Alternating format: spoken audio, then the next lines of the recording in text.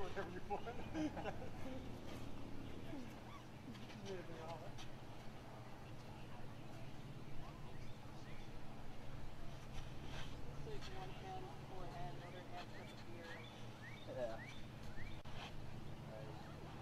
I'm actually switch. I'll go to the right to the other side.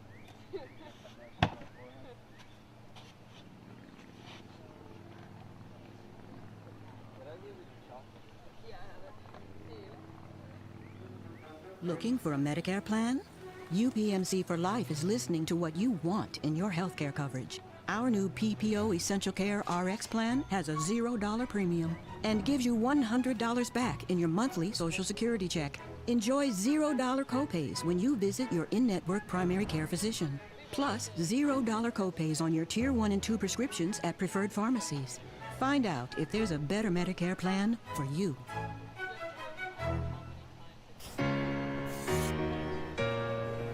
Life would be easier if we were upfront about our mental health. But it doesn't work like that.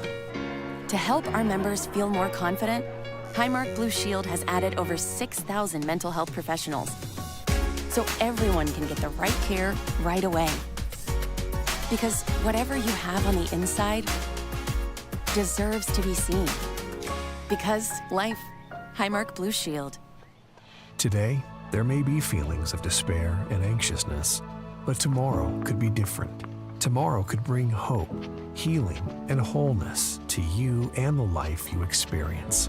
For 65 years, WellSpan Philhaven has provided a safe place for people facing behavioral and mental health challenges.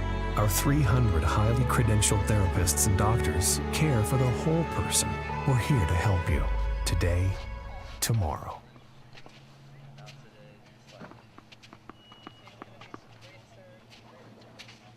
Yeah, it's the only option.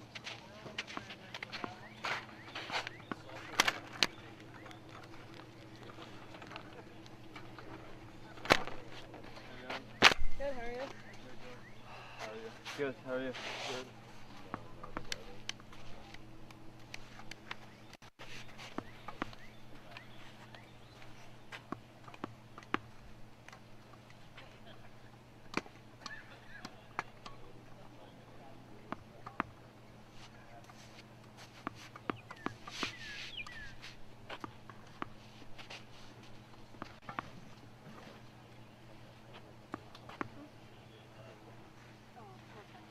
Hi.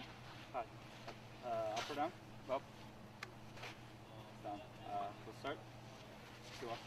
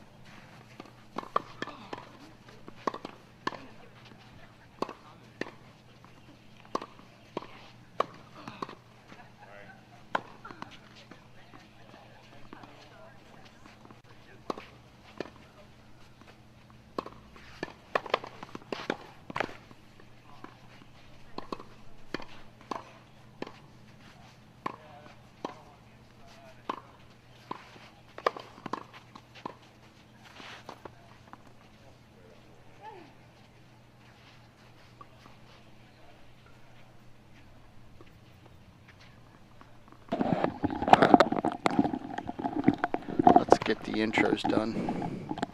You tell me when you're ready. We're on. Good morning, everyone. It's just after 9:30 here this morning on Sunday, July the 13th, for the semifinals and finals of the 11th annual Groft Charity Classic. The players are warming up. The screen that you have in front of you, the show court, we're going to be showing the 1 and 4 seeds. On court 2 are the 2 and 3 seeds. All 4 top seeds made it through yesterday's action. We had 12 teams this year in the tournament, 11 total matches. We're down to 3 matches, 8 were played yesterday. Really high-level tennis again this year, and I would suggest to you that as you look at the talent that you'll see today and the 3 matches, better than ever across the board. Very, very high-level players playing at a high level on the college level, as well as some folks who are going professional.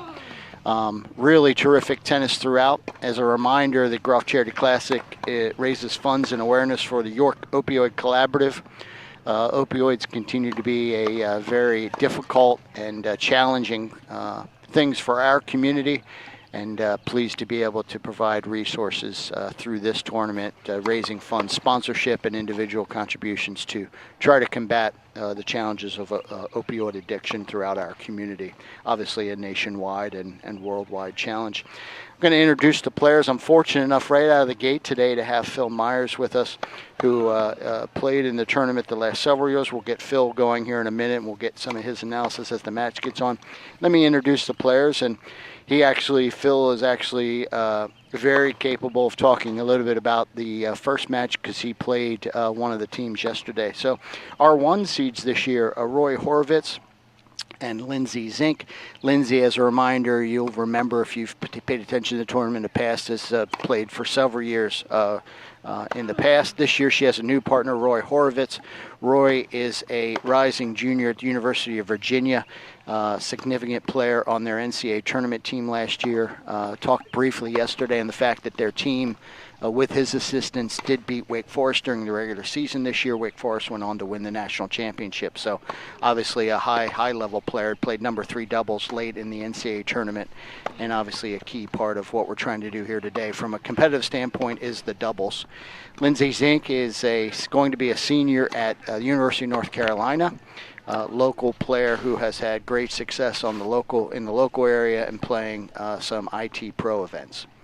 They are up against the 4 seeds, Justas Treinauskas and Steffi Yakov. Justas is from Lithuania. You might remember we talked a little bit about yesterday. They were on the show court last evening. A former Division I player at the University of Pacific, a top 50 program. He won the 2023 ITA Northwest Regional Doubles Championships and reached the round of 16 at the Fall Nationals. He is now turning pro and set to compete on the ITF and Challenger tours. We talked a little bit yesterday, and his notes say it, but we got a full glimpse of it yesterday. He's about 6'6". He has a tremendous wingspan and a phenomenal serve. He really levers off the top of that serve, and you'll see that a lot today. If you didn't hear or watch yesterday, you'll get a good glimpse of it today, and we'll talk again more with Phil about that in a moment.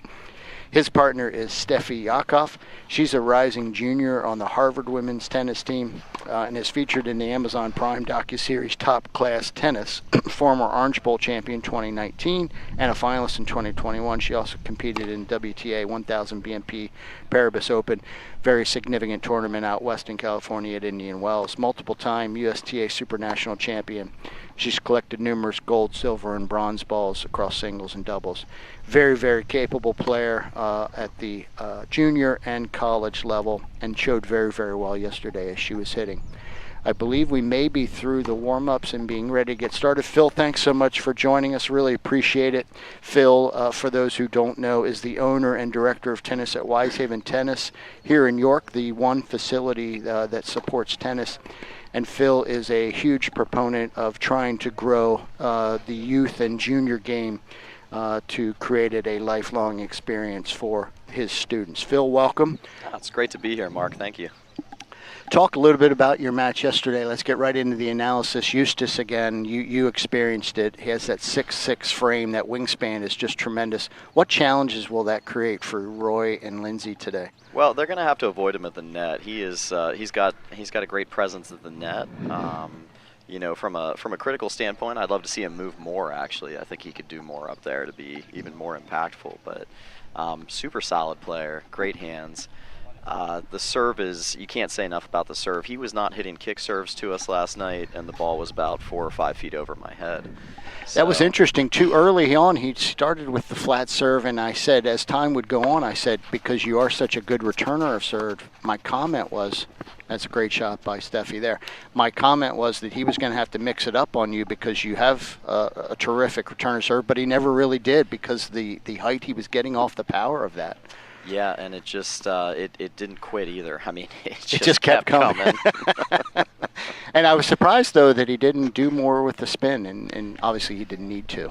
I felt like as the match went on that he actually got into a better rhythm. He served better later in the match than he did in the beginning. He did. And I think that might just be the fact that that was his first match of the tournament. Yeah. He had the bye in the first round, so sometimes it's tough to get into that mode right away. But I think I would expect to see him, dominant from the start today.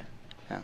As you look at Horowitz and Zink, I don't know that if you're that familiar with Roy, but you certainly know Lindsay's game. What are you expecting them to try to do against Eustace and Steffi today?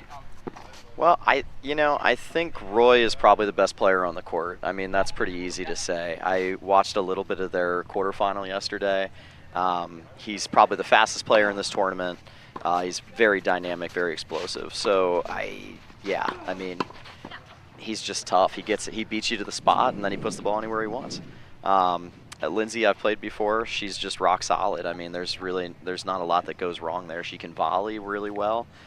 She serves consistently, and she makes returns, and that's all you really can ask for from a good doubles player. So we've talked throughout the years as well, and we talked about it yesterday in the mixed doubles tournament. The strength of the female obviously usually drives the bus in terms of success here. It'll be interesting to watch the Lindsay-Steffi as they get into backcourt rallies, how that plays out, and who comes off of those rallies with as active as the men are going to be. That's going to be a backstory, I think, as the match goes along. Yeah, and honestly, I think Eustace and Steffi's key to the match would be to not get into backcourt rallies with Lindsay because Roy is so stinking fast. I just don't think you want him roaming around up there at the net. At the same time, that could play against Roy and Lindsay if Eustace starts getting more active at the net as well. So it's be an interesting chess match, I think, on the tennis court today. We do have a double break point right out of the gate here. They do hold that one.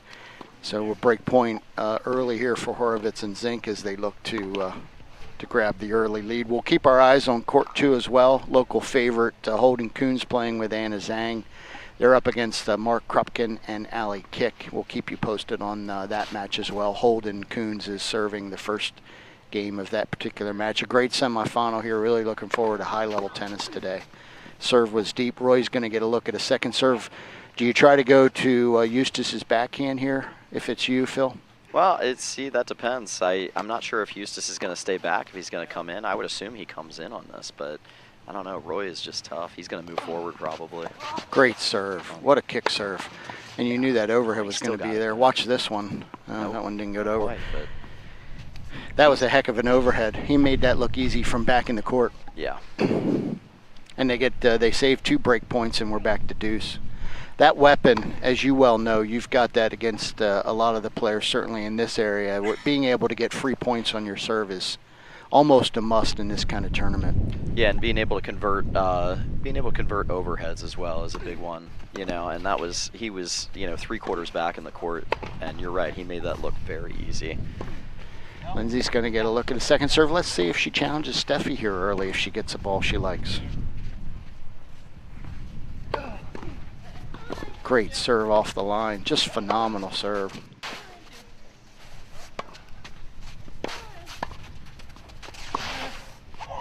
Yeah. Steffi went for the angle, but opened up the middle for Roy. Just a terrific shot back to your point with Roy's speed. Yeah, their strategy is starting to become, pretty obvious. They're going to want to avoid Roy. They're going to try to isolate Lindsay. And Lindsay doing a great job there of just putting the ball back in play and trying to bait them into taking that open court position against Roy. And, worked in their favor. Got another break point here right in this first game. Great serve and an even better return. that just puts a lot of pressure on the server. We talk about Eustace in the serve, but Roy puts that right back at his feet. Eustace did not reset. He's got a ball at his feet. He doesn't do anything with it, and we've got a break. Well, and that's the difference. It's, there's a guy like Roy who's probably used to seeing 130, pretty regularly. So you're not seeing that in the local club games locally? No, not teaching 35 hours a week. No, that's not. You're right. That's not an unknown for him. Yeah. Over on court 2, Holden Coons serving in the first game. We'll keep you posted on that one. A terrific cross-court forehand from Holden wins that point.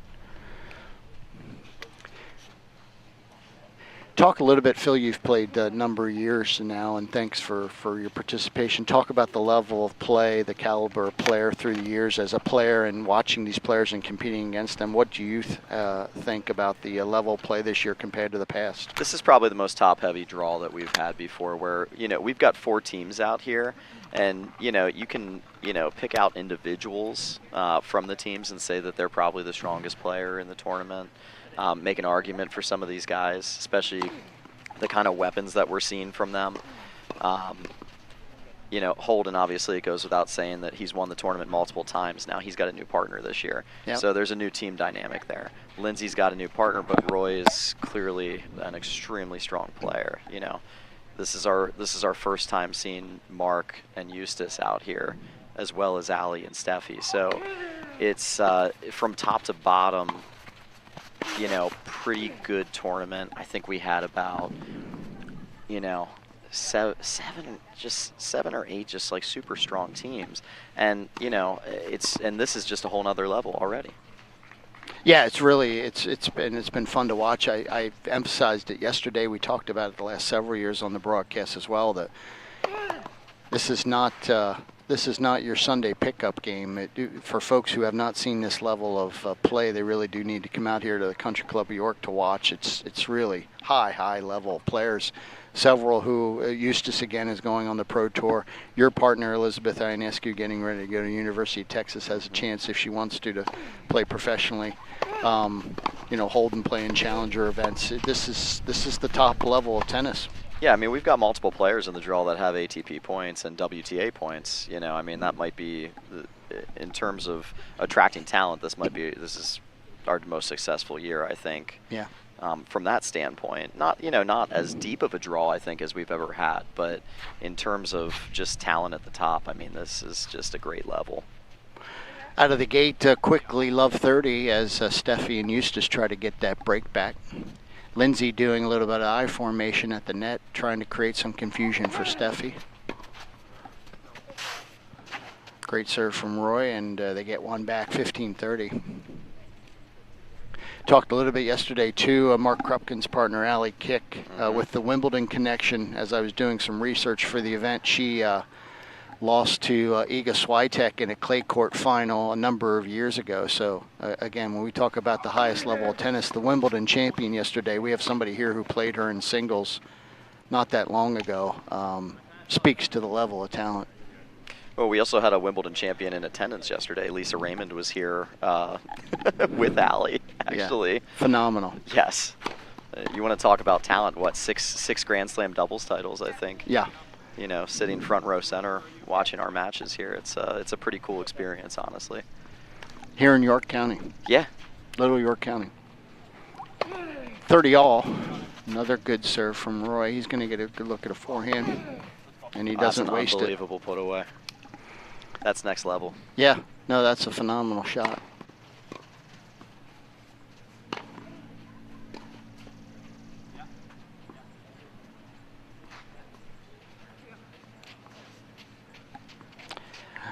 From love 30 to 40-30 as Roy and Lindsay look to get the hold. Eustace is going to get a look at a second serve here. Here? Yeah. I'm here. Net cord, yep. Another second serve. Here?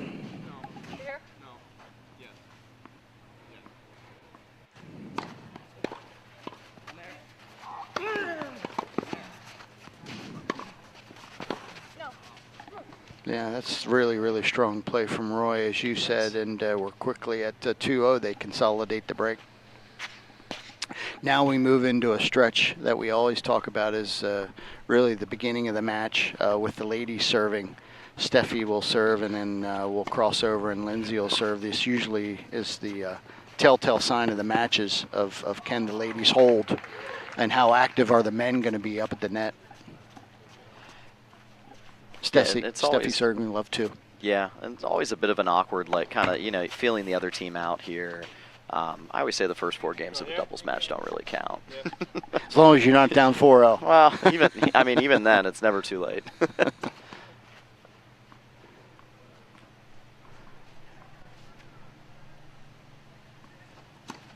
Second serve, love 2. Interesting choice there from Steffi to go at Roy at the net. Now we're in a female rally at the baseline. Let's see which male. Yeah, Roy was going to take advantage there. Steffi kind of saw him out of the corner of her eye, I think. Yeah, and Lindsay put some good depth on that ball. Sure did. Yeah. Gave Roy the opportunity, and again, I think Steffi saw Roy coming, probably tried to do a little too much. Yeah, that speed, his speed is a serious weapon out there, especially on the doubles court. We did just get a break on court 2. I did not see who won the first game, but Kuhn Zhang did just break Krupkin. Okay. Steffi's going to be, Roy's going to get a look at the second serve here. Let's see how active Eustace is being a second serve. He was as active on second serves yesterday as I thought on first. Yeah, and just his presence at the net in general it's just tough. You don't even know if he's moving or not. He could take one step and he'll be across the court. Yeah. I mean, that's a little what bit of a wingspan. Yeah. Double fault there, and quickly there's some danger for our 4 seeds down 2-0 and love 30.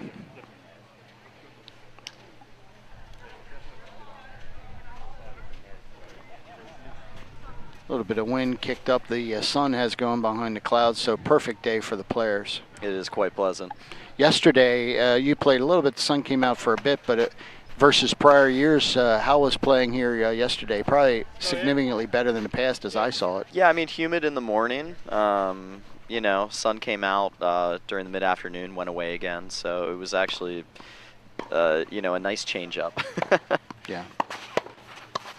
Lindsay tests Eustace, sets up the opportunity for Roy, and back to your opening analysis, Roy proving to be a little too much here early. Yeah. A triple break point. Strategy-wise, Roy and Lindsay are doing a good job of taking the pressure off of each other. They're both being aggressive at the right spots, and you know, trying to set the other one up for success. And it seems to be working really well right now. Off to a great start. Yep. On the second court, I think Mark Krupkin is having his welcome to Division I tennis moment, because this is probably something that he's not used to seeing. But still, I mean, still a very good player. But we've got a couple of players that played, you know, very high in the lineup on Division I teams. Holden was ranked #1 in the country in NCAA Division I doubles.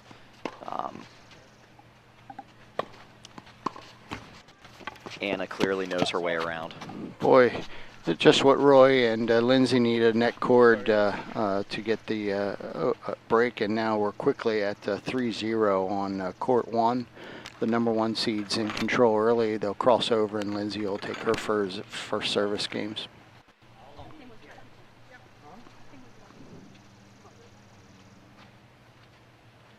You were speaking briefly about Mark Krupkin, a very accomplished high school player going to the University of Stanford University next fall. He's got a really big frame. As that gets filled out, you could visualize over the next couple of years him really developing as a player and quite a talent. Yeah, absolutely. He has a huge frame. He's got the perfect frame for Division I tennis. Yeah. I think. Yeah. He's got a good serve already. I think it could be even better. Yeah. And his ground strokes could definitely, you know, get more aggressive. I think he could be real good. Yep. And I saw some pretty decent hands play at the net yesterday as well. So.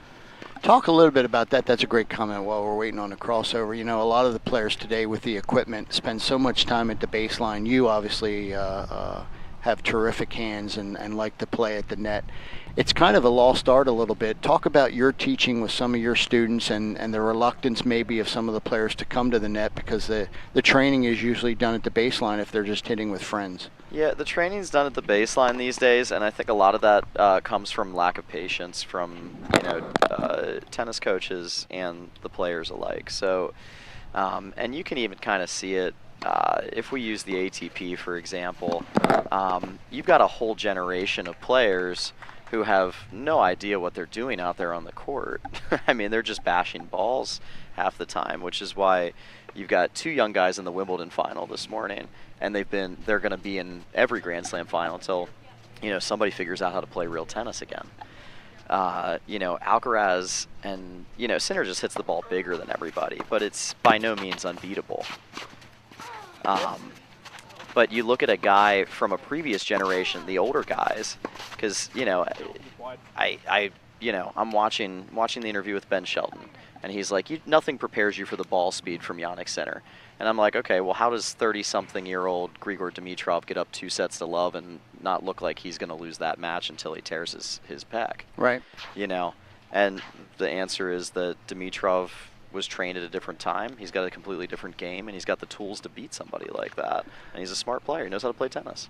Punch and I talked about that last night on the broadcast, and we spent almost all of our time together talking about the mental game and the need for that, and the fact that not always the best physical players obviously win matches, and just had a really good discussion. I think that is lost in a lot of cases when you look at some of these folks who have the physical tools. Yeah, so approaching it as a tennis coach for me, we spend a lot of time with our kids working on the transition area of the court, working on our hands at the net, just trying to, make them be a little more well-balanced of a player, because you just can't go out there with a one-dimensional game and expect to, figure your way through matches. Players can't think out there. Right. They've become, they're hitters of the ball essentially. They're not, they're not playing the game per se. Punch and I spent a little time. I know this will probably have you shaking your head. We talked a little bit during our discussion last night on the air. The players today, because there can be coaching at the pro level, I'm amazed at the number of high quality ranked players, including number ones on the women's side and others. They'll miss a shot and their first look is up to their box. Yes. And it's pretty amazing to me. We grew up in a time where I didn't obviously play at that level, but there wasn't coaching. You were out there on your own. That was the sport. Yeah. And now we have, after shots, I'm looking up at the box, I'm shaking my head, I'm putting my arms out, what do I do? And it's just a different world. Yeah, and the answer is figure it out. But nobody wants to rely on themselves to do that anymore. Yeah, there's some work to be done on the mental game. A quick hold there for Lindsay, and we're at 4-0. The 1 seeds are having their way early with Eustace and Steffi. Let's see if Eustace can get a hold. Actually, over on the second court, it looks like Holden and Nana are now up 3-0. Very good. Again, just what Lindsay and Roy need, a let cord that jumps over Steffi's racket, and love 15. To Phil's point, the Kuhn Zhang team, the 2 seeds jumping out early. So both matches early, the top 1 and 2 seeds off to great starts. Roy going to get a look at a second serve here. Looking for a forehand. He's just a little bit wide there, and it's quickly love 30. A little bit of a reset needed for Steffi and Eustace. They're going to take a moment to chat a little bit here.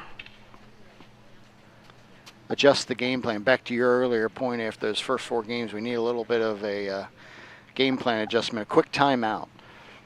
A great serve, but a nice return from Lindsay.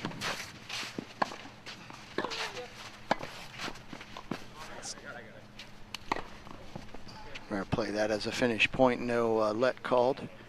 15-30. No, and I think that's probably the right move on both parts. I don't think either court called for a let there. Which I don't know that Lindsay was going to be able to. I don't think there. either one. They ended up. Yeah. Yeah. Just one of those things. It is. 15-30. Great get.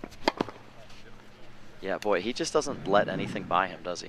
He doesn't. He's going to make you hit a third and a fourth and a fifth shot to beat him. It's like, and, you know, that wears down a lot of great teams because, you know, he's just everywhere. And even that shot, as you know, as a high-quality player, if your opponent's getting that ball, and it was an easy put away for Steffi, but it just sends that message that I'm getting everything. Yep. You come to me, I'm getting it. Exactly. And he's going to make you play every shot and actually beat him. He's not going to give with you a quality anything. shot. Yeah, exactly. Right. 30 all, second serve for Lindsay. Let there. A little bit of wind up there. I don't know that it would have a significant effect on the players. No sun right now. Beautiful morning to play. Yeah, I will say that the conditions are different down there than they are up here on the hill with us. So talk a little bit more about that. Well, it's we're kind of set down in the hill over there. You don't really feel the wind down there the same way we would up here. This breeze is nice. It's pleasant. It's probably not affecting them as much as it's affecting us up here. It's also yeah, and when it's hot and it bakes down there too. So we do have another break point here as the 1 seeds Horowitz and Zink having their way thus far. Grab that ball before we serve. 30-40, court 1. Love for Eustace and Steffi looking to get back the deuce. Terrific serve. Even better return yet again. Eustace was there. Oh, nice point here. Yeah, that's really too good there. That was a really good point. That was great anticipation on Eustace's part. He knew that drop volley or drop shot was coming. Steffi handled the not overly well, but she got it back. The drive from Roy and got into the point. Deuce.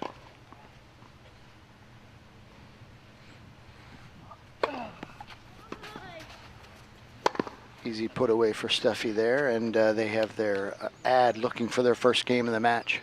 Even still, I think Roy and Lindsay are approaching the strategy on Eustace's serve the right way. They're putting every possible return in play that they can. And the only ones that he's going to have to hit aces if he's going to, if he wants a free point here. Because they are just, she's not giving anything. She's backing up way behind the baseline. She's throwing lobs up. She's challenging Steffi to put the ball away. If it gets over her head, then, Eustace is in a tough spot about, 3/4 court to try to do something aggressive with the ball to keep, yeah. It'll be interesting to see. It's a great point, especially on Lindsay's side. It'll be interesting if Steffi and Eustace pick up that nuance, and if they have the shot to throw a couple of drop shots in to bring Lindsay up, because she is significantly behind the baseline. And again, this idea of just playing from the baseline and players losing maybe some touch kind of a thing. It'll be interesting to see if Eustace and Steffi try a drop shot or two to get Lindsay off that baseline.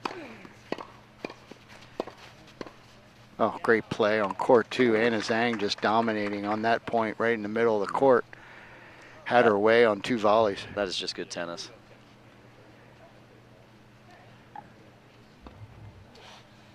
Yeah, no, I mean, it's fun to see how this progresses, how these matches progress. As I mentioned, it's more of a chess match, and when you play at this level, you can't simply skate by on talent. Everybody's got talent now. So, it's fun to see the players think and make these mental adjustments and strategic adjustments during the match, kind of see how that might alter, Yeah, that's too good from Allie. Oh, my gosh. Great shot. Okay, we're 4-1. Horowitz to serve. Horowitz and Zink up 4-1. We're flipped the wrong way, I think, from the beginning. Getting the scorecards figured out. On court 2, Holden Kuhn serving, 3 love. Or actually, there's another game that's been played. I'm not sure who won that 4th game. Holden started the match serving.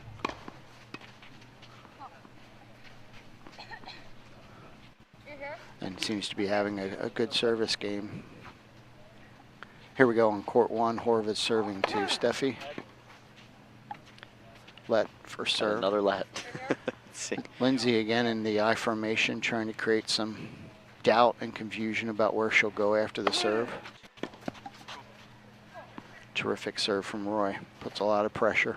Yeah, and I think they figured out Steffi's forehand is kind of her The place to go. a little more erratic on the return than it is in the rally. When she's in the rally, she's rock solid. She doesn't miss.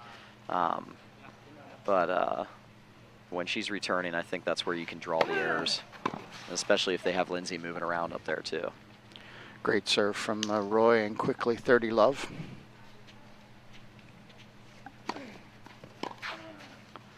Just back on the serve on court 2, just missed it. You're here? I'm here. 30 love here on court 1. Steffi going to get a look at a second serve. Lindsay going to stay in the I formation. You're here? I'm here. Interesting strategy. If you're returning this serve, where are you thinking? Down the line? But she's got to be able to get around that serve. That's the problem. Yeah. Yeah, puts a lot of pressure on. Yep. It looks like a big opening, but with that serve, you've got to get there. Yep. Quickly 40 love on Roy's serve. Has not been challenged on his serve yet, his second time serving. Yeah, and Roy and Lindsay are doing a great job, both of them, of cutting these points short by going after everything at the net. They're both kind of dominating net play right now.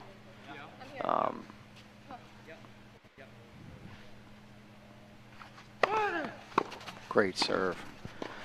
And another easy hold, and it is now 5-1 for our 1 seeds, Horowitz and Zink. Steffi will be serving as we start the rotation of the 2 ladies serving. Court 2, Holden Kuhn still serving his service game. Anna Zhang puts another ball away at the net. That Holden Kuhn's forehand is going to be the difference. Phenomenal player. Yeah. Now that's what took him to #1 in the country in doubles. Right there. He and his partner, just massive forehands. Well, and he doesn't miss either. No. The depth and the speed with which he's hitting the ball, and the accuracy. A lot of people can hit it hard and harder, but he's hitting it so hard and doesn't miss. Yeah, and in saying all that, Mark, you've indirectly complimented his footwork, because that's really what kind of sets the table for that entire shot. Yeah. He moves extremely well. He's put a ton of work in over the years on that. Yeah. I've known Holden a long time, trained with Holden a long time. Everything that he's showing us now is a product of his work ethic. All that hard work, yeah, absolutely. Absolutely. Steffi and Eustace off to a good start in this game, 30 love, as they look to get stay in this first set, down 1-5. We'll take a look at the scorecards on court 2. Looks like it might be a 4-1. Yep. Coons and Zhang up 4-1. Krupkin serving. Oh, great shot from Lindsay there. Yeah, that's just sitting up into her zone. She's looking for that forehand actively. Yeah, 30-15. I'm not sure I would go about giving it to her anymore. I think I'd make her hit some backhands at that point. Maybe a few. Well, in the backhand, and as you're thinking of the strategy up there, you've got the big young man with the large wingspan. Get it on her backhand and let him be active up at the net. Yeah. Oh. Oh. All right. Hello. And we're 30 all. Tag him and bag him. Interesting shot choice there. Quickly 30 all. Sorry, not sorry. Yep. Well, the old saying was that if you get hit in doubles, it's either you or your partner's fault. It's not the guy that hit it. Yeah.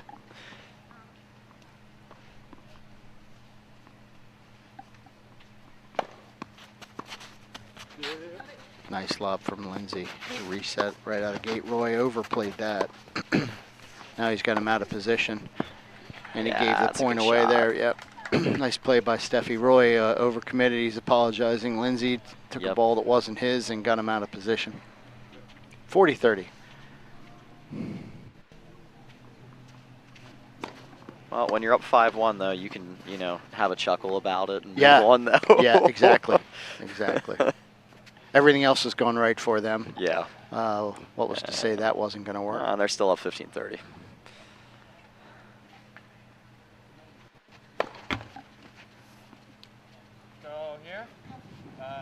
Here?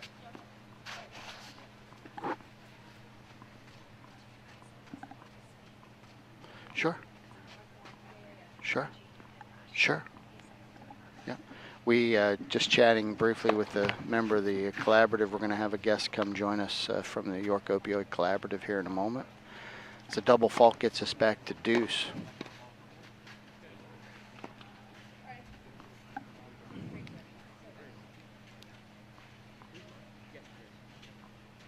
The court conditions yesterday, Phil. Obviously, we're playing here on hard true. How are the conditions down playing on the courts? Actually, pretty good, pretty consistent. You know, maybe like besides having to return a 6'7" man's 130 mile per hour flat serve that kicked 5 feet above my head, everybody serve jumps on that court. So, and the bounces were true. I didn't really see a lot of bad bounces out there. So the courts are playing pretty solid. I can't see that affecting play too much at this level. All these players know how to make adjustments too. So I don't think they're going to worry about that too much.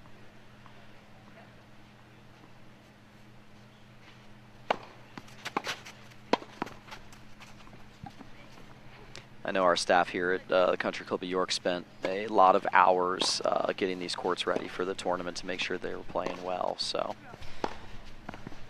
certainly seem to have accomplished that. Yeah, yeah. The visual is good. I was good to get confirmation for somebody who played on them yesterday. Add in for Steffi and Eustace as they look to stay in this first set. And they get the hold. That's a big hold. And we will now go to 5-2. That allows, even if Lindsay's able to hold, to your point, that allows Eustace to start off the second set serving. Yep. It gives them a chance to build a little more momentum. Maybe they get a break here off of Lindsay's serve. I'm not sure that's going to happen, but you know, if you're trying to turn things around in a match like this, that would be a big move going into the second set. Small win. Yep.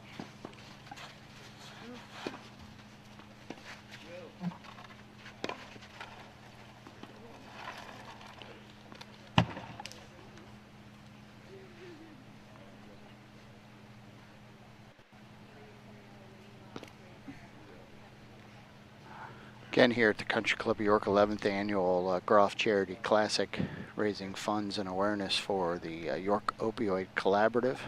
Cliff, you've dialed up another good day of weather. It's overcast, but doesn't look like we're going to be impacted, so appreciate that good work by you.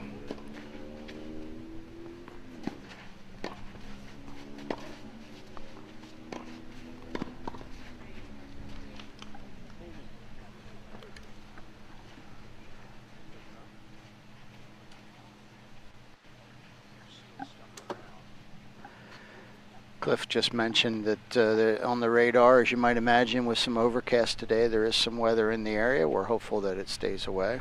Had a great day yesterday, and hopeful of the same here today.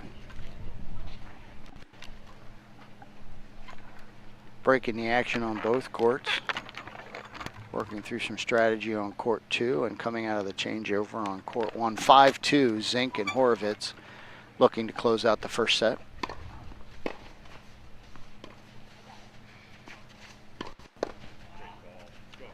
Krupkin and Kick have put a couple of points together over there on court 2 as they look to close the gap. Yeah, they picked up their level considerably. They're a lot more aggressive. They're attacking.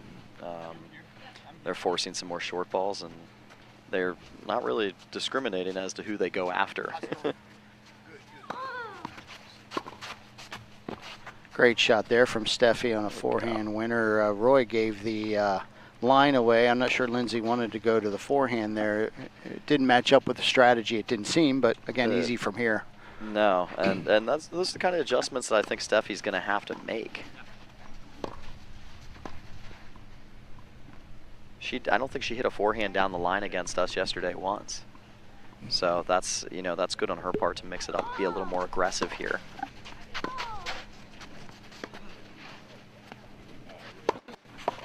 Great overhead from Roy there. Yep, yep. Yeah. We're fortunate to be joined by a member of the board of the York Opioid Collaborative. I'm pretty certain we spent some time together last year here, if I'm not mistaken. Yes, sir. Go ahead and introduce yourself to the audience out there, and then we'll get into a little bit of Q&A. All right, good afternoon, good morning, audience. We're glad that you're tuning in with us here at this classic event. Pastor Reggie from York Opioid Collaborative. And just good to be out here this Sunday morning. Great to see you again, Pastor Freddie. Talk a little bit about the collaborative and the work that has occurred over the last year, the focal points, and where you're making the biggest difference in the community. I think we're making the biggest dent in the community. We're being able to bring down the overdose deaths in Pennsylvania. It's gone down almost 24% over the last year, and which is a good thing. We're also helping people with homelessness. We're helping people get into treatment. We're helping people now get into outpatient services as well. And we're doing some new things where we're mentoring and walking with people through the process of recovery and early recovery by recommending other facilities that they can get the help that they need in. Talk about the, obviously the opioid epidemic addiction issues go across the country, across the world. Talk a little bit about how you've seen the challenges change over the last couple of years. I just saw an article earlier this week, just a couple of days ago, down in Baltimore. I guess there were some, what I'll describe as bad opioids, a bad batch, if you would, and there were like 25 people impacted, all in critical condition at one point in time. And one of the local members of the community, a social director down there, commented that no guns were involved, and yet we have 25 people who are in need of care. Talk a little bit about those challenges that we're seeing in our community. I think one of the challenges now that there's not just one particular opioid problem. It's a composite group of many different things, xylazine, trank. There's the opioid, of course. There's fentanyl, of course, that's been added to that pile. So now the coroners are having difficulties even figuring out what the people are dying from. They're mixing the drugs, and it's at the point now where not only are the fentanyl drugs in opioids, but they're putting the fentanyl into marijuana, they're putting it into cocaine, and we're beginning to get overdoses, and people are being affected that aren't even using opioids anymore. And the problem is being able to identify what the substance that they're addicted to, how to get the help for that substance. With these new drugs, there's diseases that come with it, trank particularly, that is a skin-eating disorder when they take it, and it tears their skin apart, which makes them have to have special treatment. Even in the hospital, there's special treatment they have to have, because if they touch it themselves, it can be contagious to them as well. If they touch the fentanyl, it's contagious to them as well. There's police officers who've had overdose effects by touching somebody's fentanyl, and they're affected as if they had taken the drug themselves. It's much more powerful now. It's much more available now. And I think our biggest problem is trying to identify what is the person's problem and how we can help them with the problem that they have. Yeah, no, that's great. Quick update on the tennis. Horowitz and Zink were able to close out the first set. We're getting ready to start the second set.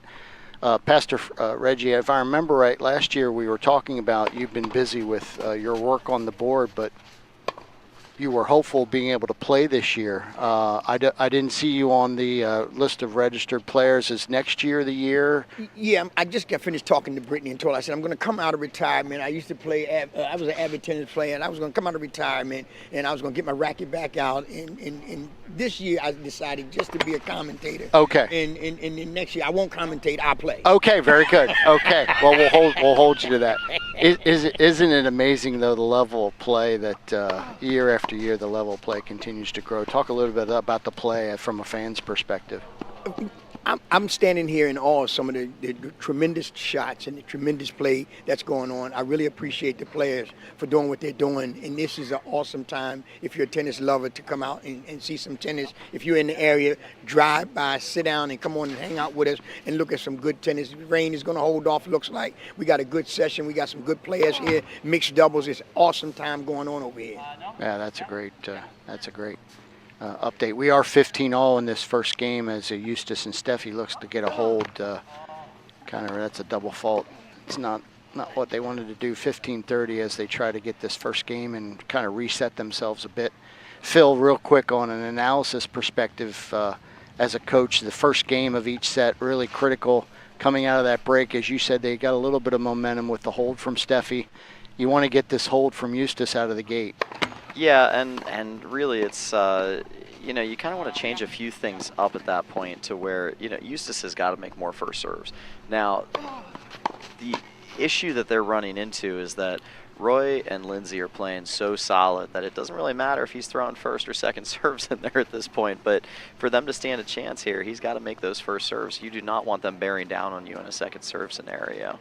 And we're quickly at a double break point here, 15:40 right out of the gate. So any momentum they might have felt like they had coming off of Steffi's hold could get lost in the shuffle in this first game. They need to find a way to get these next 2 points and get back to deuce.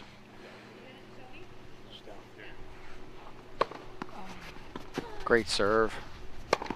Steffi gets the easy put away. They get one back, and we're at 30-40. Pastor Reggie, you did a great job last year. Your enthusiasm comes right through the microphone, I'm sure, for those who are just listening in. Talk a little bit about your passion for the collaborative and why board work was important to you for on the York Opioid Collaborative. No problem. One of the benefits of me being on the York Opioid Collaborative is I bring lived experience. I'm one of the people that we are trying to help. After 25 years of addiction, I'm on the other side of it now with 34 years away from drugs, alcohol, and any toxins of any kind. No more incarcerations, no more homelessness, no more of those things that were problems for me as an addicted person. I'm now able to help those other people as well as help the York Opioid Collaborative identify people who need help that won't talk about the need for help. We're able to get those people and get them and have conversations with them because I know what it's like to be homeless. I know what it's like to have lost everything. I know what it's like to have lost your family. I know what it's like to be downtrodden and not have any hope anymore and be hopeless because of the addiction. I know what it's like to live every day just to use. I know what it's like, and having to be able to come out of that, I'm able to be a beacon of hope that if I can do it, somebody else can do it. And I stand on that message, and that's the message that we proclaim at the York Opioid Collaborative, is that if we can do it, because there's several of us, you can do it. And we reach out, we don't look down, we look at. That's terrific. No, it's terrific. And again, that message of having that perspective, congratulations on your success on a personal level of working your way through addictions. They're really difficult. There are so many different kinds of addictions. I really appreciate your message and the perspective that you can bring. Hopefully folks are listening to that message. I'm sure they are, given all of your enthusiasm. Back on the tennis real quick, we're at deuce. Lindsay had an overhead there to get the first game. Eustace and Steffi get a bit of a break, looking to hold. Second serve, Lindsay throws it up. Great hands from Roy there. That's a phenomenal shot. People can't appreciate, Phil, how difficult that shot was. With that ball screaming at you, and you just, you know, he picks it up and flicks it back over the net at their feet like it's nothing. That's just another level. High-level tennis. High-level tennis. We're now at a break point again. Another lob. Very good shot. He's just caught a line there, boy. Bit of a break. He almost overcooked the forehand, and we're back to deuce. Pastor Reggie, thanks again for taking some time to join us. Kind of a closing message from your end. What would you like to impart on the fans that are out there listening as it relates to the collaborative, and we work through the next year until we have you back on the court? The problem is next year when you do go on the court, we also are going to require that you come and give us a message here as well. So it's actually double duty. But as a closing message from you for this year, what would you like folks out there to know about the collaborative and the efforts that are taking place each day? I think the biggest thing that we want to send the message is that hope is available. That's one point. Help is available. That's 2 points. The other thing we want people to understand is that we understand that everybody is either directly or indirectly affected by addiction. Be not ashamed of what you've been affected by. Let's reach our hands out, open our hearts, and be able to help those that are in need of assistance of any kind. I think as the York Opioid Collaborative, continue to keep us in prayer, continue to support us as we continue to be the feet on the ground, helping us touch, reach, and help families become one again. Because when we help one addict, we help a whole family. Fantastic message. Thanks so much for taking some time. Really appreciate you being here. Thank you. Phil, comment on that last point. A phenomenal serve, probably in the 130s, as you had said, and Roy turned it around probably about 140. Yeah, it seems that way, doesn't it? A phenomenal forehand return down the middle, caught the line, and they get the break. Horowitz and Zink in total control of the match, up 6-2, 1-0. As we do the crossover, they have the break in hand already with Roy serving. Just phenomenal play.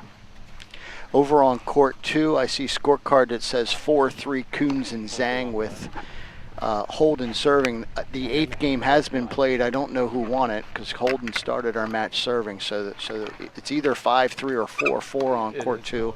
We'll keep you posted.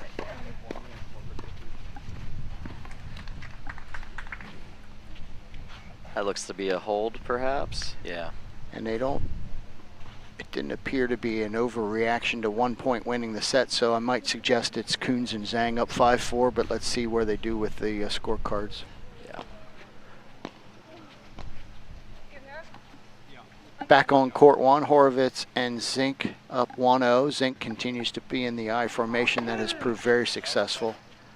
Just missed the line on the right-hand side.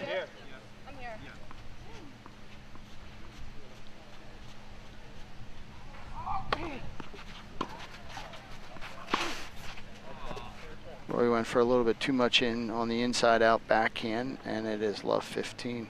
Any little momentum for Eustace and Steffi, they have to jump on at this point. If you're down there and you're Eustace, what are you saying to your partner? Well, it's a lot of it, considering Roy and Lindsay didn't really miss any balls in the first set, you just have to tell yourself sometimes mentally, like, you got to weather the storm, you know, because at some point they'll start making some errors. As, you know, Roy misses a routine backhand there, probably because he's, you know, he might be getting a little complacent. Feeling it. Might be getting a little complacent down there, you know, and wanting to finish some points a little bit quicker. So, you know, that's always something that can creep into a tennis player's mind after a quick first set like that. Not just quick, but dominant. So let's see. I mean, they're both very seasoned tennis players. I don't think that's going to happen here, but you know, it happens at every level. Yes. So. Yes. Back to your earlier comments. We're 15 all. Roy getting a look at a forehand, and that's just too easy for him. We did get confirmation on court 2, Phil. Coons and Zhang are up 5-4. Krupkin serving to stay in the first set for Krupkin. Oh, yes, Krupkin serving to keep Kick and Krupkin in that first set. Krupkin and Kick, to your point earlier, did pick up their level and got back in this first set. They're on serve on court 2, 4-5 serving. Back on the show court, we're 30-15, Horowitz and Zink. Lindsay moving a little bit more to the traditional spot than the I formation on this one.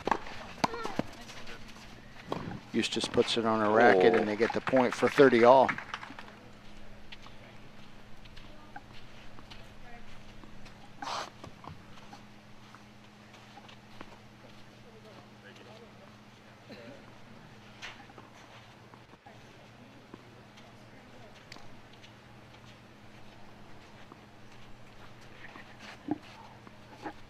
All, 1 love, second set.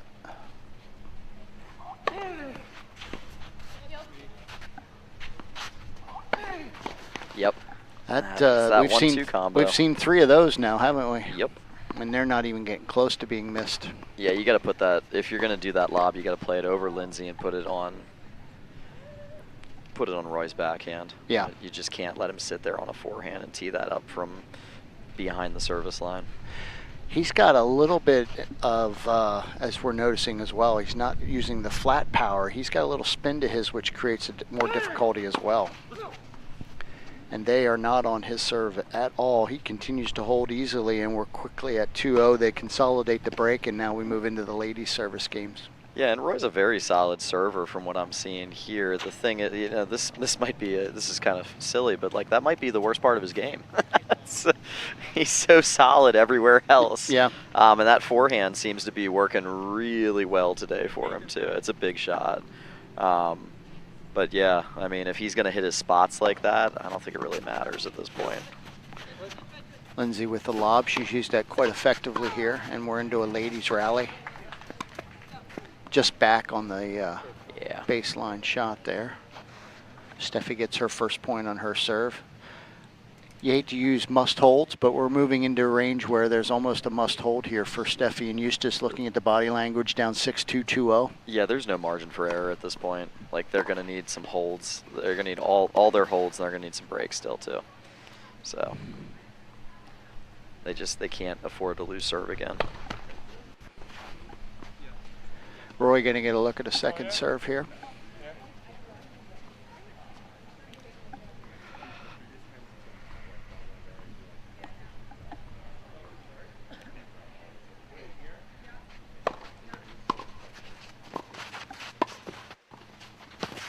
Great hands there from Eustace, and they're quickly up 30-love as they try to get on the board here in the second set.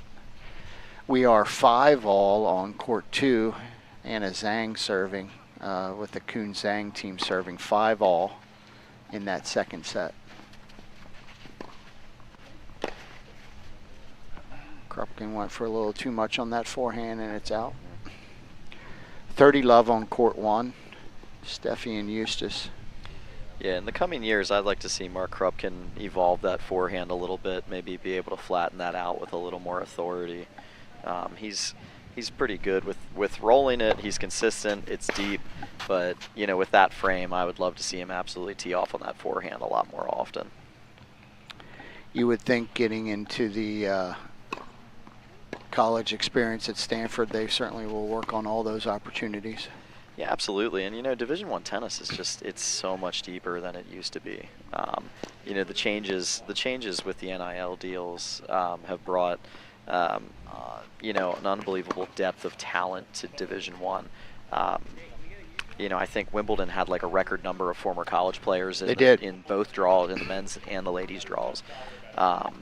So it's starting to become more prevalent for players to spend a little time in college, maybe not all 4 years, but some time, and then, you know, try to work into becoming pro. And, you know, even just watching some of these players over the years, you know, because Holden Kuhn's played at Wake Forest, I've kind of become like an unofficial fan of the school. Sure. So I got to kind of watch their journey to the national championship this year, and you know, seeing the guys that they had on that team and the quality of tennis that they were playing it's just so much closer to the pro level than it used to be for, you know, top Division I players.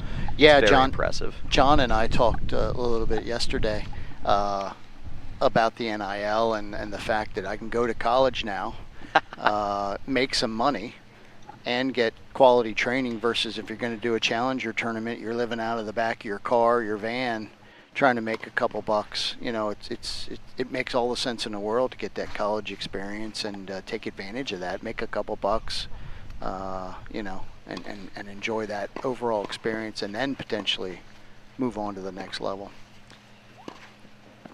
Yeah, and you know, that should tell you something. You know, college is a great opportunity for these players to kind of hone their skills, gain some maturity mentally and emotionally, and you know, maybe probably capable of taking on that grind that is the pro tour later on.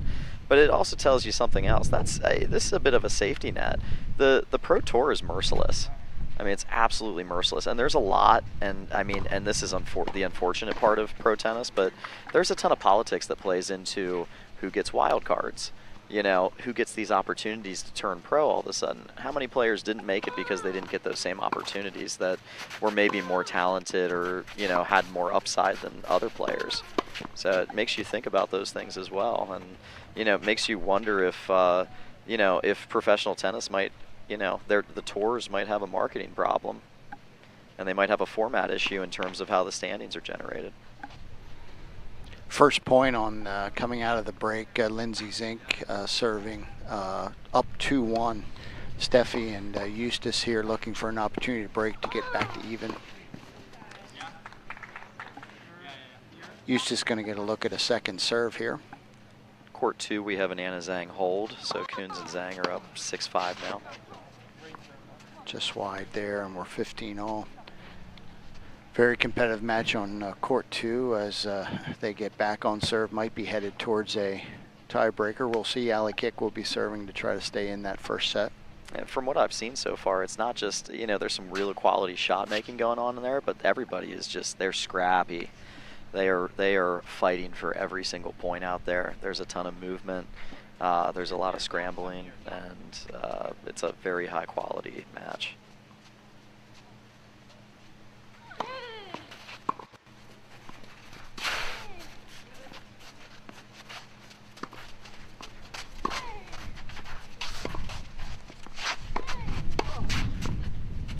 Lindsay was in a pretty good rally there, an interesting choice to try to go down the line and give Eustace a look. With the exception of that shot, she played a great point. It was a wonderful lob. Yeah, throwing terrific the lob to in. Reset.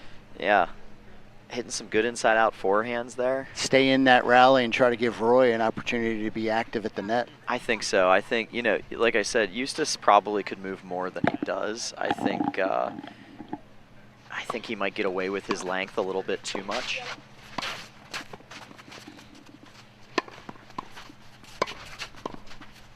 Great hands from Roy.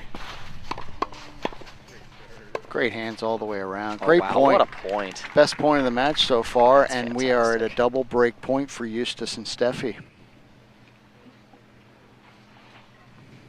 Back to your earlier point, you're 6-2, you're 2-0, maybe a little bit of let up on the gas. Maybe. Yeah, or just, you know, mentally you want the mat, you want to get out of the mat, you want to get done, you know. It's like things occur to you all of a sudden that don't occur to you. Man, it's hot out here. There's not a lot of breeze going on down. I want to get off this court. I want to get into the air conditioning. I want to go check the Alcaraz center score. You know, it's things like that. It's easy to get distracted when things are going that well. Too good on the we drop. call such a thing quicksand, generally. Yeah. Everything's going perfectly, Yeah. and then one thing goes wrong, and then another thing goes wrong, and then another thing, and all of a sudden you're stuck. And you have no idea how to break that cycle. Yeah, momentum is a funny thing. It is. Great overhead there from Anna Zhang off camera. We are 30-40, break point for Eustace and Steffi. Let's see what Lindsay dials up with the serve. Let's see how active Roy is at the net. Really nice first serve. Oh, great return. Even from better Eustace. return, Wow. and they get the break, and we're back to 2-all. Now we've got ourselves a good match. I'll tell you what, Eustace, from last night to today, he's returning better. However, I feel like, you know, Elizabeth and I were looking at taking it into his body because of his length. Yeah. It's a lot harder for him to get around on shots, and I think that gave him a lot more trouble. I'm surprised that they're trying to serve him wide, because when he's at full stretch, he's so dangerous. Get those arms out. Yeah, and I mean, like, you saw the leverage he just generated on that backhand and that angle. That angle was absurd. For a flat return, no less.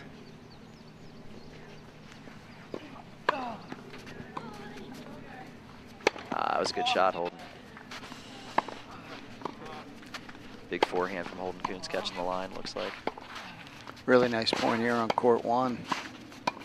Solid play from all four players. Great get there. Opens up the opportunity, but she catches a net. You know, the first set, Lindsay and Roy made all their breaks, got all the net cords, and then here we go, first point. Let cord pops off. 2-all, second set. First set won by the 1 seed Zink and Horowitz. We are in a crossover on... Kuhns and Zhang just broke for the set. Kuhns and Zhang broke for the set 7-5, so our 2 seeds get the first set, our 1 seeds get the first set on court 1, and our 2-all in the second set. Yeah, Krupkin made a good move for a poach, didn't quite get it clean enough, and left Holden with a sitter backhand to the open court for a winner.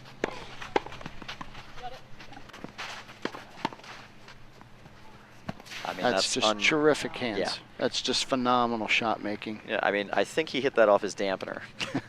But, you know... he apologized, but Yep. great shot. We say, what do we call that? Right place, right time. Looks good in the scorebook. Yep. Everything looks the same on the stat sheet. Exactly.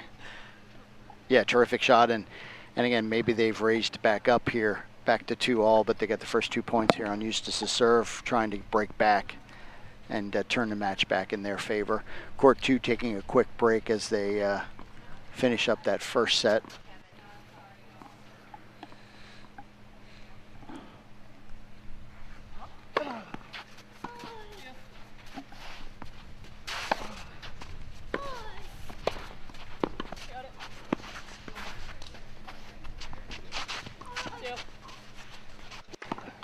little more strategy in the Eustace Steffi game. We see Eustace throw up a really nice cross-court lob. First time we've seen that, showing a little bit of touch. Creates a little bit of a different angle, and they get on the board in this game.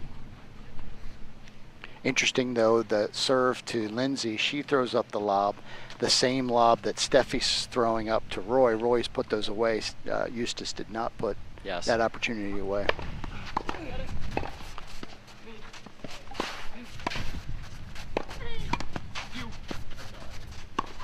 That's too good. It's a great shot. That's too good. And we're at double break point. It does seem that Eustace and Steffi have raised their game as they try to stay in this second set. And I will say, I like the play from Eustace hitting that chip and coming in. He just didn't do enough with that volley then. Gives him a lot more time to get in there with that wingspan. Really nice shot from Lindsay coming, or Roy, I think it was, coming off of the chip. 15-40 double break point. Big serve. Again, here's an opportunity for Eustace to put it away. He's not able to. Lindsay with another good lob. Another good lob. Lindsay has used the lob terrifically today. And Roy pushes it deep for that. Lindsay played a phenomenal point there. Yeah, she did. We'll go to the crossover. Horowitz and Zink get the break up 3-2. Horowitz will be coming out of the break with a service game to consolidate. And you kind of notice the difference there. It's it's not like Eustace isn't getting the same opportunities that Roy's getting on his serve. But Roy's putting that forehand away. He's taking it right down the middle, and he's just cleaning it right through the court for a winner. And he's done it 4 or 5 times that we've seen. And Eustace gets that same ball in the same area of the court, and he just hits it right back to Lindsay every time, and she's ready for the pace. And Lindsay has thrown up a made-up number halfway through the second set, probably 12 to 15 lobs at really key times to kind of reset the point, and they've all been effective. Yes, and reset is the right word. That's exactly what you have to do. Mentally, when you're out there on the court, you can't have that attitude where it's like, okay, I hit the ball hard, and it came back, and now I have to hit the next one harder. Right. It's sometimes you have to reset the point and go back to work, and Roy and Lindsay have the right mindset here with that. I think they've been doing a great job of resetting points just to, try to get back to neutral ground and then kind of work from there, and it's worked in their favor a ton. It's a great point, and it gets lost in tennis. You make absolutely the spot-on point. A lot of players, doesn't matter the age, but if they're immature in their shot making, I hit a good ball, and my opponent brings it back to me. So my thought right away almost has to be, well, I've got to hit it harder. You're absolutely spot on. And sometimes, as you know, that transition game, you talked about a little bit earlier with some of your teachings, you get in charge of a point or you have the advantage. Your ability at times to really become a great player it gets back to neutral. In whatever way it got back to neutral, it's back to neutral. Your ability to reset and recapture that advantage, those are the players that win those matches. Exactly. But it's lost. It's the nuance. Punch and I spent a lot of time talking about that last night. That lost generation of ATP players have no idea what that means. We're just going to hit the ball harder than you. Yep. And nice put away for Lindsay there. 15 love as they look to consolidate the break.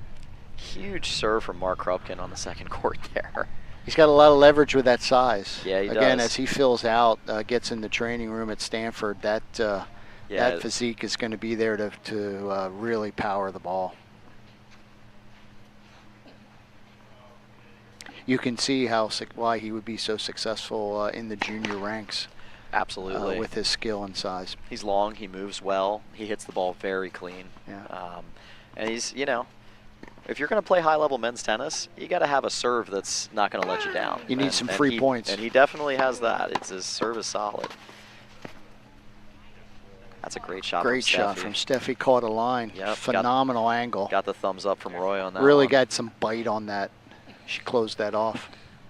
We lost a ball on court 2. They're asking for some. Oh, here it comes back. Yeah, that one's down in the woods. That might actually be on hole 16. That massive serve from Krupkin went right off the top of Kunz's racket. Yeah, off it went. About 100 feet down the hill. 15 all here on court 1. 3-2 Horowitz Zink. If you're just joining us, the 1 and 2 seeds both won their first sets. and are currently ahead in the second sets, although court 2 just getting going. Eustace left way too early. Roy would love to have that look again. He would, but he's made all the tougher ones. So, again, you know, sometimes you can afford to miss the easy one if you're going to make all the other ones too. Zhang and Coons in a bit of a lob battle here. Interesting choice from Holden. He wanted it. He wanted that. Yeah, probably a better. Yeah, in retrospect, up here again, I'm undefeated. Throw another lob up and see what you get. But and we are 15:30. Key point here. Eustace and Steffi looking to get that break back. He goes. Yeah. And the horn that you may hear in the background is the horn for lightning in the area. We're going to have to be taking a break. We'll get you the details on what that timing is as we learn what that is. But players are being called from the court now. Country club regulation serves, I believe. What is the timing? We have Nate Gambino. Hey, Nate. What's the time? How long? Minimum, Yes. A minimum of 25 minutes from the last lightning strike. So we've had lightning in the area. And that radius is 8.5 miles, as memory serves. Been out here for a lot of golf rounds that have been called in. So we're at 25 minutes. We're at 10 minutes of 11. We will be back at the earliest to play at 11:15. We'll keep you updated over the next 15 to 20 minutes. If there's another strike, it resets the clock to 25 minutes. Did just get word that radar, my expert is looking at the radar now. Not looking great. There's some rain in the area that's popping up. So I'm hearing some thunder rumbling behind us as well. So we'll keep our eyes on things as we are. Yeah. It's on the go. There's weather around. We were fortunate yesterday. We'll hope for the same today. The players will keep their scores. We're left right now at Horowitz and Zink serving up 3-2, but a double break point for Eustace and Steffi. Cliff will run the sponsor ads. We'll get back into that mode, and we'll be back with you in another 15 or 20 minutes to keep you updated. Thanks so much.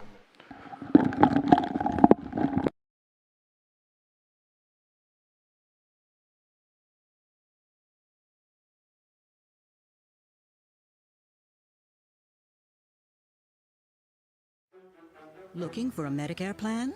UPMC for Life is listening to what you want in your healthcare coverage. Our new PPO Essential Care RX plan has a $0 premium and gives you $100 back in your monthly Social Security check. Enjoy $0 copays when you visit your in-network primary care physician. Plus, $0 copays on your Tier 1 and 2 prescriptions at preferred pharmacies. Find out if there's a better Medicare plan for you.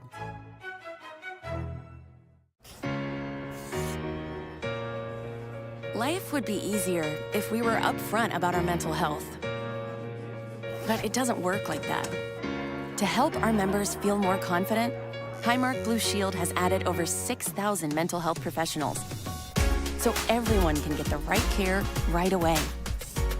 Because whatever you have on the inside deserves to be seen.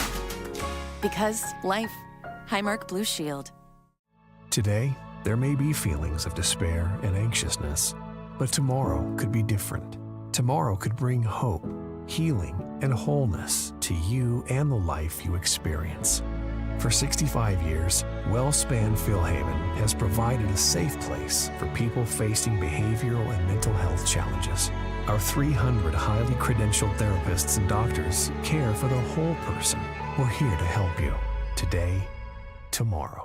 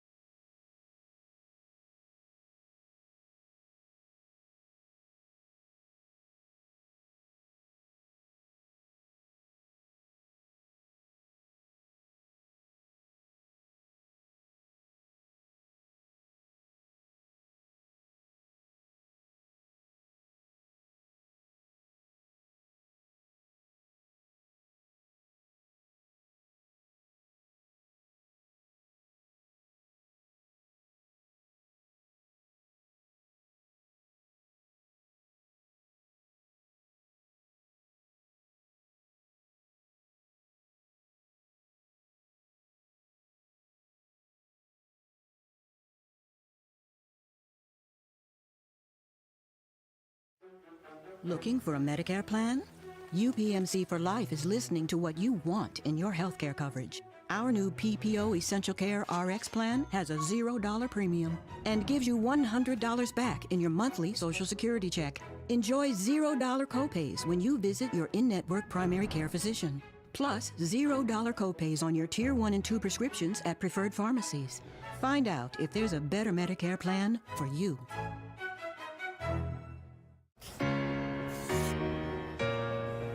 Life would be easier if we were upfront about our mental health. But it doesn't work like that. To help our members feel more confident, Highmark Blue Shield has added over 6,000 mental health professionals, so everyone can get the right care right away. Because whatever you have on the inside deserves to be seen. Because life, Highmark Blue Shield. Today, there may be feelings of despair and anxiousness, but tomorrow could be different. Tomorrow could bring hope, healing, and wholeness to you and the life you experience. For 65 years, WellSpan Philhaven has provided a safe place for people facing behavioral and mental health challenges. Our 300 highly credentialed therapists and doctors care for the whole person. We're here to help you today, tomorrow.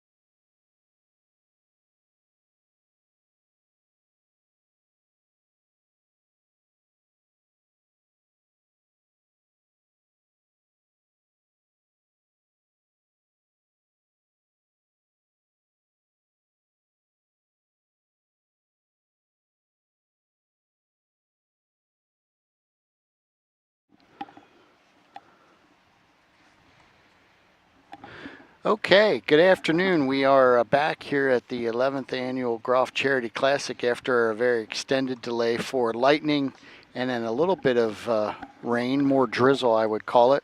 We're getting ready to restart the matches that had been suspended. Still here with Phil Myers, owner and director of tennis at Wisehaven Tennis Center, longtime player in this event. Great to get his perspective from the players' point of view, and we're in the midst of both semifinal matches. After the semifinals will be over, they'll take a little bit of a break, maybe 30, 45 minutes, and we'll move right into our final.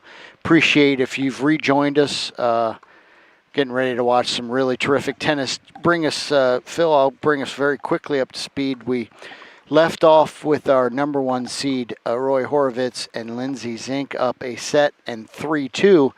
But a double break point for Eustace and Steffi as we get ready to come back into this action. On court 2, our number 2 seed, Holden Coons, and Anna Zhang won the first set, and they are 1-1 with Anna Zhang serving. So pretty much in the midst of second sets, looking to really kick this back off with where we are. Interesting, and again, you've played more of these kinds of tournaments, Phil. Give the player perspective of having sat around for what probably was in the midst of 2.5 hours kind of a thing and trying to get restarted. Obviously, we'll go through warm-ups, but from a player's perspective, how do you try to right away, because we're entering in the mid-game situation, as a player, how do you get that reset going and with your partner? Well, I mean, to be fair, Mark, I mean, it is a tough situation, for everybody involved. The players that adjust the best to it generally have the best attitude. They're looking to, as soon as they get off the court, they're going to start relaxing. You don't want to keep your edge on for too long. You start to get stir crazy. You don't want to get frustrated about the conditions of why you're not out there on the court or able to finish your match. And and that can kind of lead to physical exhaustion. I've been through that, where the mental piece, the fatigue. A few years ago, we went through. It was a first round match, and we had 2 lightning delays, and eventually we got moved to over to my club for indoor action. After they were basically sick of the lightning alarm going off, and so we had restarted the match 3 times essentially, and it got to that point where. We clutched out a big win in the first round, but we were done. I mean, physically, we were exhausted because we had warmed up so many times. We had cooled down so many times. And, it's hard to keep your head in, the right mindset. And, the team that we played in the second round had a bye. So, they were just like hanging out, staying warm. They had played together before. So, we didn't even have that advantage over them. So this is, this could be interesting to see what kind of adjustments could be made during that rain delay, because I'm sure all 4 teams probably had a few strategy sessions during the break. And as you stated with the scores, both of these matches are very much in contention still.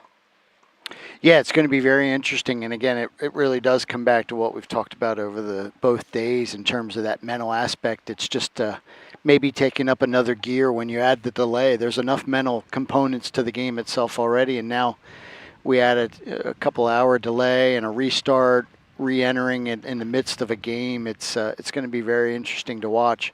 Here at the Country Club of York, 11th Annual Groft Charity Classic, raising funds and awareness for the York Opioid Collaborative in the midst of our semifinal matches and what promises to be a terrific final.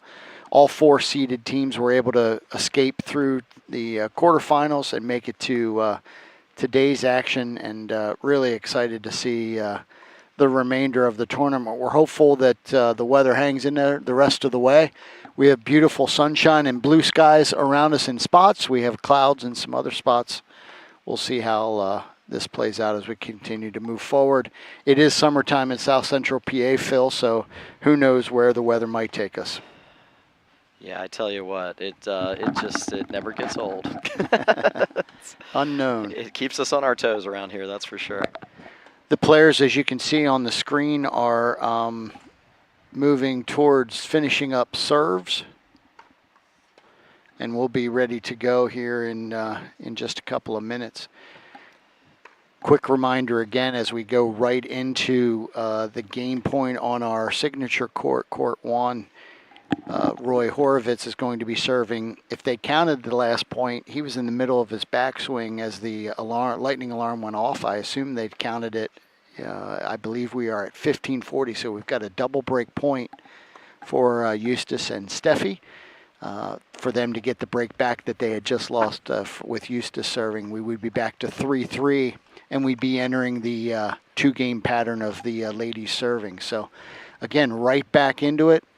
Could make or break the match for Eustace and Steffi. They need that break, as you had said earlier, Phil, to gain some momentum and try to get the second set. If Roy and Lindsay are able to get the hold and go up 4-2, it could quickly get away from, and the match could be over. Yeah, there is no margin for error, that is for sure. Once you're down that set, I mean, there's always time to come back, but you really can't dig yourself too much of a hole there. So they could right the ship right here and really, you know, get into it. I would expect to see some adjustments from everybody.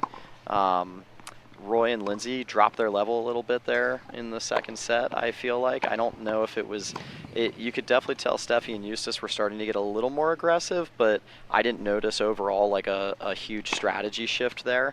They just started making a few more balls, and there were a few easy misses on the other side of the net all of a sudden. So they weathered the storm a little bit because those two were red hot to start the match, and they just didn't miss anything.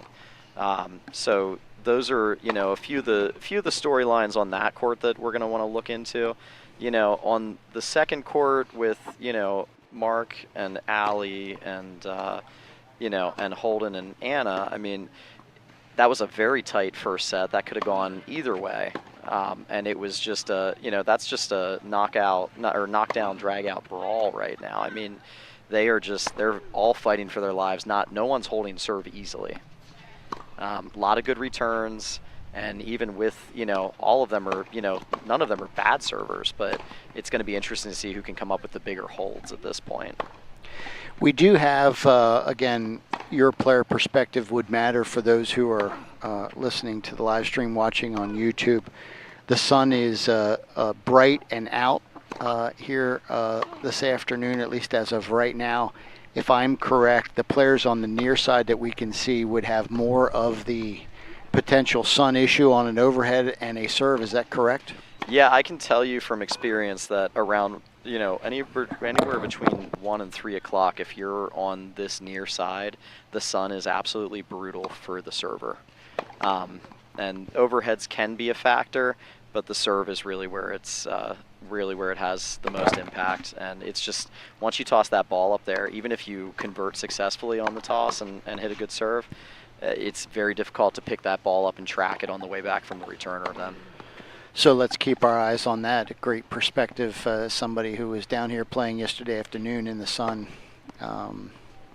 could be a factor on a key point here. So we'll keep those things in mind. Again, those little intricacies really do matter, and closely competed and really solid players all across the board. A point here or there could make all the difference, obviously, in a match, and who wins and who comes up short. Looks like the players are all done with warm-ups on court 2. They're going to take a quick break after those warm-ups, and we should be all set to go in here in just a minute. Court 2, same thing. Yep, both courts are ready finishing up. So we're going to be ready to go here in just a minute. Horovitz serving 15-40, up 3-2, coming out of the break. And on court 2, Anna Zhang will be serving for the Kuhn Zhang team as Ali Kick and Mark Kruppen at 1-all, looking for that break as they're into their ladies' service games. A little bit of wind kicking up here on the hill, but as Phil educated us in the first match, or before the first break, not as much wind down below.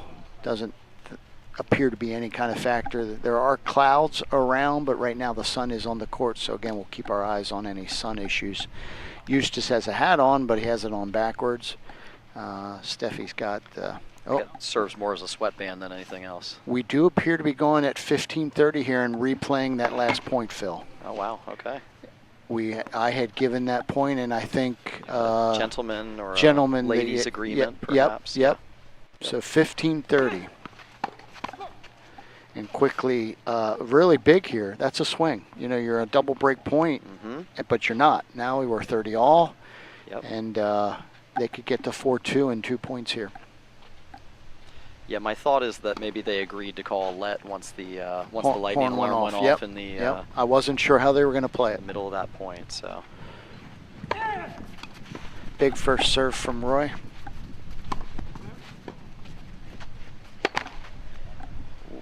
okay, Missed opportunity there, and now we are at a break point. good defense from Steffi. That was good. She anticipated he was going to go down the middle.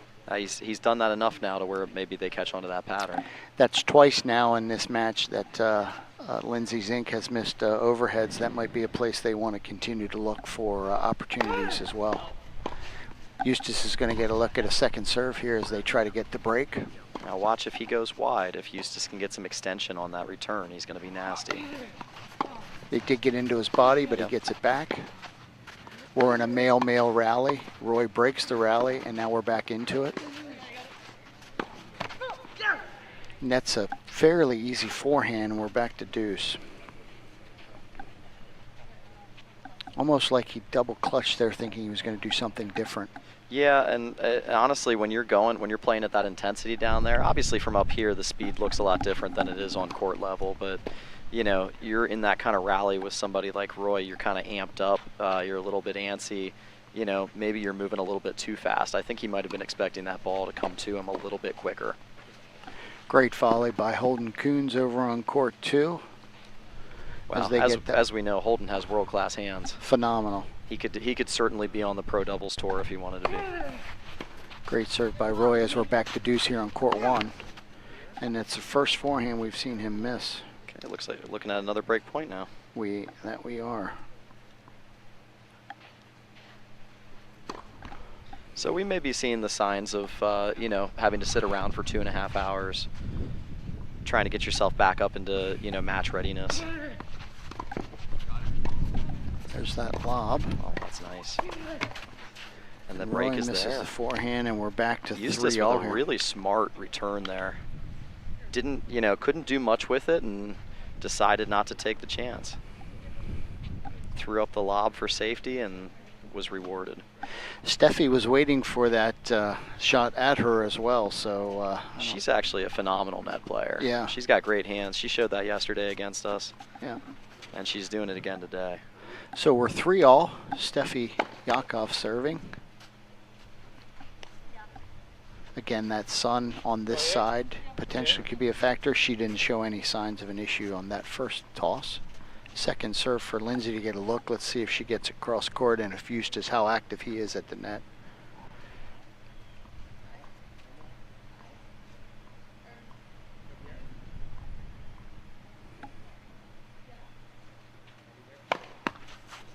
That is a factor. The sun was a factor, as we Serious were factor. talking about right there. So right out of the gate, what we were talking about at the beginning did have a factor. At 1 point, we'll see how it plays out. So we're love 15. She's going to have to make an adjustment on her toss and or her visor, or both. And here we go. And from talking to Elizabeth yesterday, who served on this side with me at around this time of day, it's actually the deuce side is worse than the ad side. Very good. For whatever reason, Yeah. however she was turning, Yeah. it's tougher on the deuce side. Really And nice that appears first to serve still there. be the case. Really nice serve, though, coming out of it. Yep. And great finish by and as a Eustace. player, so we're talking about that, help the audience who are out there, players, junior players or Sunday afternoon players. What do I do there, Phil? I've got my hat on, the sun's still there. In the middle of a match, do I trust moving my toss around a little bit? What's the best way to handle that? Well, I mean, to be fair, you almost have to a degree, Mark. But it's got to be in the right. It's got to be in the right direction. Some players, they end up pulling it back further. It makes it worse. It's gotta almost like you have to get used to the toss being lower and more in front of you in order to keep that sun, from coming straight down into your eyes. So and hopefully bring the brim of your hat or your visor into play to block it out a little bit.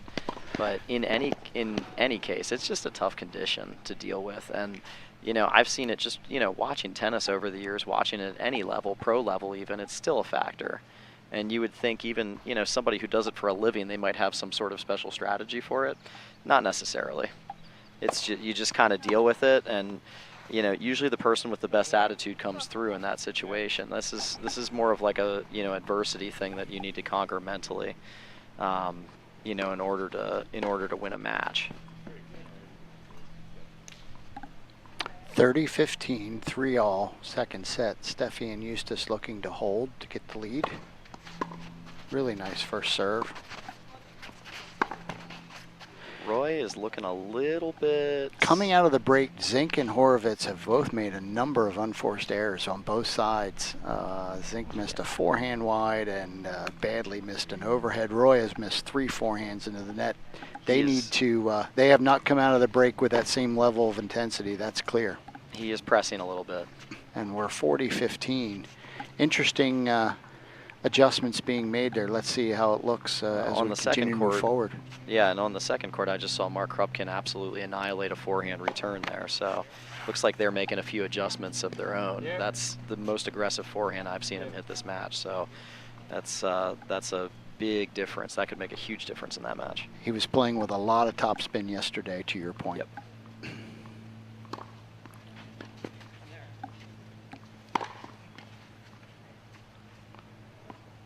Yeah, there's no defense against that. Holden Coons is bringing some serious heat on serves and overheads. Yeah. And if he lays into one, it's almost impossible to get that one back. We're in a female rally. Roy tries for the put away, doesn't get it. Eustace follows through on the backside and does get it. And that's a big hold for Steffi. We are now at 4-3. The momentum of this match on court 1 has absolutely changed. And now Lindsay's going to have to deal with the sun coming back. And as we sit here right now, unless she pulls a hat out of her bag, she is not currently wearing anything to cover her eyes. So this is an interesting detail to watch. All the momentum very quickly coming out of the break with Eustace and Steffi. And on court 2, there seems to be some momentum again with Krupkin and Kick. So bit of a momentum swing. I've seen about 4 or 5 winners now out of them since we've started back up again. Yeah, we might have some shifts here. We might be looking at a third set or 2 as we move forward. Still a lot of tennis to be played. 4-3, 3-4 serving. Zink and Horowitz coming out of the break. On court 2, Zhang is still serving at 1-all, a very lengthy game, lots of deuce adds. I believe we have a break point. And Ali Kick with a tremendous down the line backhand. I think Kick and Krupkin just got the break to go up 2-1 on the second court. So the lower seeded teams have come out of the break firing on cylinders and are in improving positions. Both have taken the lead. I think that might be a 3-2. I think they did not switch. Nope. No, it is 2-1. 2-1, yep. Zink serving. The sun maybe conveniently going in a little bit here. Let's see. That was an abnormally long game for Anna's serve. A lot of deuce adds. Yep, yep. So let's see how Zink does with the sun here. No issue on that one. Roy gets the easy put away. Real good move. 15 love. And I'll also say this, it's interesting, you know, we mentioned the deuce ad just a second ago, but we have a ton of players here that are Division I players. And, you know, Mark's really the only one who's not been exposed to that style of tennis yet, but players that aren't used to playing ads and players that aren't used to playing, calling lets. So I wonder how that affects them while they're out here. I mean, I know that's the way that tennis is traditionally played outside of Division I, 2, and 3 tennis, but very interesting. We've got a dispute on a call. Horowitz is claiming he sees that it hit the line. Call was wide. Call stays with the team who made the call. Roy's claiming that's not the line, it's this line. The call stands. Second serve.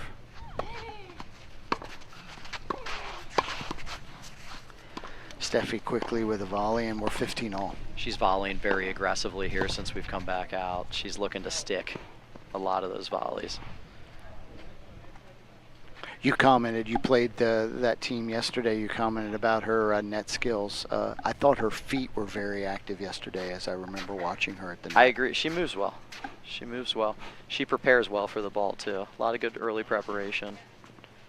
And I think she's definitely putting a lot more on the volleys. Oh, what a shot. Phenomenal shot coming in the backside. Speaking of her footwork. Yep, 30, great 15, balance 30. from Steffi there. Eustace and Steffi have come out of the break clearly fired up. Great shot by Anna Zhang on court 2. It looks like they're trying to right the ship with the momentum right now. Don't want to give Krupkin and Kick too much to go on here.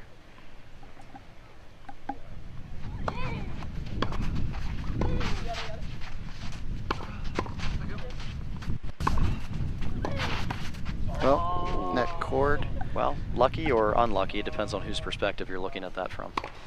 I didn't see a raised hand of sorry, not sorry. So a little dynamic. We had the line call. Let's see how this plays out a little bit. Could get a little chippy here, Phil. Well, needless to be said, I mean, we know Arena Sabalenka's not out there, so it probably won't be an outburst. Let's see how it plays out here. 30 all. Big point there. That was a chance for a double break. Ball was played as good. Roy wasn't sure. Now we've got a let. Yep. It was an interesting point the way it was developing. Roy wasn't sure if it was in. They played it. Yep. The let makes a start over. Yep.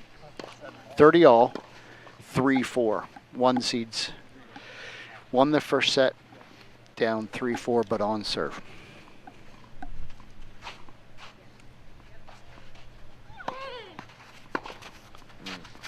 Great return there for an easy put away. That's really good.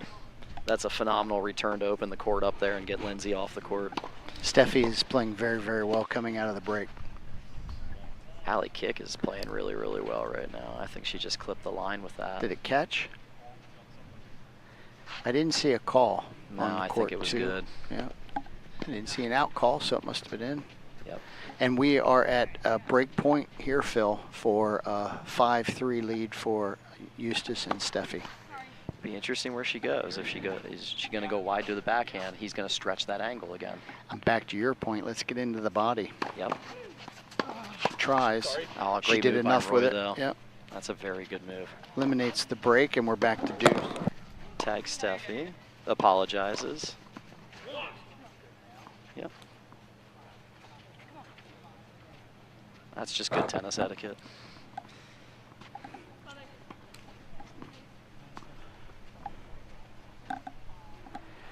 Deuce here on court 1, serving 3-4 our 1 seeds, down 3-4 but won first set. Allie Kick serving on court 2 still, so that's 2-1 for Kick Krupkin. Those are extended points on court 2 for sure. Roy gets an easy put away, and now the advantage is to the servers Horowitz and Zink. Boy, looking to get to 4-all. He is phenomenal at changing directions. He was halfway across that court, stopped on a dime, came back across his body to put that volley away. Very quick.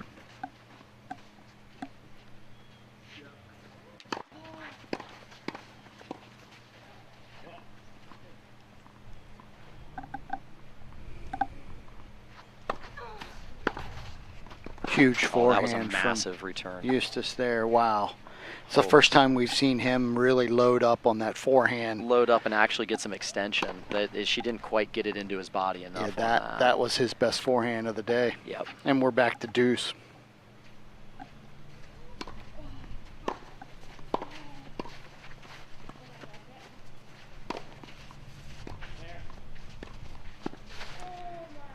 And Zhang misses a short volley on court 2. She would love to have that one back. Great overhead from Roy Horowitz. Nice serve from Lindsay Zink, and they now have the ad again to try to get to 4-all.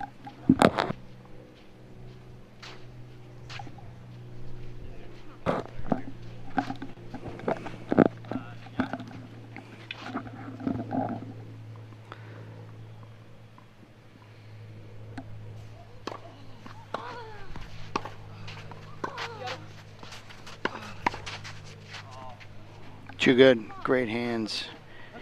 Interesting that Eustace chose to come out of the rally that he was in with Lindsay there. Ends up not being a good choice, and we are at 4-all. Alley kick with another winner on court 2.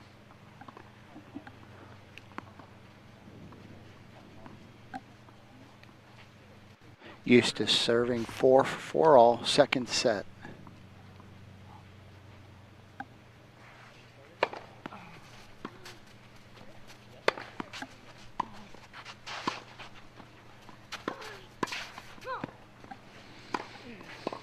I think that's kind of the pattern they want to develop here too.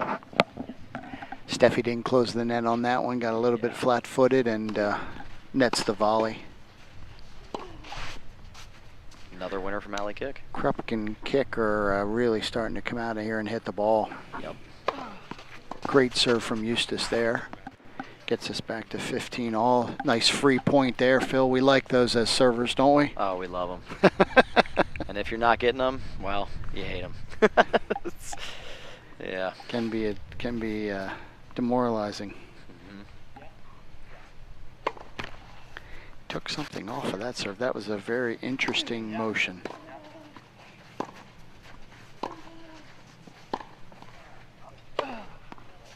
Really nice second serve. And great return. Nice lob.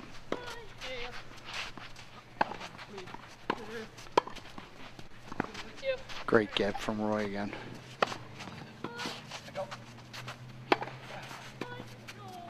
That's well done from Eustace. Yeah, really Very nice. calm. Yeah, that's a great word. Those were some pretty good lobs.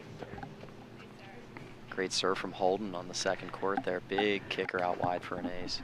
I think the other interesting dynamic for Lindsay at this point, they've obviously pegged her that she's going to lob most of those. Let's see again if they start to continue. Back off. Yeah, back off just a step and get a good look at the overhead. Let's see. It's been automatic on her end. Just wide. 30-15. Roy going to get a look at a second serve here.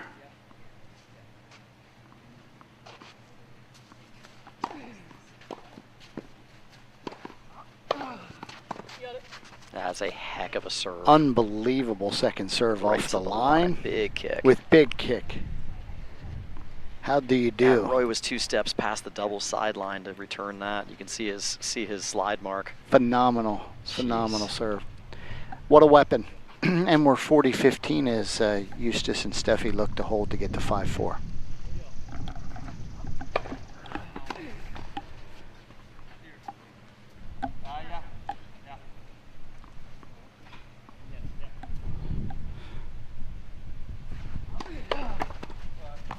Second serve. Anna misses another short volley on court 2.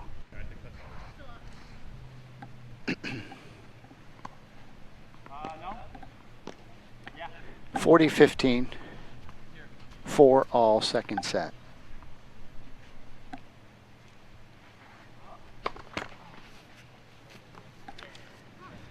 Okay. Double fault. Opens the door a little bit. 40-30. He's pulled off a couple of serves in this game all of a sudden. Wonder if that is a signal of any kind of shoulder issue.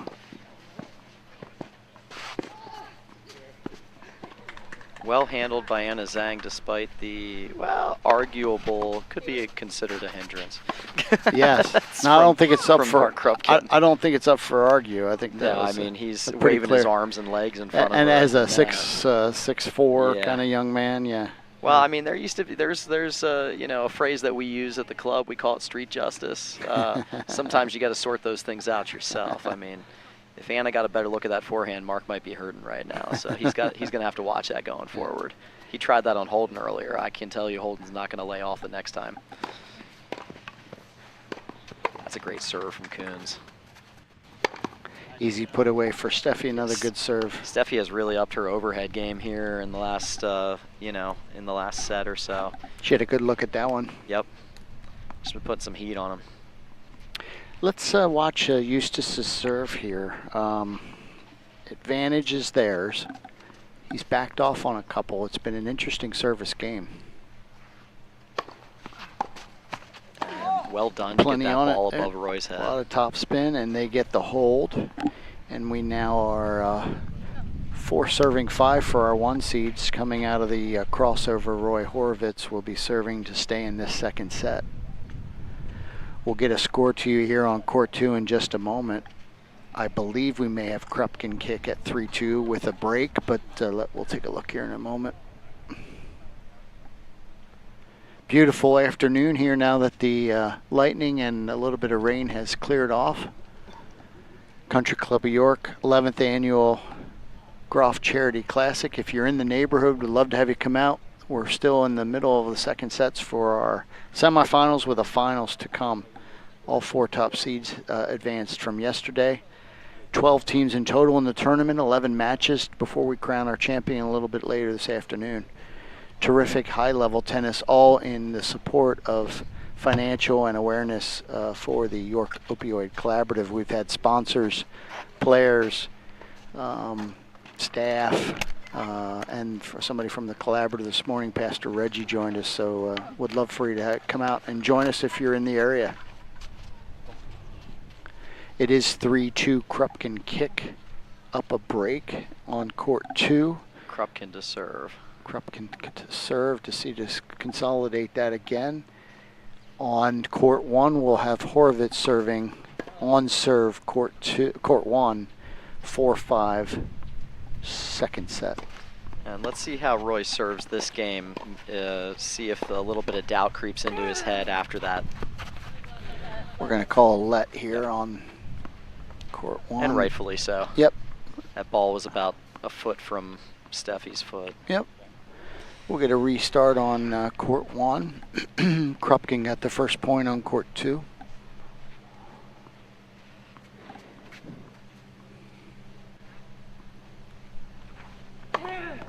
Oh, beautiful serve. Huge serve into the corner.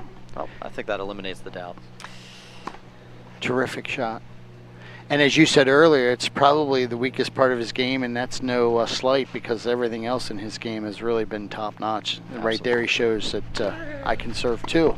That's a beautiful kick too, but man. On the forehand, doing a little too much. He hasn't come out of the break with that forehand he had earlier, Phil. Yeah, no, and I'll tell you what, Eustace is doing a phenomenal job of putting returns in play here. That was a terrific backhand return. Yeah, just making so many more, making them work a lot more. So maybe that's the difference. Maybe they just make, you know, Horvitz and Zink work a little bit more, hit more balls, and see what happens here.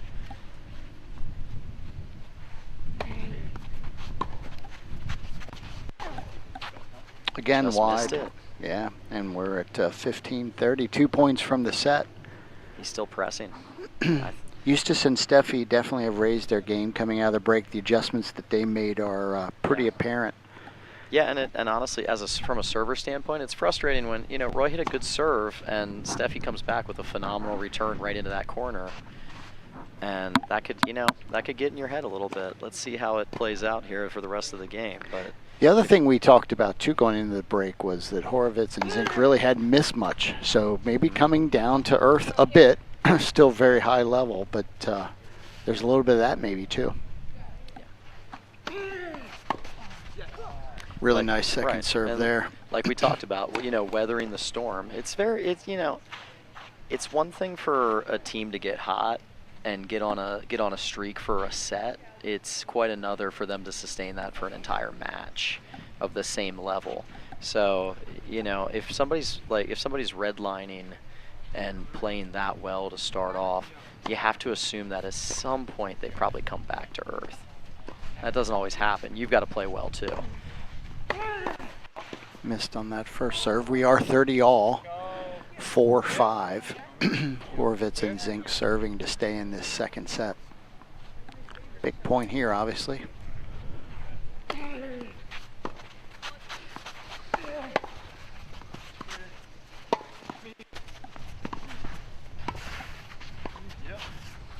Great switching by Steffi in the background. That gets lost in this point, Phil. Absolutely. Oh my, Steffi just playing some smart tennis there, throwing that heavy spinner up at Lindsay. Lindsay again coming out of the break with the forehand side has not been nearly as solid. small little point there. They didn't have any talking. Steffi's watching her partner at the net, playing a little bit of I formation. She had to pick a side. Very, very savvy player. Went to the open court, and as you said, got in the right kind of rally and puts the shot away. Great hands from Holden Coons on the second court. Unbelievable reflex volley there. We do have a break point here and a set point. Because Krupkin was in control at that point.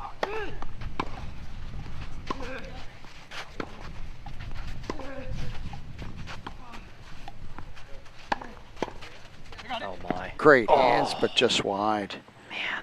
Really good play. He hit the back of the line. Yeah. A little surprised. Eustace, again, easy from here, where he didn't drive one of those forehands right at Lindsay. Yeah. He had an opportunity or two and chose to stay in the rally with Roy. Well, and to be fair, I've noticed that about his style. He doesn't do that.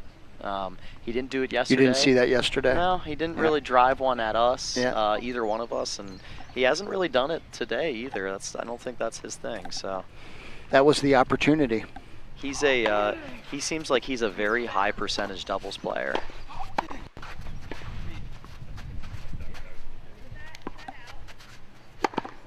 Not going to get that one. Smart play.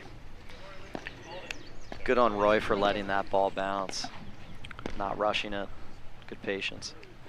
They've got the advantage now to tie this thing up at 5-all in the second set.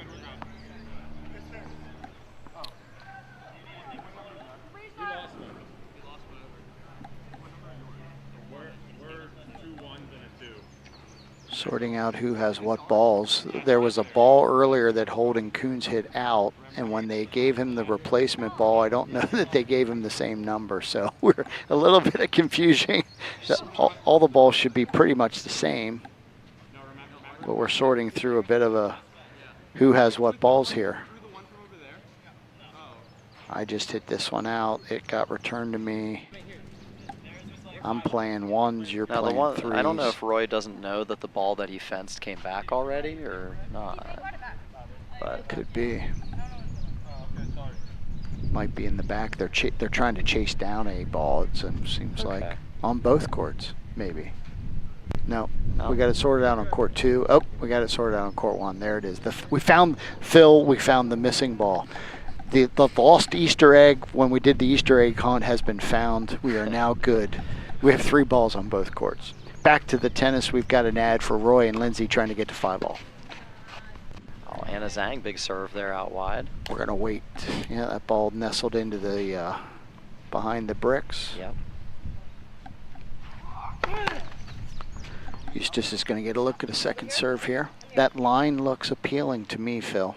It does. I don't know if he's going to take it. He does. Lindsay with a good cover, and he pushes floated it deep. And we're 5-all, and we'll move into the cycle with the 2 lady serves. Holden Coons with a massive overhead to win that game. I did not catch if Krupkin held. I believe he did. But if he did, we are at 4-3. Totally sure. I think they might still be it. Yep, we are at 4-3. So Krupkin kick still have the advantage. Still have the break, and alley kick will be serving coming out of the crossover. Nice spin serve from Steffi. Nice overhead from Eustace. He'll need another one. Oh, lovely. And he gets it. You see the trajectory on that? Phenomenal. That landed about halfway up the backstop. And as good of a mover as Roy is, he had no chance. Sun has gone behind a cloud, so the serving right now is not an issue.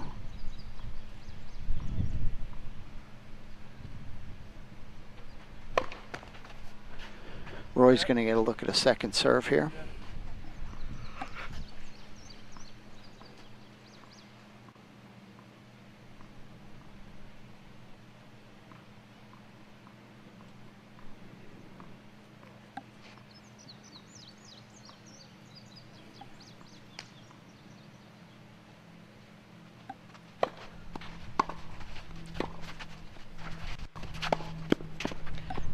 Eustace guessed right, but he didn't have his racket in the right spot.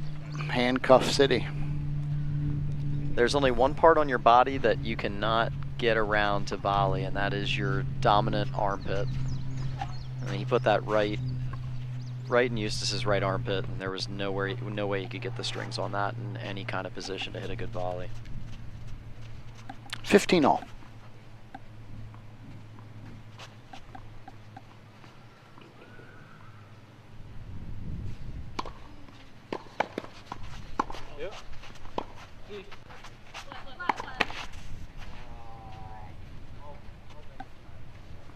Another let. 15 all. Sun is back out.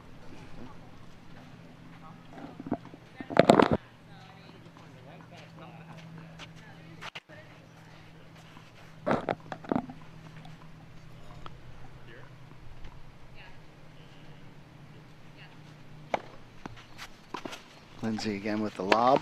Not going to work this time. They're on to the lob. She's going to need to mix it up. Shot by Coons. 30-15, Steffi's and Eustace serving. Now, Krupkin's been very active on the second court at the net, but sometimes he's leaving himself hanging out to dry. Yeah, yeah. Again, that experience factor that Holden has. Yep. Just back on that serve.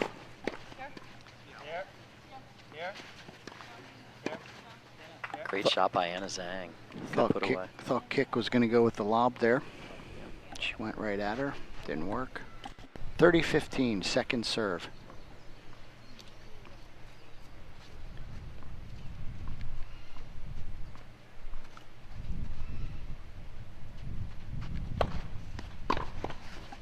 Really nice second serve there. And Steffi getting some free points off of Roy on her serve. 40-15. That's a great spot. I don't know if it's strategic or not, Phil, but she has a little bit of an extended delay when she serves. It almost comes off as somewhat strategic. Yeah, have you ever seen Giannis Antetokounmpo shoot foul shots where he raises up to shoot and then he pauses for a half second? Yeah. Everybody flinches. There's and a then little. he shoots. There's a little bit of that here. Yeah. She gathers. There's an and extra. She there's an extra ball she bounce. gathers. Yeah. And sometimes she goes back. It's almost as if the rhythm's not right for her, she'll go back and bounce again. Almost superstitious. Yes. She saw Roy there. Oh, great get. Roy didn't do much with that one. That's a great overhead. Phenomenal shot there. I was surprised he laid off the first one. Yeah. I thought she saw him moving early and was going to go down the line, but that's not the shot she hit. Really high-level tennis on court 2 as well. We're in an alley kick. Holden Coons rally that Coons wins. Boy, she's hitting the ball really well, though. That was really nice to watch. Yep. We're at advantage here, 5-all on court 1. Second set, our 1 seeds, Horvitz and Zink, are ahead 1 set to love. 5-all, add in. Sun is back out.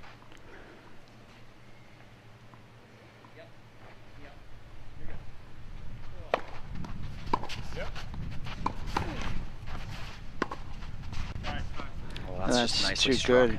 Kept that. I think Eustace apologized immediately. I think he knew that probably should have been his to close off. A little too close, yeah. Roy had pushed her the point before, pushed her over, and she stayed. Communication is key there. Again, 1 step matters, or the lack thereof. And we're back to deuce.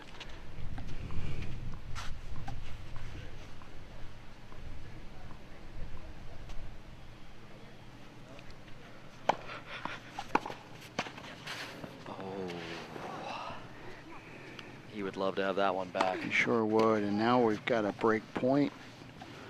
Advantage to Horvitz and Zink.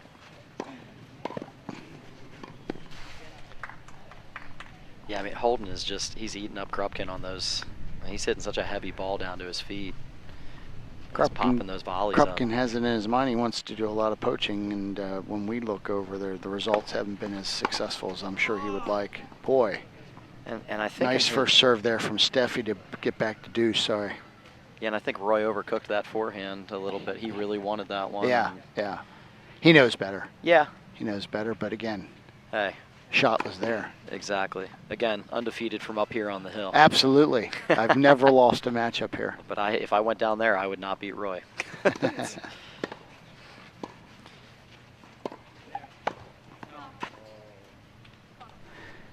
Lindsay Zink's going to get a look at a second serve. She's doing a lot of lobbing, I would think, on the second serve. She might want to try to get into a rally with Steffi. I think she's going to try to be aggressive here. It's just what's Eustace going to do here, right? Playing a little gamesmanship, moving inside the line.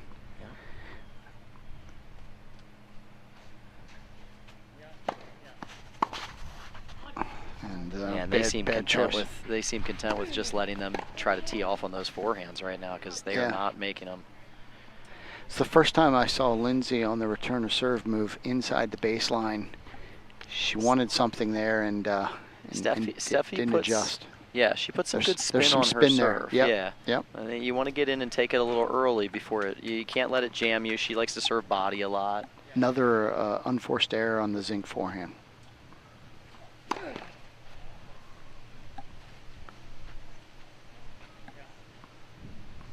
Serving with the advantage, 5-all, second set.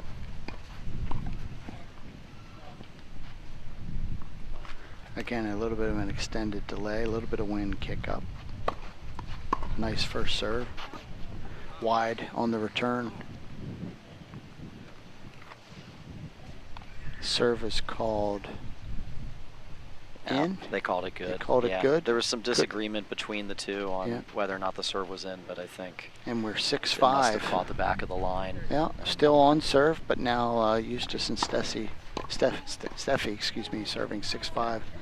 Roy missed that return by about 2 inches, maybe wide. Anyway, I mean it was right there. So. Anna Zhang on court 2 just missed a volley she'd like to have back. Yep. But I'm not sure exactly, they may have broken alley kick. Okay. On the scorecard right now, Kick and Krupkin are up 4-3, but Holden Coons is serving in game 9. We'll keep you posted on that score when we get to the crossover. Quick crossover break on court 1. We'll keep you posted here on court 2, Holden Coons serving. Oh, yes. Oh, yeah.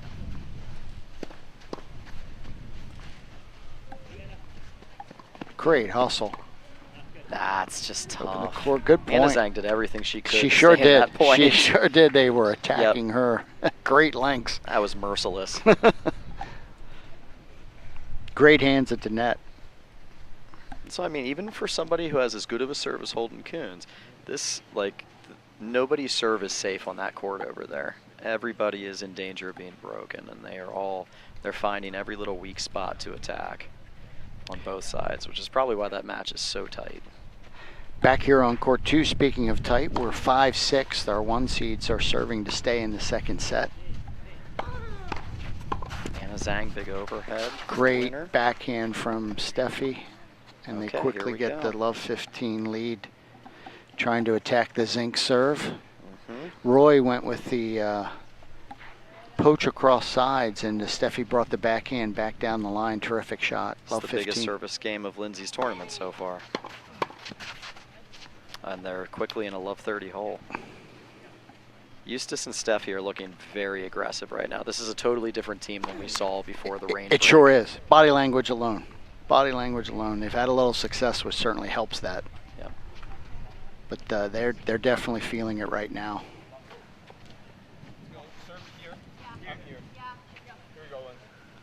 Roy playing almost I formation. Would think he'd move over a little bit now with Steffi getting a look at a second serve. He does not. He actually moves a little bit more towards the middle. Didn't bother Steffi at all. See ya. An easy put away for triple set point. I will say this about Eustace and Steffi. I do love their chemistry. They kept it light yesterday. They were both smiling a lot during their match with us, even when it got tight. Almost seemed to a point, and even in that second set when you and Elizabeth got it going, almost nonchalant, I would say. Yeah, like very, very at ease, very chill. Yep. Yeah, I have to hand it to them. They handled the pressure really well yesterday, and they're doing it really well right now too. And I think triple set point. And there it is. We've got a third set on court 1. And all the momentum is with our 4 seeds.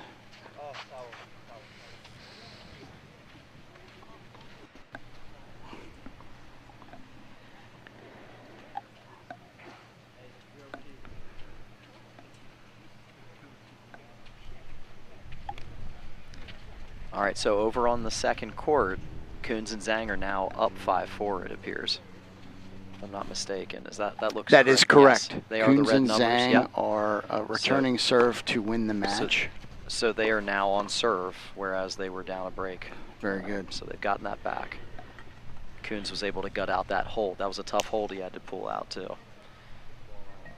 Coming out of the break, Eustace will be serving. I'd say all around, this match over here on court 2, this is, you know, where we talk about, we've been talking on court 1 about, you know, how important it is for them to serve well over here. And court 2, I'm telling you, it's all about the return, I think. Everybody's returning well over here. A lot of balls in play. Quickly 30 love on court 2. Down 4-5, trying to stay in the set. Great hands from Allie King.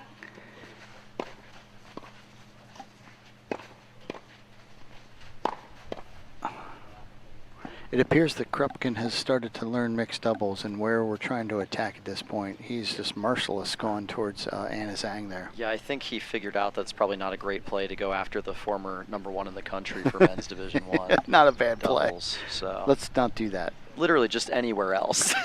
Literally. I don't think it's personal towards Anna. I think it's just not, it's the whatever right space Holden is not occupying. The right strategy. At this point. Yeah, yeah. We're trying to win. Yep.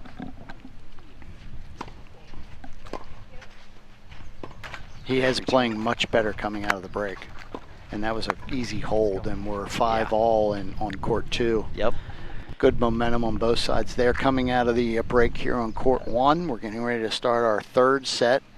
Eustace and Steffi serving have all of the momentum coming out of the break. They were down going into the break 3-2. Won that second set 7-5. Have to Phil's earlier point, have really good chemistry going and a lot of momentum. Let's see what adjustments Horvitz and Zink make. And on court 2, we've got 2 really crucial games with both of the women's serves coming up at the end of the set at 5-all. Excellent. You know, whatever happens here, and we could be looking at a tie break at the end of the set, or we could be looking at a 7-5 set win for either one of these teams. So this is going to be a really crucial 2 games here. I mean, that goes without saying, but no, it's good ad for the fans at home who are listening and can't see it. Really nice second serve from Eustace. Lindsay pulls out the lob again. And Eustace overcooks the backhand. A very interesting shot choice to go down the middle there. Coons with a huge overhead to win that first point of that game. That's crucial. He's going to have to stay very active on, and not that Anna's serve is bad by any means, but relatively speaking, he's still, in order to play good doubles, you got to be active up there. You need to make your presence felt even if you're not actively engaged in the rally. And that's a nice play by Steffi. Really was. She knew she had to do more with it. That's, again, early throughout this match, Roy is proving he's going to get those balls, so she went for more. He still got his racket on it. He did, but she didn't go with the cut volley. She went with the swing volley. She did enough with it. Yep, good point. Got a little more action on it. Yep. And there's Holden Coons at the net. There he is. Yeah, not sure about the choice there from Allie. Well, she's burned him a couple of times now, and he stayed home that time. Lindsay will get a look at a second serve. Let's see if she comes off of the lob and chooses to go to the ground stroke. Big kick tee, perhaps. Called a line. Easy put away for Steffi. She puts it into the third row. Yep. 30-15. Yeah, they gave the spot a stare, but I think that hit the plastic. Yeah. And certainly sounded like it from up here. I agree, and the visual was there, but the ball was moving for sure. Coming out of the break, Steffi and Eustace clearly onto Lindsay's lob game. Let's see how this plays out here in this third set. In fact, I think they're almost welcoming it at this point. I agree. I think they're playing for it. Yep. Big first serve, just takes it deep, and we're 40-15. Looks like Coons and Zhang got the hold. That's a big hold. And we're 6-5. Okay, Kick's going to have to serve to stay in this match. Back to Phil's earlier point, Allie Kick coming out of the crossover will be serving to stay in that one. Big serve, but deep up the middle. That's how easy his action looks on his serve. Really it's smooth. Just so smooth. Really smooth. Great loading mechanism with the legs. Really loose and live arm on that motion too. Just everything you want to see from a good serve.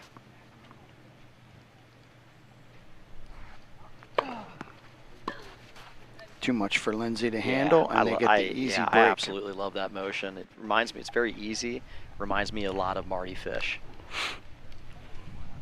Very easy going. First game of the third set.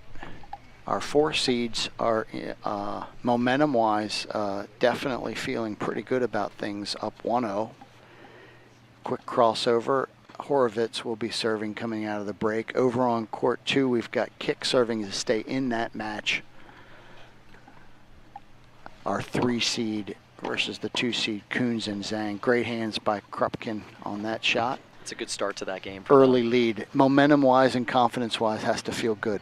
Yeah, exactly. You've got to get out early in these games. You do not want to be playing from behind when you're down, you know, serving to stay in a match.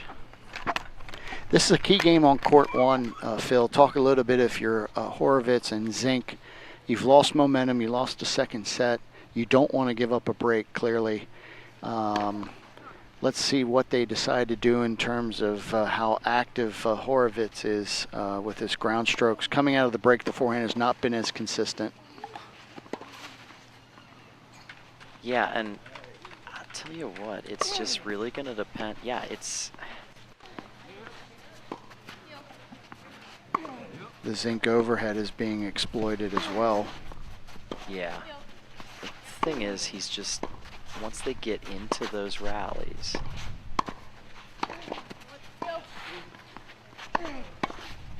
Oh, what hands. Great hands, Eustace. great shot. So they're looking for it now. Yeah, yeah. You know, he goes to tee up that flat forehand, and they know where they know he likes the middle of the court all of a sudden. Yeah. And Lindsay, you can see again, she's not comfortable with that overhead. She let that one pass. Yeah. Roy hits a great shot, but that's Zink's ball to put away the overhead. Alley kick in a rally with Holden Coons. Oh, Hannah Zhang. Great shot, wow. Great touch. Beautiful touch. Great touch. That's 15-30, 2 points from the match, if I'm not mistaken. I think if I'm Roy, I start going into Eustace's body with these serves.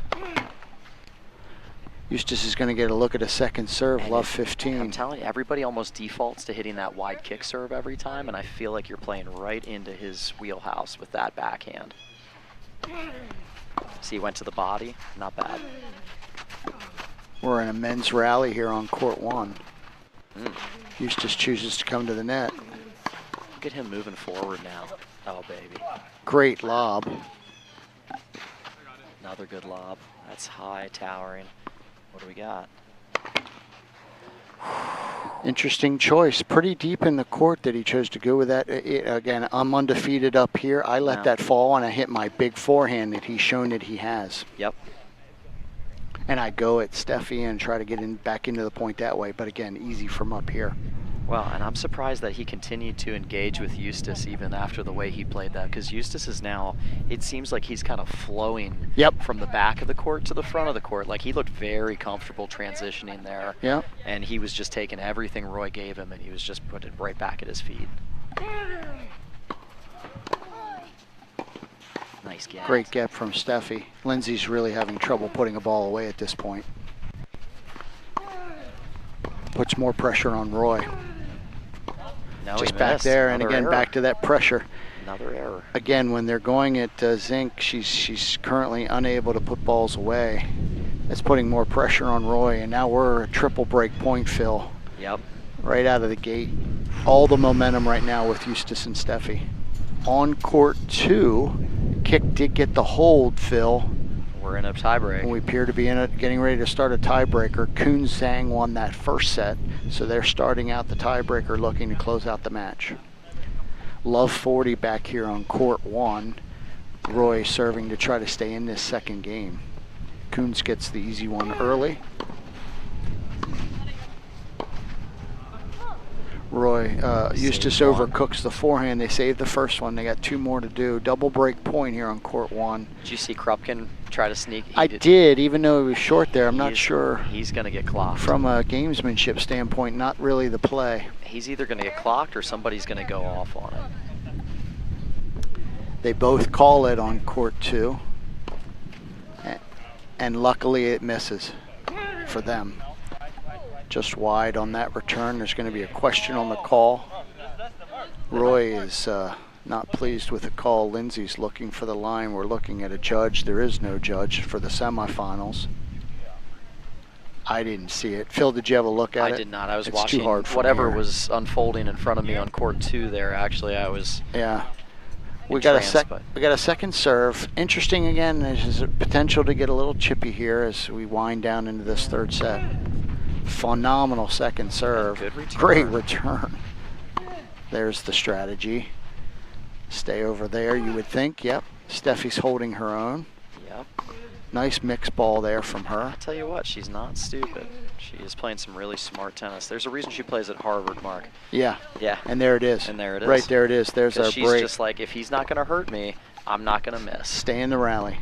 Yep. And they get the break. They're quickly up 2-0 in this second set as our 1 seeds are in some jeopardy now. As we move into this third set, they're not only on the scoreboard, but you look at the body language and frustration level. They didn't come out of the break in a good spot. No, they didn't come out with the same energy that they had to start up. They're really kind of little jumpy. They were on their toes a ton when they came out to start the match. Thought they were a little flat when they came out from the break.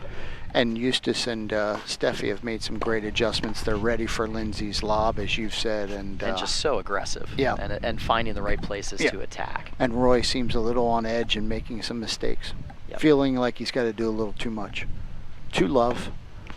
We're into the ladies' pattern of serving. And there's that overhead Here's again. the lob, and Lindsay doesn't do enough with it quickly. 15 love. I'm not sure I need to say this for, well, I probably will anyway. Your success rate is going to be so limited if you try to lob the 6'7" guy at the net that many times. He's got a little bit of a wingspan, and he's onto it now. Yeah, and now it seems like he's ready to take that step backward. She's not going to challenge him at the net with a ground stroke, so, and also Steffi hasn't given her a forehand to hit. They've got the pattern at this point. Yeah. It's going to be challenging. Great first serve. Yeah, she's ready to play. She's a baller. Lindsay just cannot put a ball away right now. Oh, Eustace with a great move, just couldn't pull that off. Guessed right. Yes, he was there. 15 all. Zink and Horvitz looking for some momentum to get into this third set. Could very easily turn that around, like one or two shots. Yep. Momentum goes quick and in these. these. Pull that right off.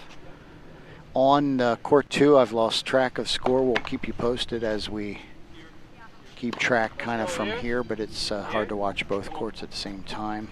15 all. 2 love. Steffi and Eustace serving on court 1. They are switching over, so we've played 6 points. Hopefully they'll move the scorecards. Probably not, though. Spin serve. Oh, just missed Eustace. Eustace drives it out, and all of a sudden they've got 2 points and feeling a little better about themselves on the Zink Horvitz side. That was a good cut at the ball Lindsay just took there. She's got to stay aggressive on that swing. Not let the previous misses kind of creep into her mindset here. She's got to stay aggressive and keep swinging.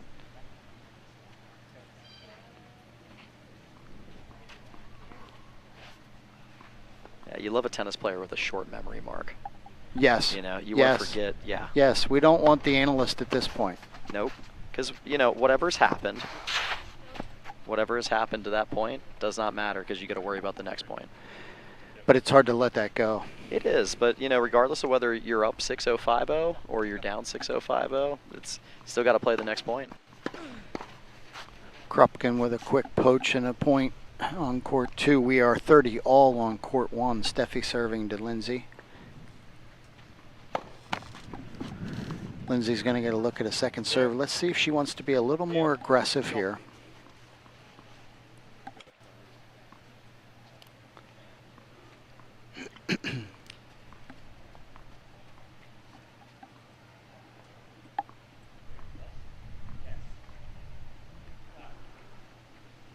Couldn't quite make out if Holden said the score or not. Lindsay drives another error baseline, and we're now advantage for Steffi and Eustace, looking to get to 3-0 in this third set. Great lob from Holden. Just lands in. Krupkin Wow. tries an overhead. Wow. I'm not sure of the What choice defense. there. Phenomenal shot. Absolute unbelievable defense from Holden Coons.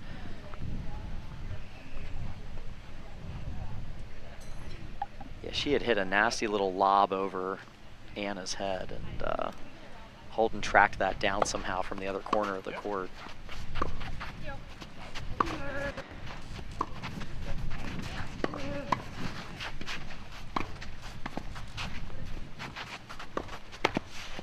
Boy, a couple of net cords there. That's Deuce. tough. Back to deuce. Big point. That was for 3-0. So That now would have we're been back huge. to deuce.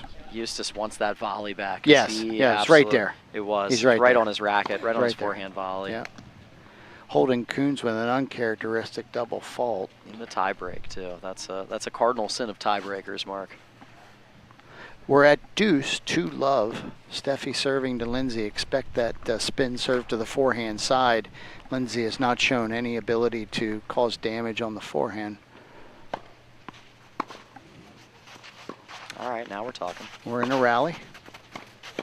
Oh, beautiful from Steffi. Wow. Lindsay left that ball way too short. She Steffi read- gets a good look. She must have read Roy's book Yeah. going into this match, because she was all over. She saw the fake. She knew what he was doing and Terrific shot. They Yep. have the advantage again. put it right down that alley.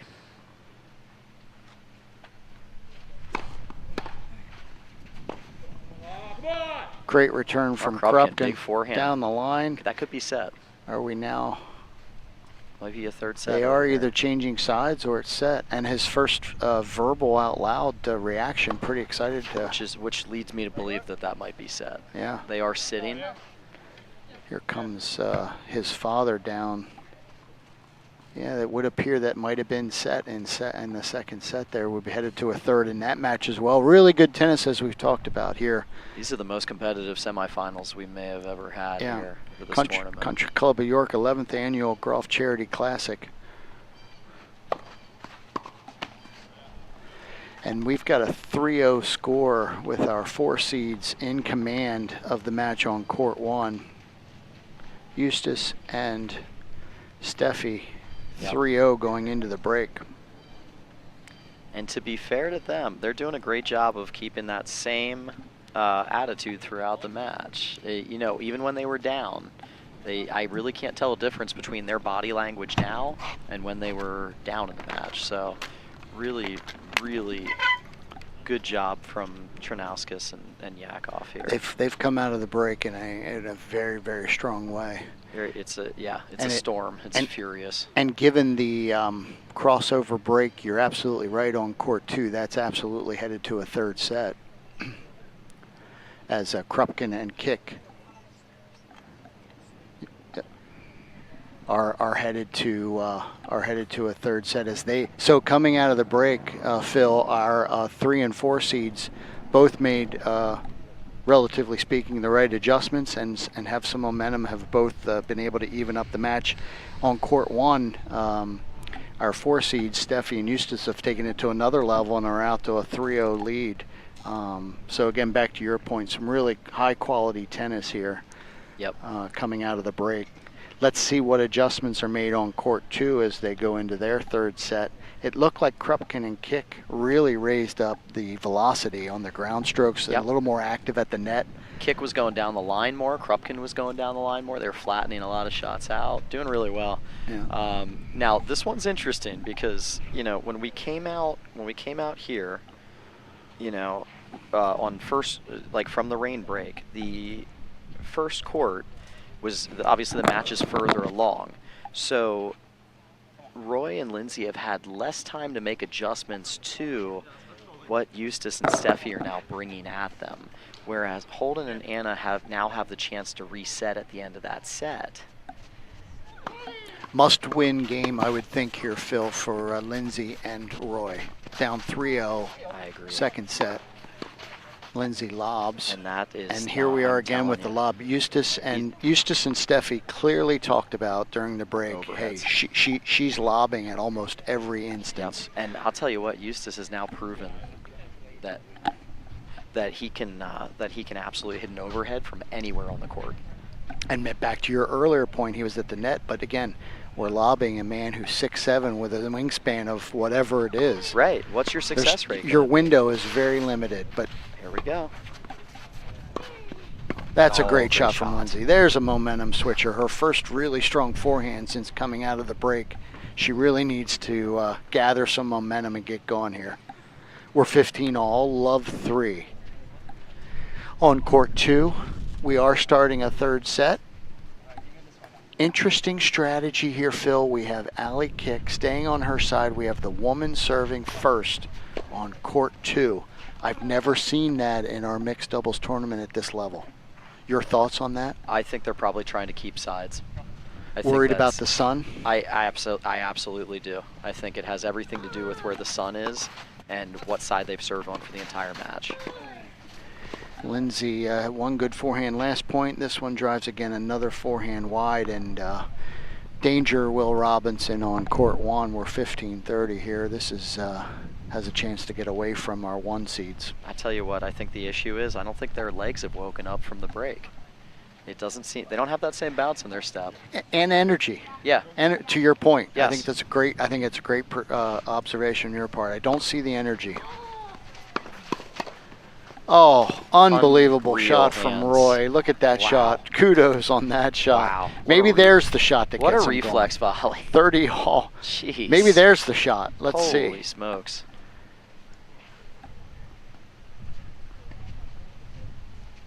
This is a critical game on court 2. It is. If Allie's able to hold, that's huge. Right. If not, we're switching sides and Holden serving for what could quickly be a 2-0 lead for Coons and Zhang.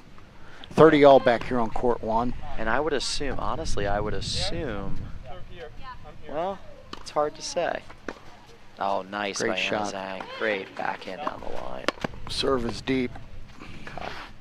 And we are at break point, Phil, for love 4 on court 1. Okay. This is kind of the moment of the match for sure. They've got to find a way to get this hold. Eustace is serving next. Alley Kick got the hold. That's a big, big hold. Yep. Eustace is going to get a look at a second serve here. Let's see how big he goes. He'll be looking to take this thing cross court. Or is she going to go wide? Oh, he went with the forehand. Wow. He took a step. Interesting that he didn't do enough with it. He No, was looking to keep it in play versus do more. That was like a routine rally ball return. It was. And Roy read it well. We're back to deuce. Yeah, that was a planned poach. I mean, he was going. No he was question. Going No matter what. Yep. There was no question. Good on Roy to stay aggressive there. That's a good call. Eustace has to see that. Serve is deep again. Steffi's going to get a look. Struggling with the sun here. Yeah. Chose to go without a hat this whole time. Steffi's going to get a look at a second serve. She's inside the baseline. Lindsay drops it into the net at an inopportune time, and we are again at break point. All right, so now we have Kun Zhang. Back to your point a little bit earlier on this match on court 1, there were no legs on that second serve. That was all arm. No, and as I said when we came out, and you said, what are the challenges for such a delay like this? And I said it's exhausting. Yep. The waiting can be absolutely exhausting. And it appears to have had an effect, maybe. Yeah. Break point. Zink Horvitz serving. Now we're into a rally, and no rally at all. Man, Zink did Eustace nothing is with just, that. There's nothing. They've taken advantage of Lindsay at this point, and Nothing it's doing. yeah, this is 4-0 now for Eustace and Steffi. Yep. Back on court 2, Holden Coons just hit a phenomenal shot, and Alley what a Kick. I have get. no idea how she got that ball. And then Krupke. Unbelievable get. And Kuhn's not phased at all, just comes right back with that Wow. rifle of a forehand. What a phenomenal get from Alley Kick, as Coons is looking to hold to get to 1-1 in that match. Eustace serving now 4-0. All the momentum at this point with Steffi and Eustace. Absolutely all the momentum.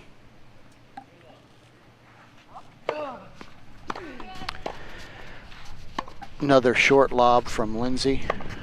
Sets up a point that Eustace drops an easy volley into the net. Again, we're looking for those moments where Zink and Horvitz can get some momentum, but none have occurred yet. No. It's, even when they give him an easy, a free shot point like that. Yeah.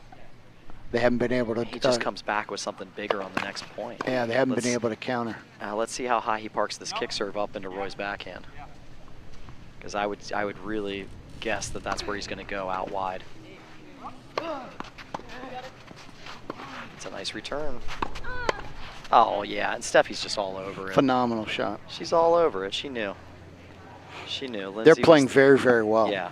They know Eustace is hot right now. You know what the problem is? And they're trying to avoid him. The problem is Steffi's hot too. That's the issue. Yeah. Because neither of them are missing. And both correct. of them are putting balls away. Yeah. And it has exposed the Zink Horvitz team. Yeah. There's no hole. Yeah. There's no hole because she's being rock solid at the net. She's putting volleys away. She's putting overheads away. And Eustace is hitting overheads from everywhere on the court. Yeah. 15 all. 4-love, third set.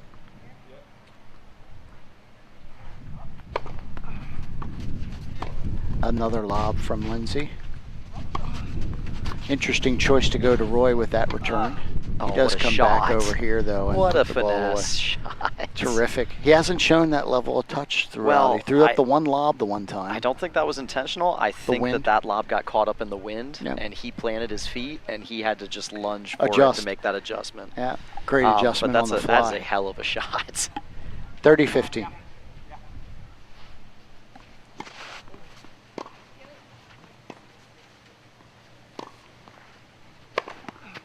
Huge serve. Oh, wow. What a phenomenal backhand overhead with angle. Holy unbelievable smokes. Shot. That was unbelievable. Air of a vintage Roger Federer there on wow. that one, huh? 40-15. That's a great shot. 2 points to take this to 5-0 in the third set. All of the momentum. Huge serve from Krupkin on court 2. In the point, though. Until alley kick. Great finesse. It's the reason alley kick was just outside of the top 100 players in the world. And she's showing it right now. And another error from Zink, and we are at 5-0. Right? And clearly, again, all of the momentum for Steffi and Eustace. You look at their body language, they are in total control. Back on court 2, I believe we're 1-all. Krupkin serving. Boy, he is laying into that forehand. Starting to hit the ball a little bit more than he was earlier. He must have watched our telecast, listened to what I had to say. He's not holding back right now. No, he's really going after it. That's encouraging to see somebody make that kind of adjustment and really carry through. Especially at his age. Yes, young man. Absolutely. With all of his future ahead of him. We thought he needed to start hitting out on the ball, and he is.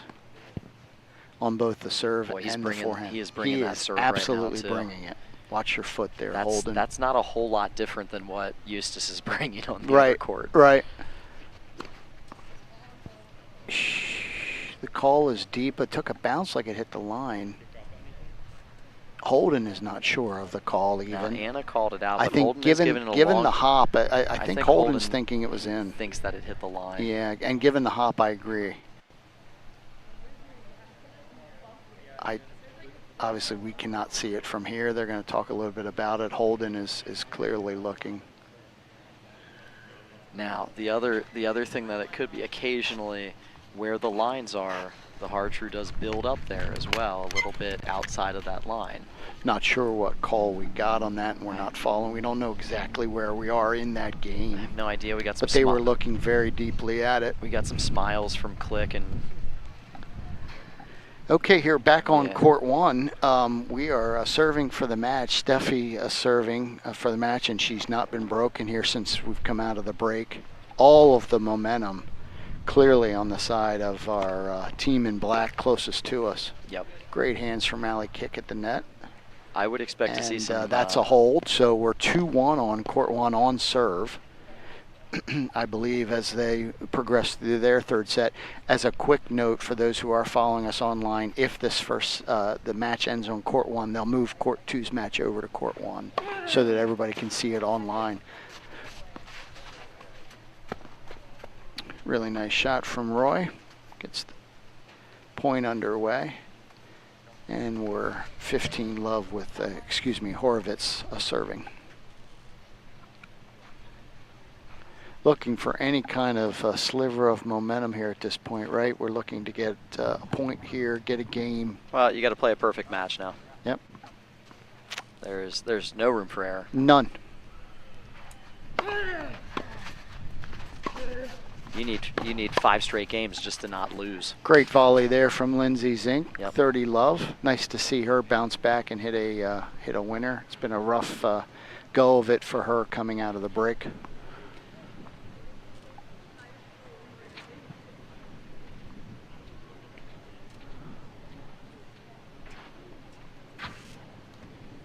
.30 love as Horvitz and Zink look to get on the board in this third set. 1 point at a time mentality certainly rings true right now. Easy to say, harder to do, Phil. Yes, exactly. Let's go here. Come here. Here we go. Second serve for Steffi. On court 2, Anna Zhang's about to serve to level the match at 2-all. We'll see if she can do it. Key game here. Yep. Female serving. Kick and Krupkin made a little bit of a gamble by having Kick serve first in the third set. It was and still could be. It could very much pay off for them in a big way too. Yeah. Horvitz second serve to Eustace. Nets that one. It will be interesting to note. Anna now has to contend with the sun over here. That is going to be the issue.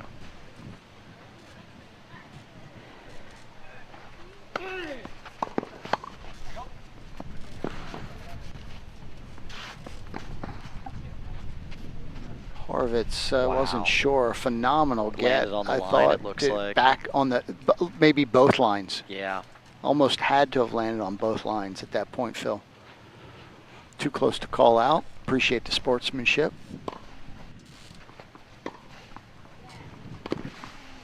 A great get from Allie Kick. Oh, what an angle from Anna Zhang. Great shot. Good point. She's got that backhand. I've seen it multiple times now where she goes, that sharp cross-court backhand. Phenomenal shot. She should, use that to keep Krupkin at bay at the net a little bit. Phenomenal get from Allie Kick there. I don't know that all the poaching from Krupkin is serving benefit as I look over there.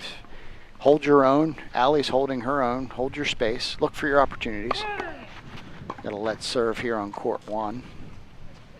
I missed a point. We're either at 40-15 or 30-all. We're going to know after this point.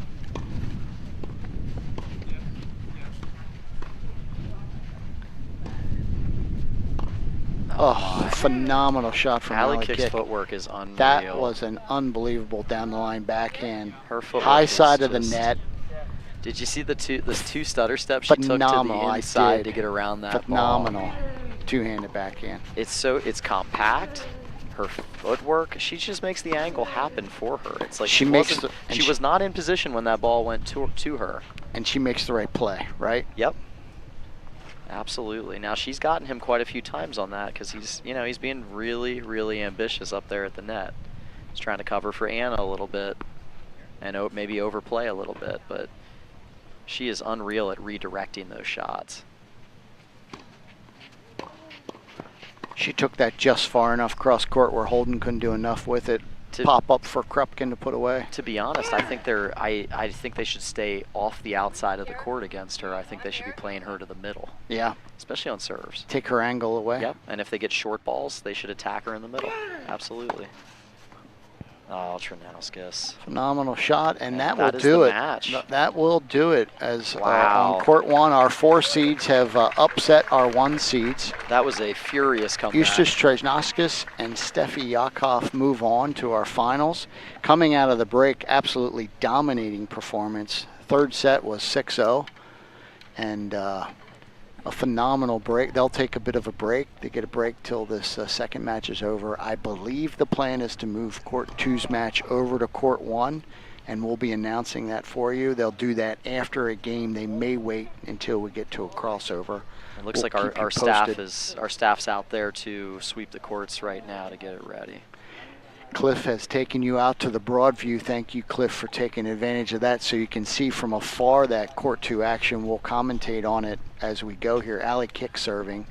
Did Anna Zhang get the hold, Phil? I believe she did. And I think we're at 2-all. Don't hold us to that. I think we may be at 2-all. It's definitely she may not have. We'll get you a score update on 2. We're not sure. We did not see the last point of the previous game to know for sure who won that.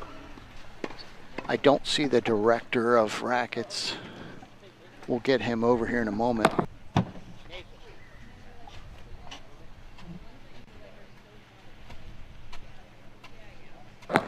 Just spoke briefly with the director of rackets. We're not sure if they're going to move the match from court 2 to court 1. Phil and I will continue to commentate. Cliff has given you the wide lens so you can see the points from afar. We'll take over and commentate from here and hope that you'll be able to see the points. So it's probably going to be a momentum thing, Mark. I would say if one team has a clear advantage, I don't think they're going to move them. I would over. think they'll probably stay. I think they would stay at that point. Great overhead from Anna Zhang there. I think if it were like the end of the second set right now, it would be an easy decision to make. Yeah, I agree. But we'll commentate with the wide angle. Cliff has actually narrowed in. Thank you, Cliff, with a little better view of court 2. Thank you, Cliff. So not a need to move. We're able to cover it, so there's no need to move the court. We're good. Cliff's got us set up, so we're good to go. Alley kick with the serve, and Anna pushes the backhand wide. We'll quickly get you up to speed on the score here. We're not sure if it's 2-all or a 3-1. Kick started this set serving. They stayed on side. We talked about it briefly. Usually the male, almost always, 99% of the time, we have the male start the set. But Kick and Krupkin chose to stay on side. Great forehand from Holden Coons there. I will say Elizabeth and I did that yesterday in our match. We actually kept sides instead of... Well, she was telling me, though, that she felt like her serve's stronger than yours, so I don't know. That might have been part of the strategy, too. And I told her that I have a problem having 2 alpha personalities on the same doubles team where, you know... As she's grown, yes. And she immediately comments, but you're way worse than I am. So... and I said, that's not the point I was making. I said that, you know, the point is when you have 2 people out there that honestly believe that they're the best option to win the point on a middle ball, I said that's where the communication It can be a challenge, yeah. You know, in all seriousness, it can be a challenge. 2 dominant personalities that want the ball on their racket to win a point. Sure, yeah. It can be a challenge. Oh, that's a heck of an extension from Holden Coons. It sure was, and Krupkin didn't move his feet. He's got to take one more step there. Easier said than done, but one more step and a drop volley, he's got that point. That is always the trade-off with somebody of his size, right? The foot speed isn't quite necessarily there to go with the length. Especially in a third set. Are you on your toes still? Yep. Oh, Kick continues to win this ad point. I believe we continue to sit on a deuce. Yeah, we are here. On a deuce. This is a back and forth. And again, we believe 2-all, but we can't put that to fact. We're going to find out on the crossover. But Kick serving at least 2-all, maybe up 3-1. Deep on that serve. Holden's going to get a look at a second serve. You can bet your bippy he's going to get a good look at a nice ground stroke here. Runs around to get a forehand, drives it. Oh, Anna. Zhang with the overhead into the bottom of the net. Tough. And that was a tough overhead. You're in the back third. Into the sun, probably. Into the sun, back third. Again, let that bounce. Easy from here. I think in that situation, I think with Holden coming in from the baseline, you just let him, as a lefty, you just give him his forehand. And you just take care of closing the net at that point. And even said differently, back to your other point of the dominant player on the court, that's Holden's got to be able to say, hey, maybe he did. That's mine. I got it. Yeah.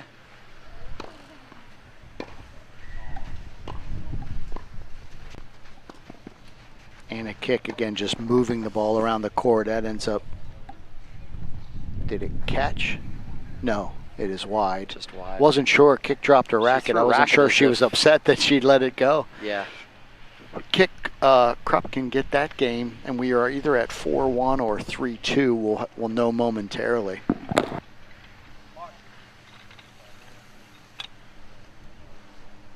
4-1. It is. We just got confirmation. It is 4-1 Kick and Krupkin. So that match has also turned since we've come out of our rain delay. Kick and Krupkin serving up 4-1 in the third set. No. We'll leave the score down with where we are now.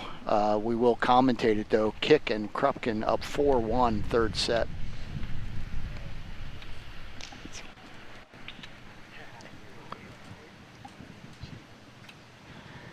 We talked about it a little bit coming out of the break, Phil.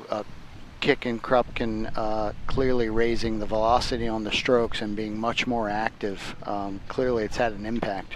Yeah, and they've really dialed in on Anna Zhang here. You know, since the weather break. I mean, they've been really going after her. So it's then again, you know, that being said, it's 4-1. It might seem like a lot, but that's only one break. One break, right? One break. So they can easily Holden holds here. Yep. And it's you know, one break. Anything could happen. Yep, one break.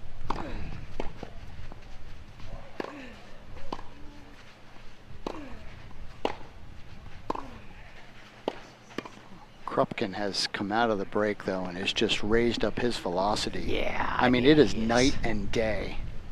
He's the way he's hitting the ball off the ground. Every ounce of leverage he has. I didn't know he had it when we were watching him yesterday.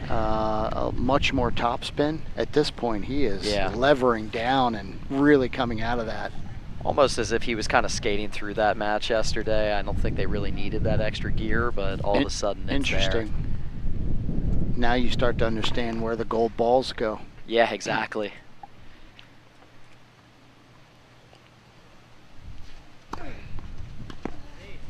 Great serve. Alley kick throws up the lob.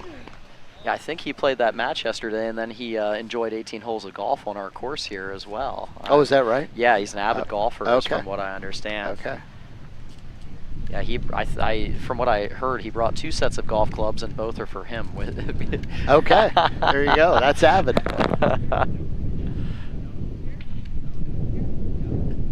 So yeah, he was off the court, and I turned around, and he was in golf clothing almost, you know, within 10 minutes of being off the court from that match yesterday, and I think he went out and played around. There we go. Doesn't get much better than golf at Country Club of York, though, I'll tell you what. Hidden gem up here on the hill. Yep. Very proud of our Donald Ross 1899 club was created. Holden's going to get a look at a big forehand here. And from experience, it's a golf course that's as treacherous as it is beautiful. Lots of opportunities to add strokes. Yep.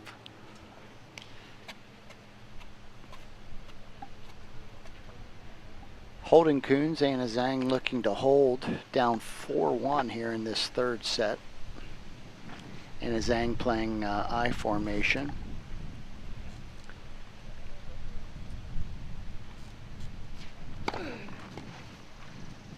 Big serve. That was a huge serve. Great spot from Holden. Holding moves to an add-in, I believe. Yeah. Like I said, you know, nothing's easy here. Every game's been a struggle. Yeah. It's very, And again, one break. There's no wonder why we can't tell what the score is half the time until they change the cards, because if you look away for a minute, you have no idea what's going on.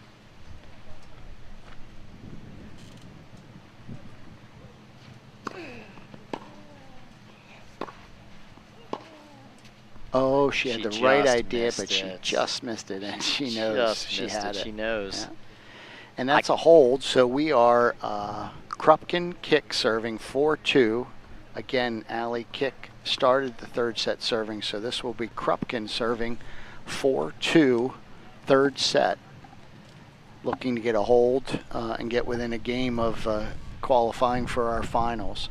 Yeah, and I tell you what, like, I can't say enough about how impressed I am with Alley Kick's footwork, especially on that backhand redirect, because that's got to be one of the toughest shots you can possibly hit. Going to an outside ground stroke like that, taking those side steps, getting yourself in position, being able to take that ball with pace and put it down the line for a winner. Now, she missed that by an inch, but I've seen her make, you know, 7 or 8 of those in this match already.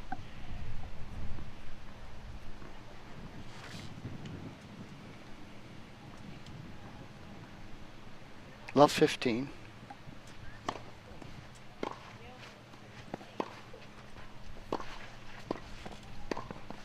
Yeah. Put it right on Holden's racket. That's what Mark is saying. Well, why would I do that?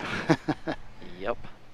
That's an easy put away. And we're quickly at love 30, Phil. We talked about it being one break. Little opportunity here. Yep, door is open.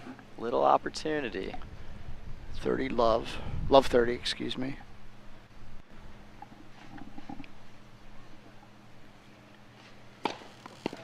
Got a second serve opportunity here as well.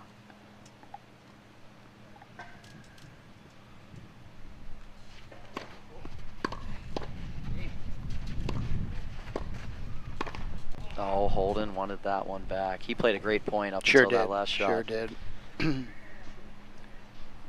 15-30. Let's see if that has an impact.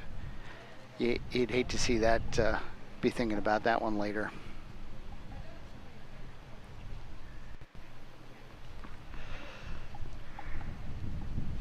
$15-30, 4-2, Krupkin kick.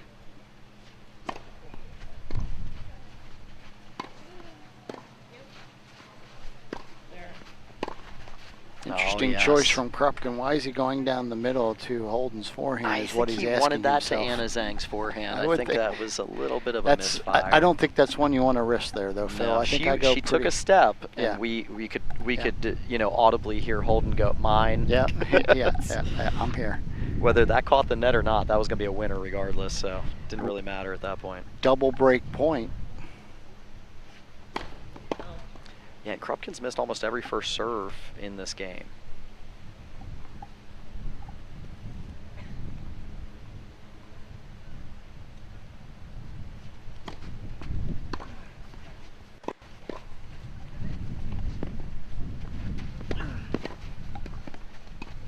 That's tough. That's a good point. Gets one of the break points back.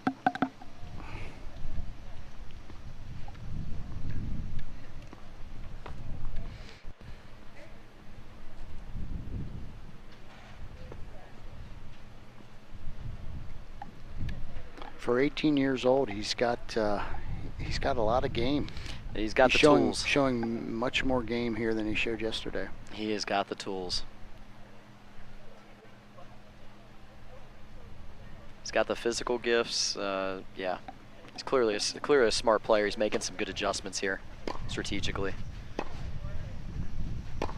You don't win gold balls in the juniors without a good tennis IQ to go with it. Correct. Correct. And he's we're back to deuce here. That door was open, and now back to level set here. Coons and Zhang had some opportunities there. Let's see if they're able to create another ad.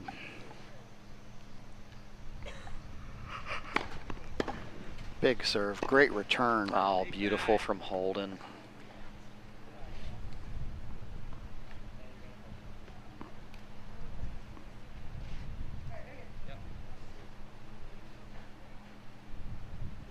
Little outburst from Krupkin there after that, maybe sensing a little frustration here. Yeah.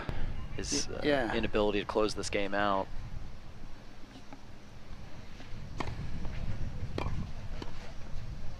Yeah, Great. and that's just easy pickings for somebody like Ali Kick. Yeah, it's just terrific. Back to deuce.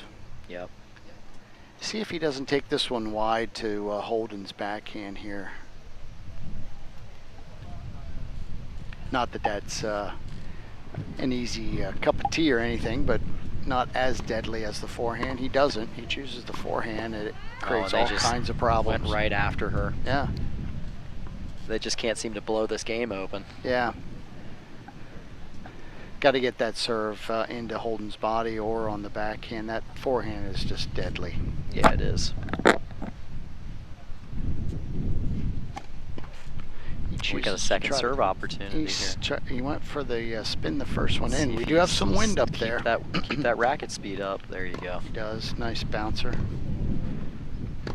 Caught a line there. Yep.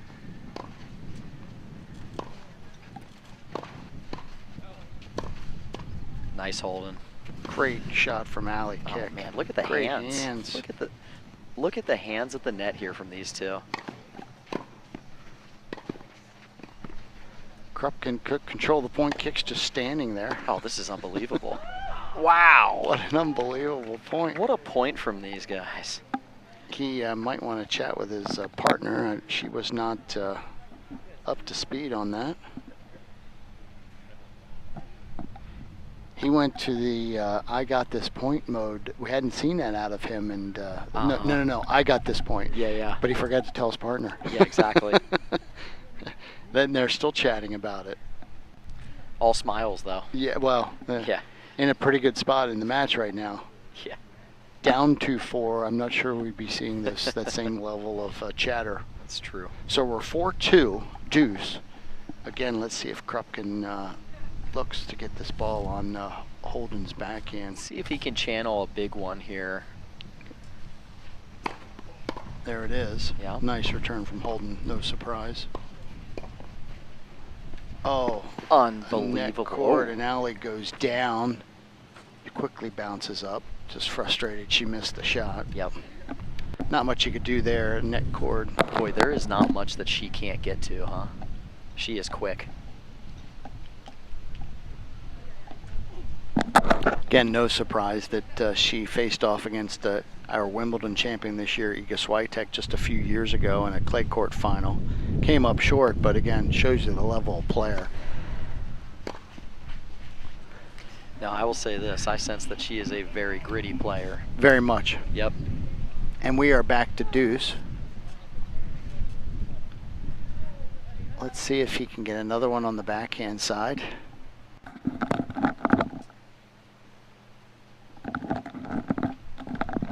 Long game here for Krupkin as he looks to hold at 4-2. Oh, this must be at least the 5th or 6th deuce, if not more. We're on it then. Got to look at the second serve.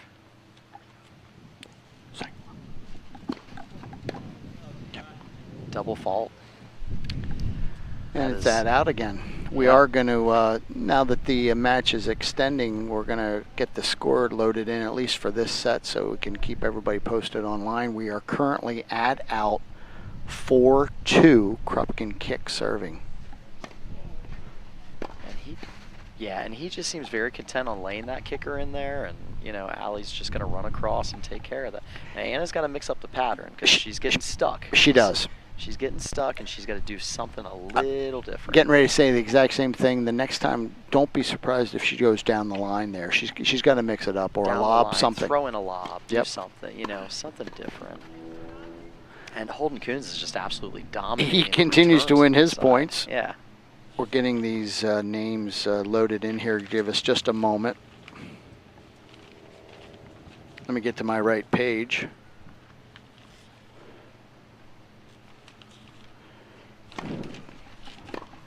There was down the line, and now Anna's in. You're into the point. Here we go. Oh, and she there puts it it away. There we go. They get the break. Big time. And we're now back on serve, and a huge game here with Anna serving. Right, and to my point earlier, right, 4-1 seems like it's a big deal. Guess what? We're back on serve. Yep. That's a much more comfortable position at 3-4 than you are at 2-5. Oh, night and day. Immensely. Yeah. And you got to really hand it. I think you got to hand it to Holden Coons there on that one, because he steadied the ship during that return game, and he just refused to miss a return. Krupkin couldn't get anything off of him there. And and it's not like he was pushing the ball into play either. He was going after everything. So what we've done on the scorecard, this is just the third set. For those who may just be joining us, we've got Krupkin kick up 4-3 here in this third set.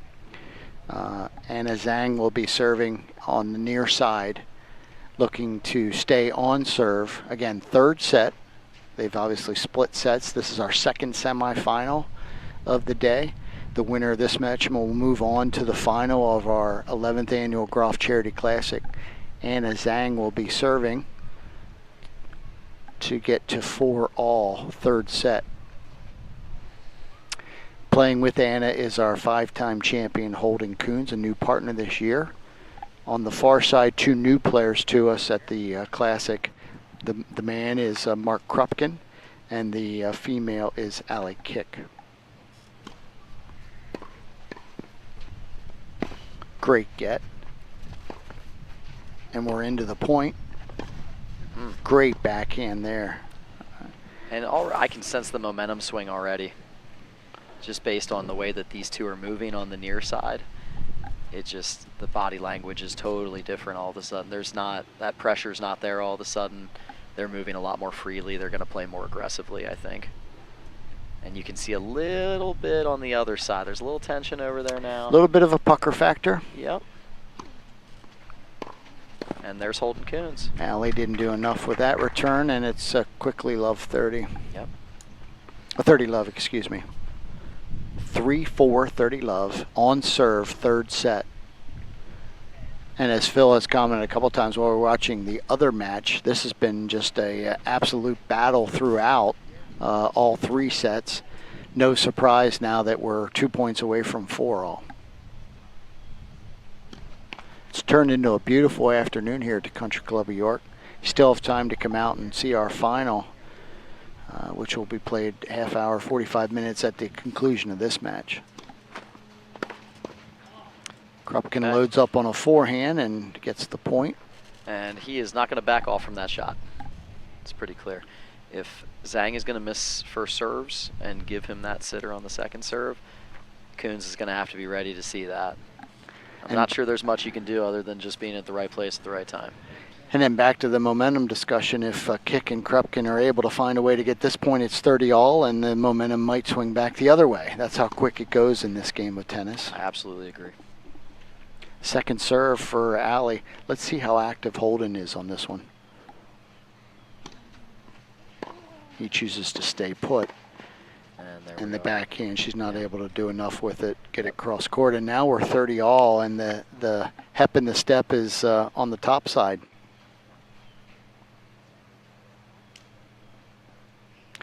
Zhang serving 30-all, 3-4. Looking to hold to get it to 4-all.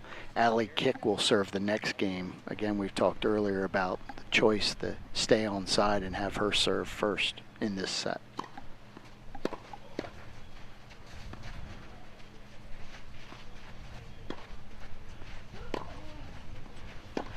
We're in a backhand rally here. Oh, and he gets handcuffed. Krupkin gets handcuffed on a really tough forehand volley. And now we've got an ad to get the 4-all.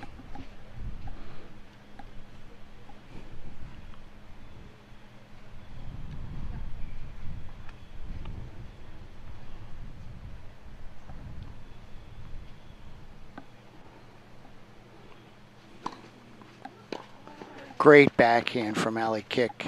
Easy put away for Krupkin. Drills Holden in the back. Yeah, off the bounce. He actually did not try to do that in that case, but that other gamesmanship we saw earlier doesn't make Holden feel really good. I think Holden kind of ceded the point, turned his back on the court, and I think that was completely unintentional. It was. But again, given the annex earlier, it's one of those things that's just kind of... I think we might be able to just chalk that up to Mark being a goofy high school kid, you know? Like, that's, you know, we were all there. He's got a forehand on his racket for an ad, and he misses that one. Very expressive at the end of that point. I'm actually really enjoying watching this match. Another ad for Zhang and Coons, looking to get the 4-all.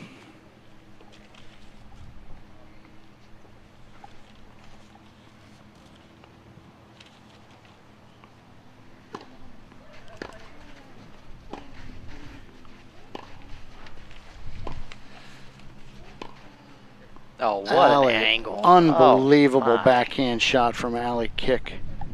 Not sure. If I had to delve into the dictionary for a word to describe that one, Mark, I think we would go with nonchalant. Unbelievable shot. She made that look effortless. Phenomenal shot. Back to deuce. Really putting a lot of stress on Anna Zhang's serve here. Let's see how active Holden is on these next 2 points at the net.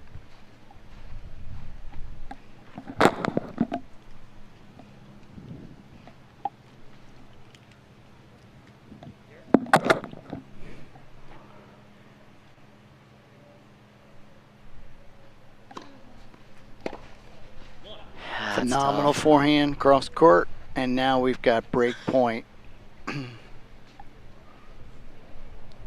for Krupkin and Kick. Looking to get to 5-3. Ali Kick would then be serving for the match. Again, let's see Zhang and Kuhn's talking strategy. Where are we serving? Where are you going to be? Holding, going choosing. I. He's moving a little closer to I. Yep, pretty much. Let's see how this goes. Maybe try to bait her into the line, perhaps. Yep. He did. Kick is there. Krupkin is Oh, there and as he's well, there. and we get the That's a good easy break. drop volley, and there's the break. Yep. Right back to the advantage. 5-3 Krupkin Kick serving for the match. That was a tough one. Again, very, very close.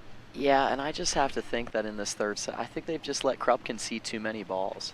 He's been, very aggressive. He's been, kind of really pushing the envelope here in terms of, being the aggressor. And he's been putting putting a ton of balls away. Even though he's missing some when he's poaching, he's so active. Yeah, and it's like they just don't know where he is. He's moving all the time.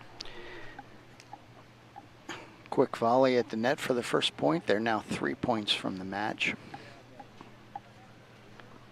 Again, our 3 and 4 seeds were both down going into the rain lightning delay, and they've come out of the break, firing on a lot of cylinders here. Our 4 seeds upset the 1 seed, and Kick and Krupkin right now are in a pretty good spot to try to close this match out.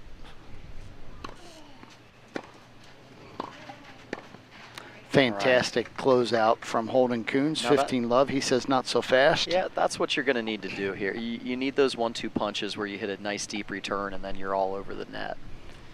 Gotta have it. Absolutely gotta have it. 15 all, 5-3 Kick serving. And if I'm Kick, I just don't let Anna Zhang see another backhand. Great first serve, Oh, and even Holden better Coons return. Holy smokes. Absolutely cleans that. Phenomenal shot. And Ali Kicks back there saying that was a pretty nice serve. But what did we talk about? It's to his forehand. Well, yeah, I'm not sure she got the scouting report. She should have it now. She definitely does now. Another really nice There's first forehand, serve for the easy and that's put what we away. talked about. He hits it up on the side of the hill. Anna Zhang's shot is her backhand. It's very clear from watching this match. Kelly's Kick's got a very nice serve into that ad side. It's got a little bit of spin running away from Zhang. And we're 30 all, 2 points from the match. Really big point, obviously, here. Let's see if she doesn't take this out into the corner and try to get on Holden's backhand. You have to believe she's thinking I can see that. Krupkin moving in that sense. She did try to get that first serve over there. Now let's see the little bit of cat and mouse. Holden looking for a forehand here if he runs around it. He does not. Yeah. Puts it right on Krupkin's racket. And we're into a rally. Phenomenal shot there from Krupkin. Unbelievable backhand volley. Just a few too many, I'm telling you. I think they just put too many balls on Krupkin here. They're not, because he moves so much, I think they don't know. Don't know where he's going to be. And we've reached a match point. Krupkin and Kick serving for the match. 40-30.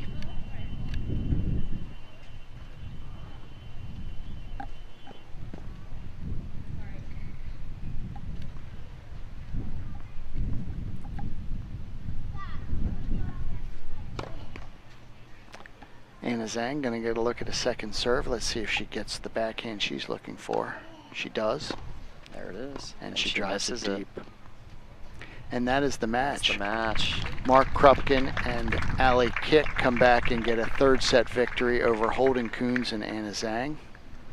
Krupkin and Kick will move to the finals and play against our 4 seeds. Now, if I'm Eustace Tranauskas and Stephanie Yakov. Sorry, Phil, go ahead. If I'm not mistaken, is this the first year since 2019 that Holden Coons has not made the final? I believe that is a correct statement.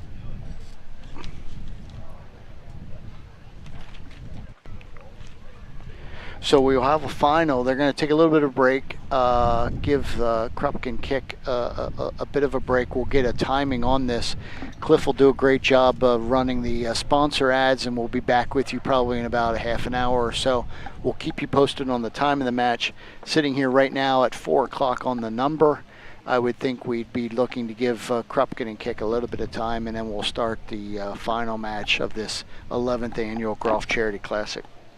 We'll be back with you in a little bit. Looking for a Medicare plan?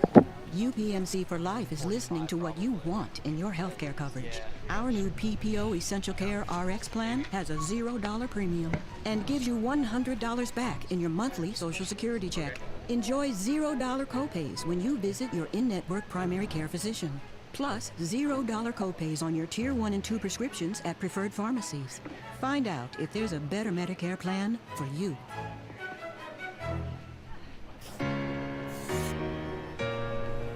Life would be easier if we were upfront about our mental health.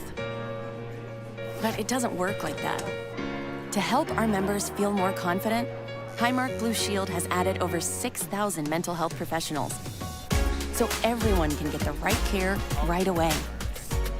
Because whatever you have on the inside deserves to be seen. Because life, Highmark Blue Shield. Today, there may be feelings of despair and anxiousness, but tomorrow could be different. Tomorrow could bring hope, healing, and wholeness to you and the life you experience. For 65 years, WellSpan Philhaven has provided a safe place for people facing behavioral and mental health challenges. Our 300 highly credentialed therapists and doctors care for the whole person. We're here to help you today, tomorrow.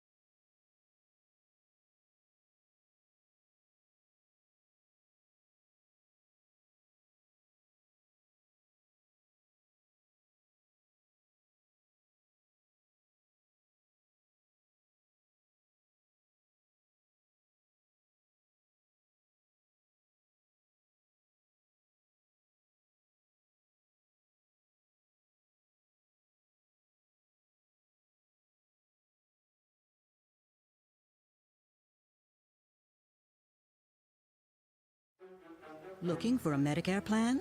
UPMC for Life is listening to what you want in your healthcare coverage. Our new PPO Essential Care RX plan has a $0 premium and gives you $100 back in your monthly Social Security check. Enjoy $0 copays when you visit your in-network primary care physician. Plus, $0 copays on your Tier 1 and 2 prescriptions at preferred pharmacies.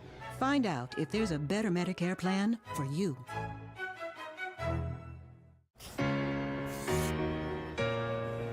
Life would be easier if we were upfront about our mental health. But it doesn't work like that.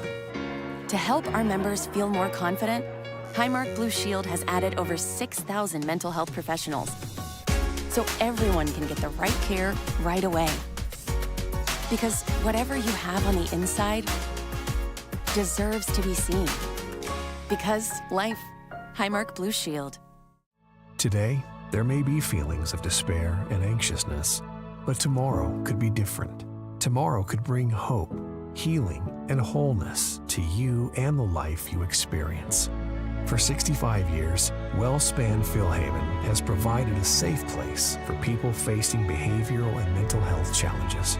Our 300 highly credentialed therapists and doctors care for the whole person. We're here to help you today, tomorrow.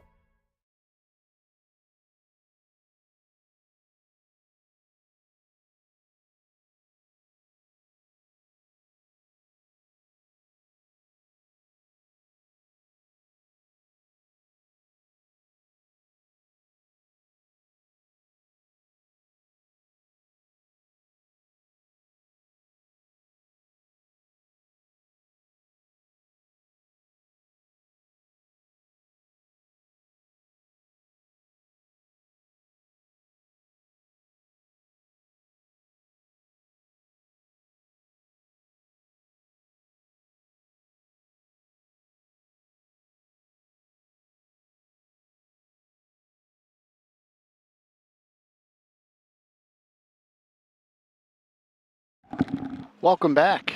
Good afternoon. Sunday, July the 13th. We're getting ready to start our final match of the day, the finals between Eustace Trainauskas and Steffi Yakov, and they're facing off against Ali Kick and Mark Krupkin. Our 3 and 4 seeds have advanced to the final this year. This is the 11th annual Groft Charity Classic.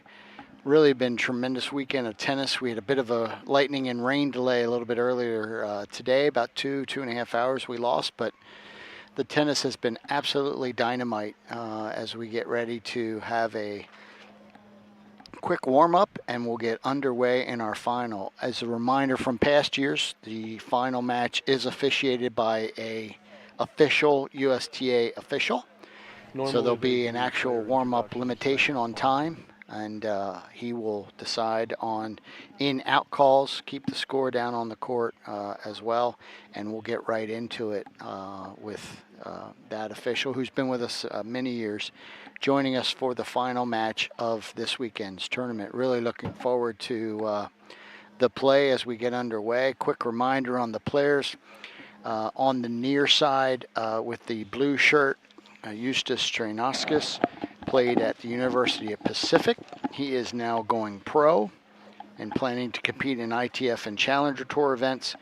Eustace has proven himself this weekend to have a huge serve, and when he has needed to raise up his game, he has added some additional velocity to his ground strokes as well. His partner, Steffi Yakov, is a rising junior at Harvard women's tennis team. She is a former Orange Bowl champion with a gold ball, made a finalist also as well 2 years later. She also competed in WTA Indian Wells event. On the far side, as they get ready to take the court for some warm-ups, the other team is made up of Mark Krupkin. Mark, if you're just joining us, is just graduated from high school. He's headed off to Stanford on a tennis scholarship. He won the 18 and under indoor nationals back-to-back in 23-24 for his gold balls and has really raised up the level of his game as the weekend has gone progressed. His partner is Allie Kick. Allie is currently the director of rackets at Paramount Country Club, born and raised in Fort Lauderdale. She's a professional tennis player with an unbelievable background. As a junior, she achieved the U.S. #1 ranking in 18 and unders, and ultimately at the pro level has won a number of women's tennis tour matches. This weekend, again, being Wimbledon. She, at one point a few years ago, lost in a finals clay court match to Iga Swiatek. So you get a glimpse at the level of play that we have here this weekend as the USTA official describes the rules and lays out the ground rules on the warm-ups and who will serve first. That'll be a coin toss, and we'll be ready to have a time-limited warm-up, and then we'll get right into the match. I'm joined today by the owner and director of tennis at Wisehaven Tennis Center, Phil Myers. Phil, if you're just joining us and not from the area, longtime player in this tournament as well. So look forward to Phil's commentary as we work our way through this particular match. On the bottom of the screen, in the blue and the green, they are our 4 seed, and the top of the screen are our 3 seeds. Our 1 and 2 seeds lost in the semifinal round a little bit earlier today. We're really looking forward to this final match of the afternoon and the weekend to wrap up this 11th annual Groft Charity Classic. Phil, your expectations or thoughts as you look at this match? Obviously the men, 2 really big servers. Both women have played very, very well all weekend. Some initial thoughts from you as you think about how this match could play out? I think we're going to see some great tennis. That's what I think. As far as who has the advantage from the jump, I'm not quite sure because both teams played extremely well in their semifinals, and both teams showed the ability to, be able to change up the momentum of the match even after losing the first set. So I think we're going to see a pretty spirited and scrappy final here. I think there's going to be some big serves. I think there's going to be some great hands at the net, probably a lot of poaching, and probably, a few big ground strokes here and there as well. No question about it. The most experienced player on the court is Allie Kick, and throughout the weekend she's just played some tremendous tennis. But in her own right, Steffi Yakov has done a phenomenal job, really raised up her game in the semifinals, coming out of that lightning and rain delay. So it'll be an interesting interplay with the females in this match. Again, we're playing mixed doubles here in our Groft Charity Classic. If you haven't played mixed doubles, it is a bit of a different strategy game. When the females serve, the criticality of being able for them to hold usually determines the match. So we're really looking forward to a fantastic final. We will have a new champion this year. These are all 4 players it's their first time here at the event, which is great to see. The level of play, we've talked about it throughout the weekend, has really raised up as we continue to bring great players to this tournament.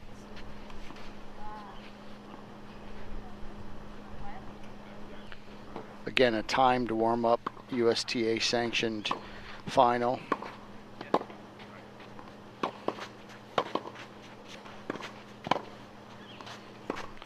Beautiful afternoon after the lightning and rain left us. Nothing but blue sky in around us right now. There is sun on the court. Phil, we're moving towards a little after 4:30 here in the afternoon. What would you anticipate being any effect of the sun in terms of the serve or somebody trying to hit an overhead on this near side? By this point, not much. I think initially when we broke from the weather delay, it was a much bigger factor. By this time, 3 minutes. The sun has moved to where it's not really as much of a factor to the servers on the near side. So we probably won't see much of an impact there, or at least we won't have it as an excuse. Yeah. I think I just heard the official call for 2 minutes.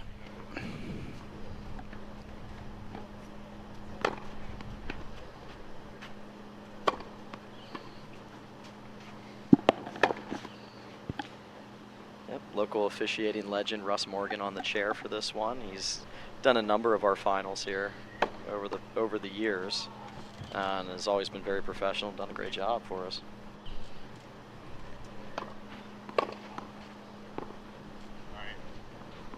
Also a pretty decent tennis player in his own right as well.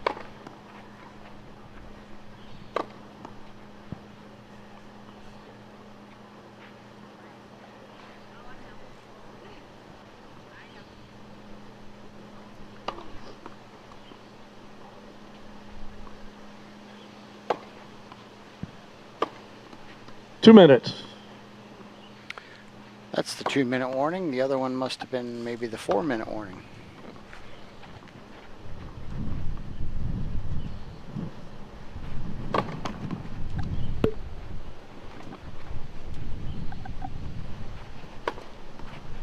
We will have some special guests during the final. I understand, Phil, that Steffi Yakov's brother talked with Nate Gambino at the beginning of the match. He is very much wanting to be on the live stream.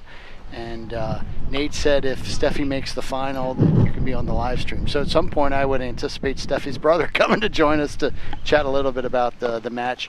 Nate said that he plays tennis as well, so we'll get to meet him and look forward to that. I don't know if Holden Coons is still here. I'd love to get him on mic as well if he's still in the area. 1 minute. Chat a little bit about his history here through the event. Ladies and gentlemen, until we get the started championship with our round final match will be the 11th best of annual 3 Groft Charity tie-break Classic. sets. All funds and the right of the awareness, chair. Here in support of the York Opioid Eustace Collaborative. Tranauskas and Stephanie Yakov. To the left of the chair. Looks like we're about ready to wrap up this and warm Ali up Kick. and get into the play. Krupkin and Kick won the toss, elected to serve.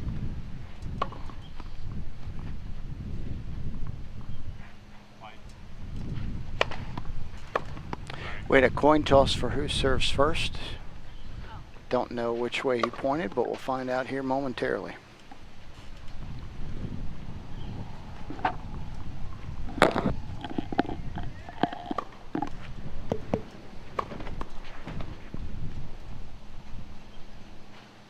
End of warm-up. Okay, warm-up has officially been called.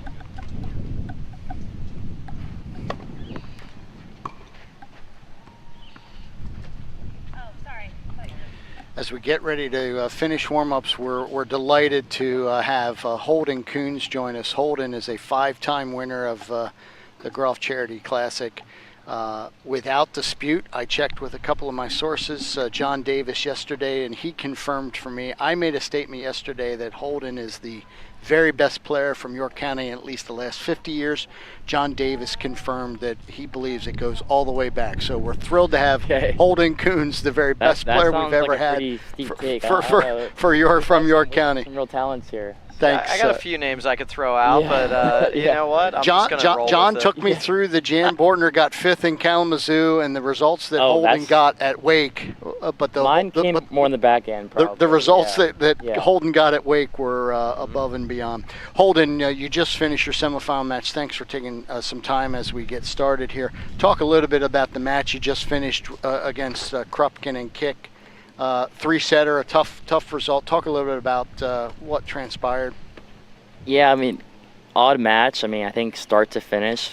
I mean, what's the time right now? Like, what are we at? Like, you're good. You're good. I mean, it's like we're good. 4:15. So I mean, no, but I mean, yeah. But I mean, all in it was like 6.5 hours. So like, it's just a long, like, extended period of having to like think about it, which is never easy. Like, tennis is so mental. So, like, we play still a good amount, Anna and I, but like, it's different post college when you're not like in especially when you're not playing like pro tournaments and things. Like, you kind of can lose like that like match focus a bit. So I think like hitting wise we felt good. It was just more of like match situations, and I think if you watch the match, that kind of showed like we had chances and didn't come through on those. Like, I think we hit the ball fine. Like, you know, when the ball was there, it was all good. But some of those like kind of like I'll call like shifty points where you have to kind of change directions and like maybe hit an angle or a lob, we didn't do as well on those. And you know, you kind of have to like steal a few of those throughout the match. And after the rain delay, I mean, Ali was pretty steady the whole time, but I think Mark definitely was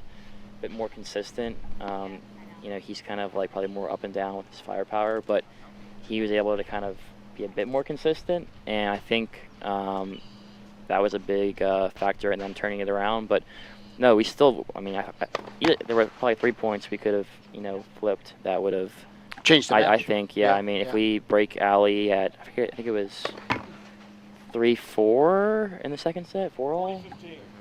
I forget what it was. Yep. We had three or four big points that game. Yep. That would have been kind of a big I believe it was twist. 5-all. Was it 5-all? 5-all. and then going into my serve. I forget. But anyways, you know, it was going into your serve because they had her start the set, which we found interesting. So he stayed inside. Yeah. So you know, it was close, but you know, overall, like the quality of the tennis this year is really close. Like even in the match next to us, you know, it was also kind of back and forth. Yeah. I mean, even though it was 6-0 in the third, like it's a coin flip who's going to win the actual match. So. And both matches, to your point earlier, you felt it in your match. We also commented on the other semifinal match. Going into the break, all the momentum was with Lindsay and Roy. And coming out of the break, the team here who advanced, Eustace and Steffi, took over the momentum and really rolled through. Yeah. So, I mean, yeah, it's kind of a testament just to the quality of the tournament this year. Like, I knew going into today, like we could win the whole thing. We could lose 3-3 in this first match. Like, you know, it's very close. I mean, this one, I have no idea who's going to win. They could also both be driving home right now too. You know what I mean? So right. It was a close semis, which is what you want as a fan. Yeah, Phil commented, we think it was the best semifinal we had, with both matches being very close, 3 setters in both I'd agree. cases. Yeah, I mean, it's a shame it got all drawn out with the rain, but for those that have stayed, hopefully they're enjoying it. I mean, it's probably got to be some of the best tennis York has ever seen, I would think, right? On the mixed doubles level, for sure. Sure, yeah. Yeah, for sure. Yeah. Talk a little bit about what you're up to now. I know you're down in the Dallas area. Talk about what you've done, what you're up to since graduating from Wake Forest. Yeah, I mean, I finished last August, actually, 2024, and then spent a few months playing some Futures Tour events, like low-level pro tournaments, basically, like, you know, chasing like a few pro points here and there. It's tough. Was but cool little experience, getting to travel a bit, doing some of that, and then in the meantime, I was kind of looking for various opportunities. Some jobs in tennis, some more like typical office jobs. Was able to kind of land on one that seemed like it'd be a good fit. Dallas, Texas wasn't anywhere I was like seeking to be. Just happened to be like a place when I started looking at it, like looking at the job, you know, things I could do outside of work, like tennis is still huge there, you know, good weather, pretty cheap cost of living, lots of factors. I was like, hey, this could work. So, I mean, I work now like a pretty typical, like, you know, 9-to-5 office job. It's in the hospitality space. It's an investment company in hotels. So I'm on their risk management team, to be exact, and it's all new because like I've done tennis my whole life, and like I've gone to college or high school, and it's like those are things I've done all throughout. Now I'm like kind of starting back from zero, like things that I don't know too much about. So it's definitely uncomfortable at times. But one really cool thing, like with that being said, is that with tennis being like a thing there still, like I get to kind of go do that before or after work, and like it's very grounding to be able to come back to like something that I know. So I still get to play a good amount, not to the same level, but like enough that it's a great workout, get to meet some people. I mean, I hit probably 5 days per week, so I try to maximize my time. A lot of good players in Dallas still, too. A ton of good players. I mean, those who play like on the USTA circuit, I believe, like, I mean, this is like a pretty good stat. Like, I think their 5-0 league has 12 teams in it in Dallas. Yep. And all those teams have like subs waiting to play. Mm-hmm. So like here in York, there's currently not a 5-0 league. So like just for reference, those are the hardest players to find usually. So there's good players, depth within it. So the tennis community is big. Lots of nice courts. Like the high schools have amazing courts, great parks, lots of clubs around. So it's no wonder that good players come from there. And it's funny, like I grew up around here, obviously, you know, maximize the tennis we have, but like now I'm like kind of like, I guess, more on the back end of my career and finding some of the best like tennis around me like ever. Yeah. But what could have been in terms of being there. Yeah, Talk exactly. a little bit about, we did get a hold there, Krupkin and Kick at the early hold after a one break point. Interesting for some of our listeners on the live stream, Holden, you have a unique experience of having played high-level Division I tennis and actually at 2 universities with your graduate year. Talk a little bit about what you saw during your experience starting out in James Madison and then eventually moving on to Wake Forest. I could hear it back there. When you went into school, under-recruited, No. clearly. My alma mater left some things on the table there. We'd love to have had you in blue and white, and we certainly messed that up. But you went off to James Madison. You started your college career all pre-NIL. Talk a little bit about as you entered college and then obviously coming out the back end after an experience where you went all the way to the Final Four with Wake Forest. Eustace Trinakis to serve. I mean, I think JMU is like the perfect place for me to start. Like, I wasn't at the level to play at a Wake Forest when I went to college. I mean, that wasn't, I mean, I can go and ride the bench, but that didn't really align with my goals. So getting to go there, I mean, my first year, I think, 15 love. I just played 4, did well, started playing like 2 and 3 the rest of the year, and you know, being a freshman playing in that spot was, you know, pretty cool getting the exposure, and then played 1 singles and doubles the rest of my career there. So it was pretty cool to be like in like kind of the, you know, the spotlight a lot. You know, like 30 love. Kind of more of like a leadership role as well from an early age there. So yeah, it was good from a lot of ways. Made a lot of close friends. Loved the school, like just in the classroom. Tennis, I mean, I was getting better and better each year, which is all I can ask for. And then it was pretty cool. Like when I was being recruited in high school, Wake Forest won the national championship in tennis. So, you know, I mean, I was getting recruited like wanting to play D1, but never really thought like the school that just won the whole thing was somewhere I could play. So, and now Wake, the year I was being recruited to go there for the Masters here, they were kind of having a down year, so it was kind of cool to, like, you know, say, okay, I'm going to the school that won it all back when I was there, and they're ranked like 15, 20, whatever. Well, our coach did a great job of building the roster, and I think we finished up like 3 in the country, made the Final Four. Like getting exposure to all that was just like a plus. Like I was happy to go be in the ACC and like have, you know, teammates pushing me. I mean, I was playing 5-6 there versus being 1 at JMU. So totally different. I was a different role on the team. I was more of, you know, just like, you know, go over to court 6 on the end and just win your match. Not be on court 1 where everyone's watching you and you're bringing the attention, which was cool. I was playing first doubles as well, so I got a taste of that for like a set, and then I would just go kind of do my job towards the off to the side. So that was good. Oh, by the way, a quick side note, being a bit humble, which is who you are as a great young man, played number 1 doubles, and by the way, was ranked number 1 in the country for almost the whole year. So just let me add all the facts around the details of that. Yeah, no, I was able to really maximize my doubles career there. It was amazing coaches, like awesome partners. I mean, I think I kind of knew like the kind of role I could play in this doubles team. I had a really tall partner who could just bomb serves, take up a lot of space on the court, and I would just kind of be like my game is more like, you know, steady, consistent, like pretty strong on the baseline. So I kind of can play that role, you know, make all the returns, not miss balls from the back, and then my partner can just be this like tree standing in the middle of the court that they have to hit around. So it worked out well, and that was a really cool experience, getting exposure. I mean, we were in the mix to win the whole national championship in doubles. Towards the end, we kind of just didn't perform, but we're seeded 2nd for that tournament. So that was really cool. And no, Wake was an awesome way to kind of finish my tennis, competitive tennis career. Yeah, like I probably went through more pressure moments in that year than maybe my whole tennis career prior to that. At JMU. I mean, but even before, you know, just like playing with matches with so much on the line, you know, like ACC championships, or, you know, you're playing Duke in last match on, whatever it might be, or playing for a number 1 ranking in doubles. Like some of those things, like it means a lot more than winning an L3 USTA tournament. You know what I mean? So feeling those moments was different, and I'm glad I did. It's funny, like I have this job now.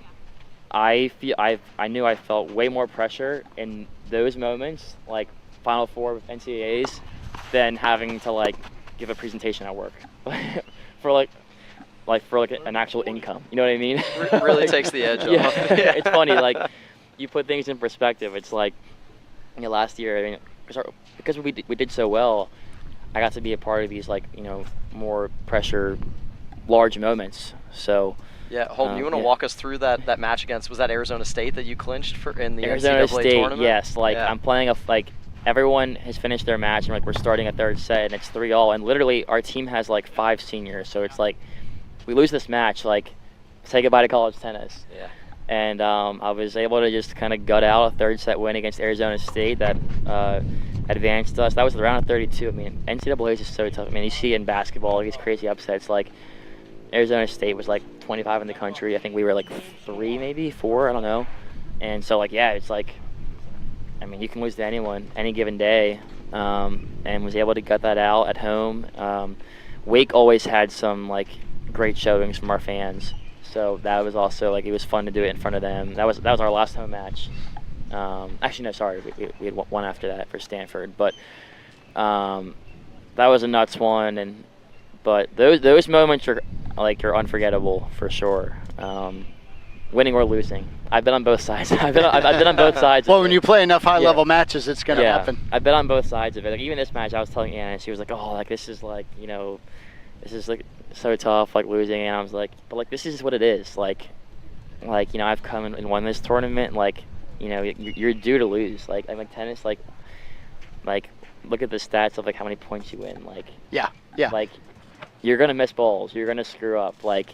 Punch and I were talking about that yesterday when I had him on the and we were talking about Roger Federer talking about he won 53% of the points that he played. And it's like one of the greatest ever. So. If not the greatest right there, and 3% difference. Yeah. 3% difference, and you feel that even at your level. Yeah, no, and like I've definitely learned that. Like, I mean, coaches say it a lot, and I feel like I, like from a pretty early age, like understood that, and like it helped me like not get so down. Like tennis is so mental, it's so frustrating. So you have to keep things in perspective. Or like when you lose your head playing in a sport, it's game over.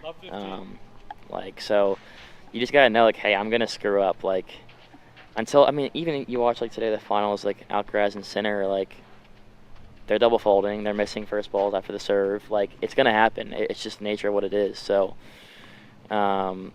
Yeah, tennis has a lot of like cool life lessons in that way, I would say. I'm not sure I'm not sure a lot of our listeners know enough about how the pro circuit works. Talk briefly about the futures versus the challengers. Yeah, how does that process work for somebody who's trying to? Eustace is planning on going pro. He's going to give that a run. Yeah. How does it work? Like it's all a part of the ATP, right? The ITF runs the Futures Tour, although the ranking points are associated with the ATP. The Challenger Tour, I guess, is run by the ATP. You have ATP Tour level events. 250s are one of those 500s, thousands of your Indian Wells, Toronto, and then you got your Grand Slams that are at 2,000 points. So keep those like point totals in perspective here. A Challenger usually is like 50 points total, 75, or I think like 150. I'm pretty sure, or it could be 100. Futures Tour events are 15 and 25 points. So if you win the whole tournament, you get 15 points. Well done. If you win one match, which is my goal in most cases, you get 1 point. So today, Sinner won. He got 2,000 points. In my career, I've gotten 2 points. It's actually, believe it or not, really hard to do. Yeah. Starts with the same number, just a couple of zeros behind his. So it's really hard to do. So the Futures Tour is, you got to start there.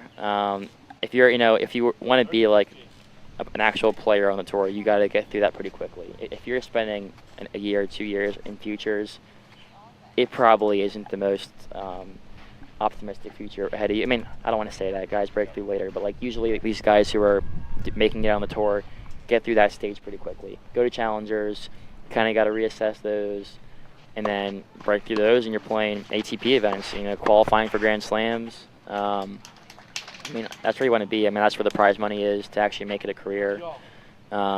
As you talk about trying to win points there and how hard it is, what did you see as the difference? Obviously, a high level player like yourself. What was the difference versus what you saw in those tournaments across the net from yourself? You got to have a lot of maturity and focus. Like maturity as in like focusing, having confidence, like full belief. You can't be out there like, not really committed to what you're doing. Like if you're playing those tournaments, like You can't be thinking like, I'm just here to travel. You got to be there to actually win. So that's one thing I've seen, like some guys kind of just go just to do it, and you have to actually be like, all in on it, spending all your time like dedicated to the sport and like, fitness, nutrition, stretching, whatever. I guess from like a game style standpoint, like, everyone says this kind of stuff, but it's so true. Is the serve, like, and you don't have to be going out bombing aces and hitting 130 in the corner, but you have to have a way to get through your service games like with some ease. So for me, being lefty, it was jamming guys in the body, pulling them off the court with out wide serves. Doing that, you got to be able to hold serve like majority of the time, and you can't be doing that just like winning baseline games. You got to be able to do it off the serve, because all those top guys serve well. Even like you're like Diego Schwartzman, he was like 5'6", 5'7". He still figured out for him how he was going to do it. Make a high first serve percentage, hit it in the corner to open the court up. Not hitting aces, but you got to find ways to do that. So get easy points. Yeah, just easier points rather than, because also it's so physical playing those guys. Like, if you're grinding baseline points every time, some guys are built for that, but, like, the majority, you have to find a way to, like, get ahead in rallies. So, yeah, that's probably one of the biggest things. Guys don't just miss balls, too. You gotta create some openings out there. But yeah, no, going and seeing it was really good for me. I think I played all in like 8 futures tournaments. Most of them are in Florida and California, so when you're from those places, it's a little bit easier. You don't have to travel as much. Challenger Tour tournaments, one cool fun fact, those have free hotels as long as you're in main draw. I think actually once you lose, you get like a few more free nights or something. So I have not played Challenger, so I'm not going to speak on it too much, but like it's a cool thing. Like you kind of can save some expenses and have like, hopefully a better quality of living once you're doing that. Because some guys kind of just try to grind at like Airbnbs, get free housing and stuff. And once you're at Challengers, it gets a bit easier in that way, and it's more prize money. So yeah, it's like kind of minor leagues to like the pros. It's kind of what you see like in baseball, like double, single, triple A. I think you could say like futures is the first one, Challengers is second, and then it's ATP. But no, if you're playing futures, I would say you're a pro tennis player. So it's kind of cool to categorize yourself as that. Sure. Yeah. We're here. It's a 2-1 deuce, and actually now Krupkin and Kick have an advantage. Holden, thanks so much for taking so much time to update us. Congratulations on all of your success and continued good luck in your career. Thank you, guys. It's always fun watching the broadcast, so I'm glad to have you guys here, too. Yeah. All right. Take Thanks, care. Holden. Yep. I'll see you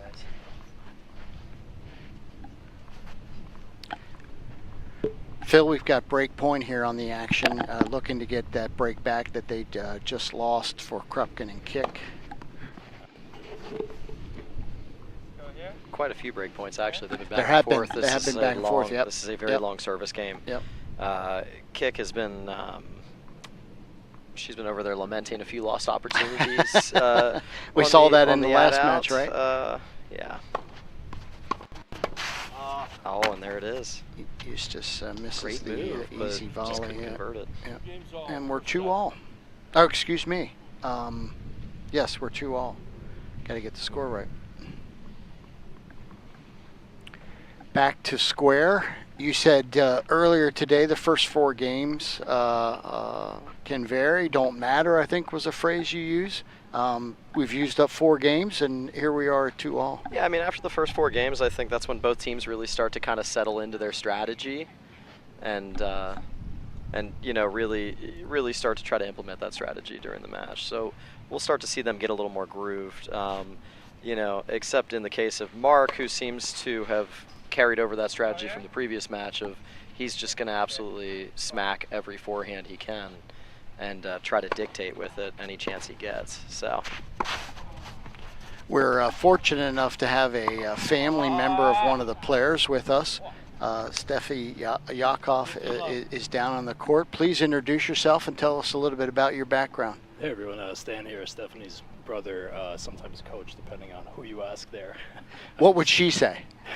She'd probably say, I used to play, but I can still tell you I still do play. But yeah, my level is basically, high in D3, and then I went straight to finance after that, as well as law school. So I started using the brains more than the body strategically, which plays a big role in moments like this, because I just heard Holden speaking about the difficulties of this sport, and I think 90% of it's more mental, 10% is physical, although on days like today, that physical part's definitely taking a bigger percentage. When you're getting into multiple matches and delays and...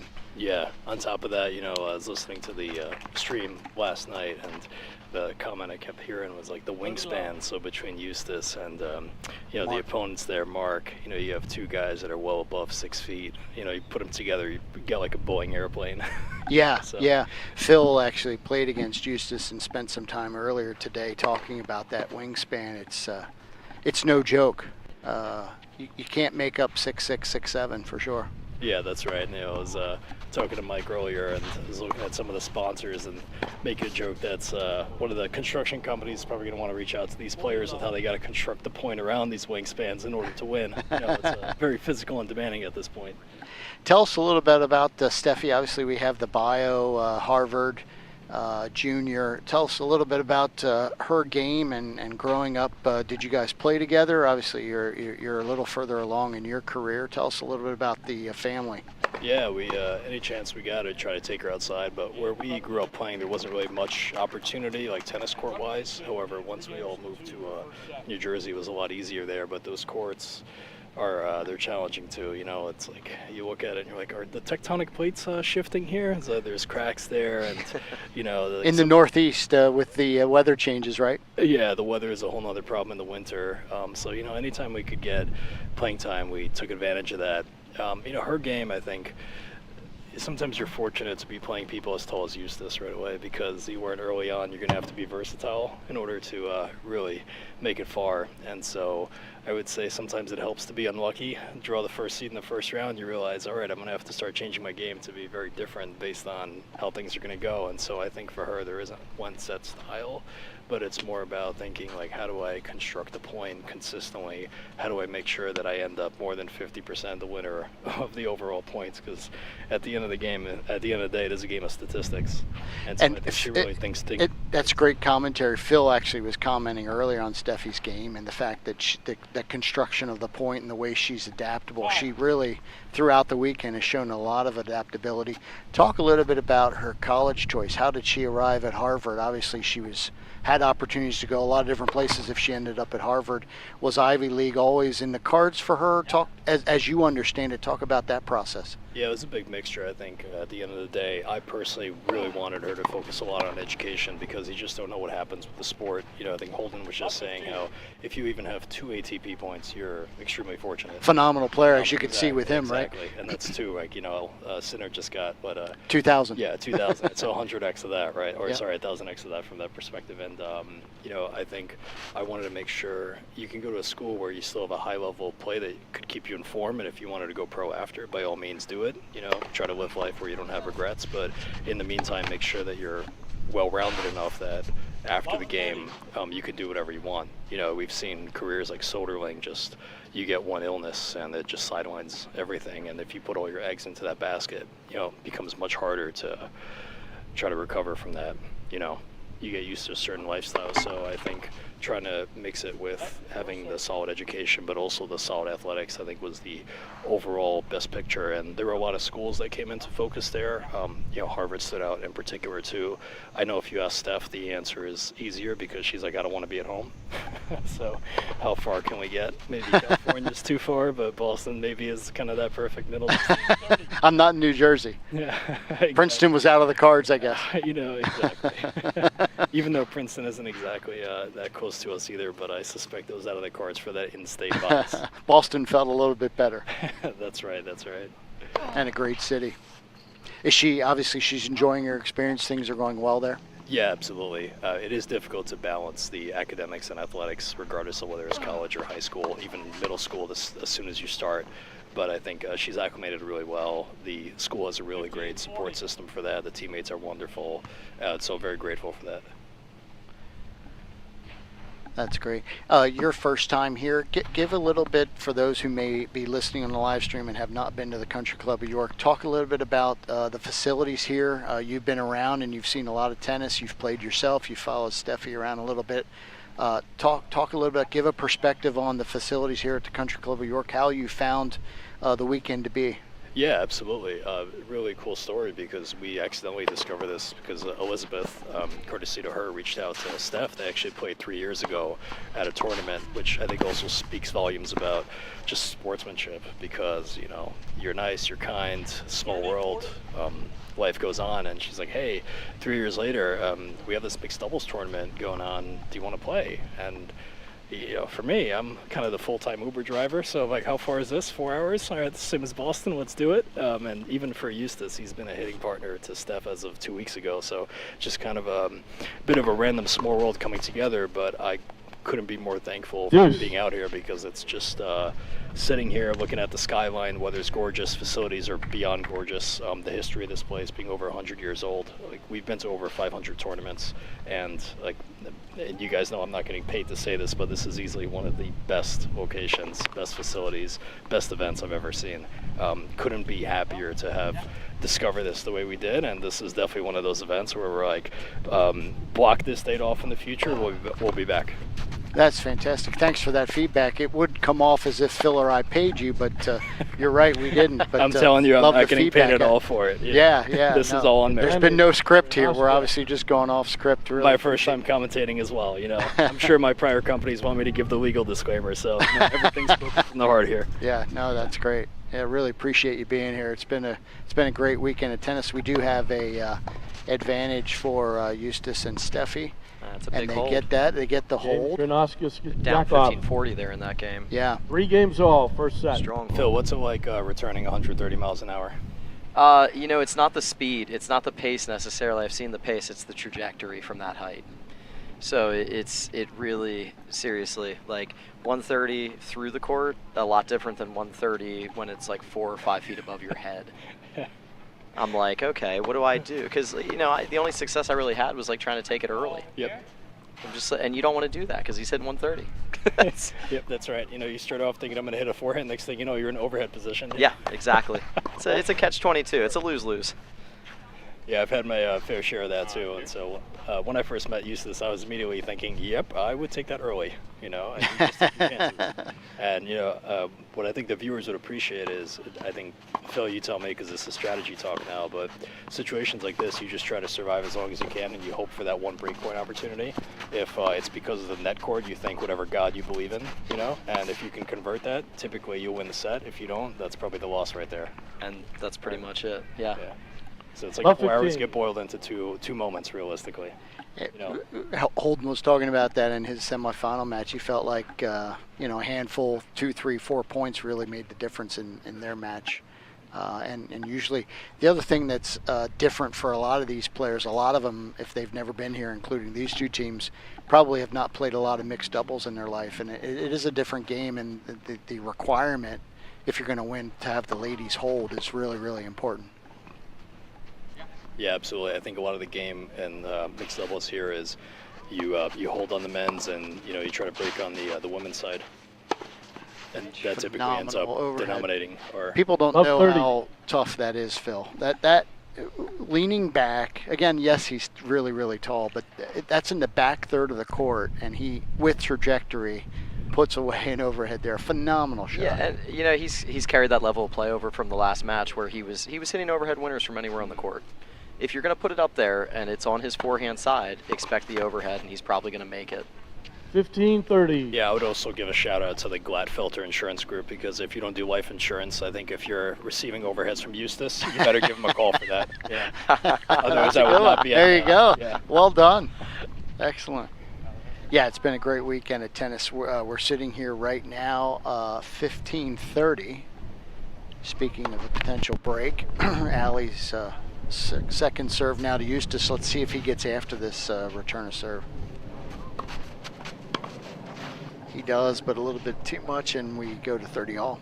30 all. You know, I think that's Eustace's game, though. I think he's at his best when he's being aggressive. I think he's got to keep taking those swings, though, to be successful. It really paid off in the last match. It really did. He came out of that lightning rain delay. Yep. Much more aggressive, and that was key. And they got on to Lindsey Zink's lobs. Looked like they talked about that strategically during the break. Yeah, Steffi and Eustace both. They were putting overheads over. They were putting them away everywhere on the court. I'm seeing a lot more. There's a lot of confidence in this match than already with the way they're finishing at the net. So you were commenting earlier, Steffi and Eustace met each other about 2 weeks ago? Yeah, they just happened to be hitting in the same club, and one of the tough parts, or maybe good things about being in North Jersey, it's harder to find people. Eustace happened to be around, I think, from overseas in the area for a few months before possibly going on the pro circuit there. And, you know, for Steph, I'll try to hit with her as much as I can. Phil, I'm sorry to tell you, but I emulate your game style. So by the time you guys were playing, she's like, "Oh, this is stand number 2 here. Like, I'm going to be very comfortable here." Great. Yeah. But what I love, which was inspirational, is like she sometimes doesn't believe me. It's a game of precision, and you know, your service, you're like, "Hey, if I just hit this spot, right? Like, you know, there's like a 90% chance I'm going to win this point just because of the placement it creates and everything." And so, you know, massive testament to all of that working, because it was impossible to break you for, you know, a very, very long time, if not even the whole match. You know, but anyway, yeah, they just randomly kind of got to hitting because Steph was looking for some hitting partners there. And, you know, once you see Eustace, you take a general, pretty accurate guess that this guy's going to hit the ball hard. And so from then on, they were just practicing. And about 2 weeks ago, another mutual colleague, I think of Eustace, told him about a tournament in Mercer County, New Jersey. Again, mixed doubles that they happened to sign up for. You know, we played in Mercer County for quite a while, so I knew the facility and everything. I'm like, yeah, let's go, take the trip. Next thing you know, they win the mixed doubles, and then I think right after Elizabeth reached out and said, hey, we have another event here. And for me, like I said, I'm more the full-time Uber driver from this perspective, and it's just how long is this going to take us to get there, and let's do it. You know. Well, we appreciate you bringing Steffi out for this weekend. Obviously, it's been terrific tennis. Fact that they've had that success, and great to hear that she'd be interested in joining us again in the future. That's terrific. Oh, absolutely. Our major pleasure to be here. It's absolutely wonderful. Phil, we're on serve. 4-3 for Kick and Krupkin. I believe coming out of this break, we're back to Steffi's serve. Yep, and we're back to, you know, we're at a crucial point in the set here, so we're going to see, this is a big service game for Steffi. Serving to Krupkin on the deuce side. She's used a lot of spin into the forehand side. Let's see if she tries to drive a few up the middle for Mark. Mark's been hunting for his forehand. He has this entire match. So yeah, it'll be interesting to see if she chooses to use go up the line maybe once or twice here in this service game. We'll see. I think that mysterious third ball again is playing hide and seek. Third ball has vanished. Yes. Easter egg hunt time again. Here comes one of the staff to give us a new ball. We'll solve it that way. Don't go too far, Mark. He thinks he found it. Like we're one. Just keep those extras out here.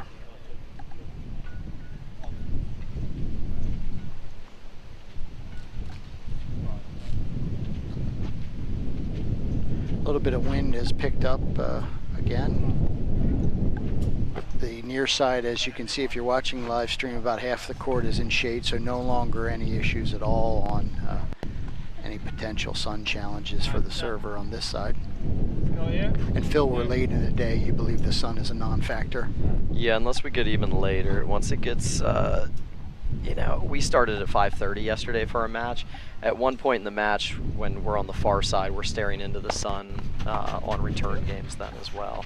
So it could pose a little challenge depending on how long this match goes, but great analysis by the three of us. Steffi on cue goes up the middle with her serve, and Mark drives the backhand out. She gets the first point. It's a great start to this service game. 15 love. I think with Mark's game, as aggressive as he's been in his, you know, he just hasn't really made many errors off that forehand. I think you just have to force him to hit backhands for the rest of the match. Keep hitting that backhand. I agree. Because he just can't hurt you as much.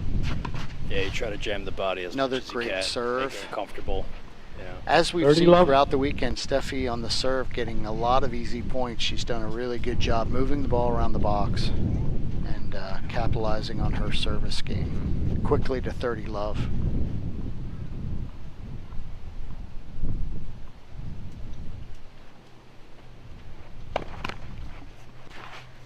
Mark may run around and look for a forehand here. Let's see.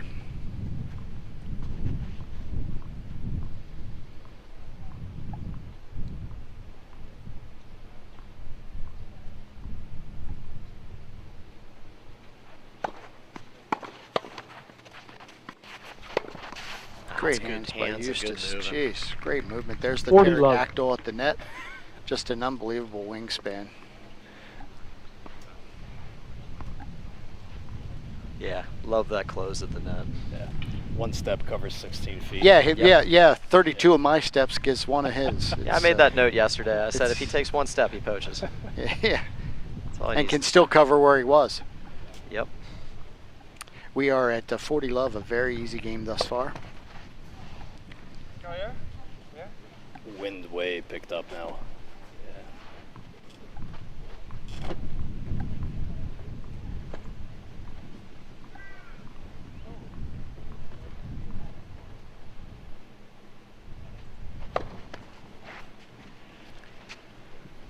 40-15. Don't remember many double faults this weekend from her. 40-15. I can tell you as someone who watches, each one of them is quite memorable for me. Now, how is Harvard's team in the Ivy League? Will they be competitive for the title this coming season? Yeah, I think so. We're definitely coming off a very strong stretch last season where they won the Ivy League title. The season before that, I think they were just a few points away from winning it as well. So it's a very close second there. There's a lot of newcomers on the team, which will be super exciting to see how they best integrate, and I'm really excited for the season. I think overall in the Ivy system, there's quite a lot of graduating seniors, so it could be one of those situations where the title's up for grabs altogether, but we're pretty confident with the team makeup, and yeah, excited to hopefully keep adding to the records. That's great. We're in a backcourt rally with Allie and Steffi. Mark chooses to poach. Didn't do a lot with it, but just enough for Eustace to drop the volley. 40-30. And we're at 40-30.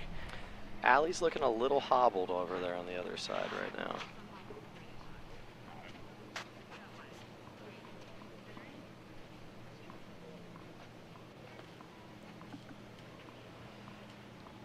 Phil, how much do you think the wind plays a factor in service? Like, at what point do you start adjusting? The wind on the serve. This would be the first day. Yesterday, like I said, like you could feel the wind up here. 4 games off. And not so much down on the court. Now I can see the tents down there along the court side blowing pretty good. I could see it being a real factor here suddenly. We might see some balls randomly get pushed, wide of the line here, depending on how aggressive these teams want to be going down the alley. Big serve from Krupkin. 15 love. Volley with a drop volley for 15 love. On serve 4-all first set here in our final 11th annual Groft Charity Classic. Our 3rd and 4th seeds advance to the final. It's been a great tennis weekend here at the Country Club of York.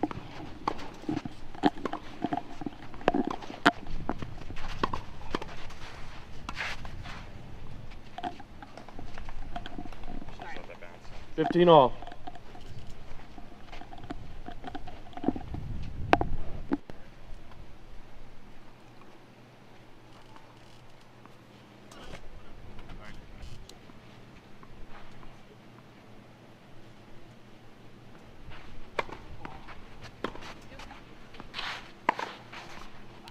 There's the forehand that we're talking about. 30-15. Big forehand. Massive forehand. Yep. He's got a lot of tools. It's going to be fun to follow his growth as he moves into college. He's got a lot of opportunities. That frame and the skills that he already possesses. Yeah, the acceleration on that created his own pace. A lot of potential.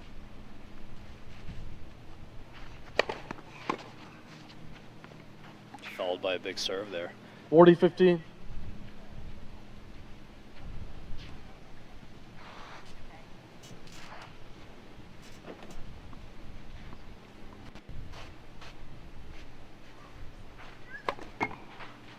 12. Go here. Yeah.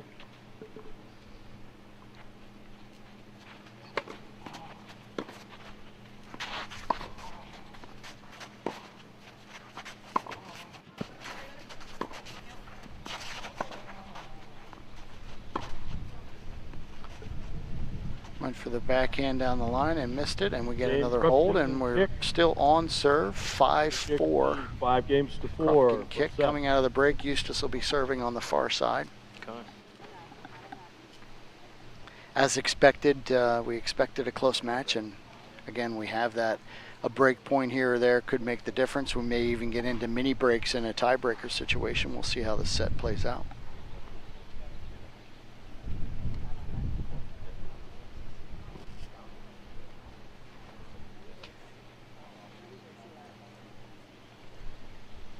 Yeah, we're going to start to see both teams start to do some different things on return games. They seem to be holding, you know, pretty steadily, but we're going to start to see them throw in a few wrinkles probably on the return games, try to grab a foothold here in one of the games and maybe push an advantage. But it's been tough. I mean, everybody's serving a high percentage on the first serve.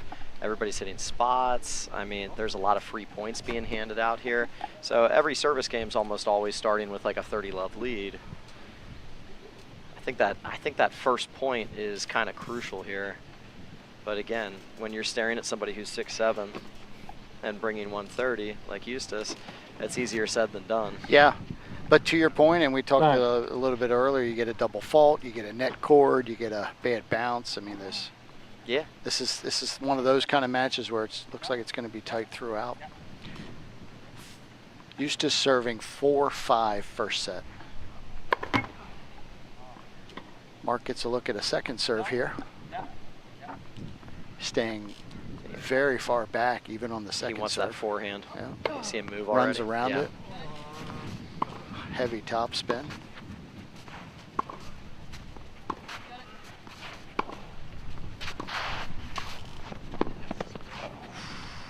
Steffi went for the drop volley. It wasn't there, and we've got love 15. Back to your earlier point, Phil.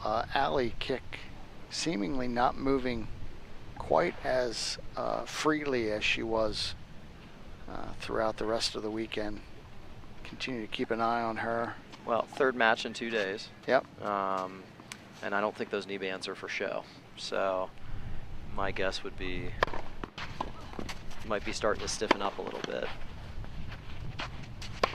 And a lot of our viewers probably know, and I know now that I'm, you know, well into my 30s, but, you know, that it doesn't get easier when you get older. So you preach to the choir. You're preaching to the choir. You get that 3 in front of your age, and all of a sudden, you know. Come join me when your number gets larger than that. Well, yeah, I mean, that recovery isn't so easy anymore. It's not. You got to take care of yourself. Yeah, so. Yeah. We are at a bit of an interesting spot now. We've got a love 30.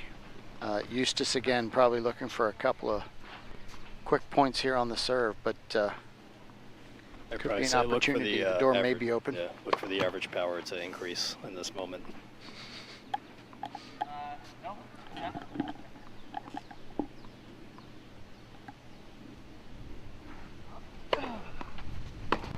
Big forehand.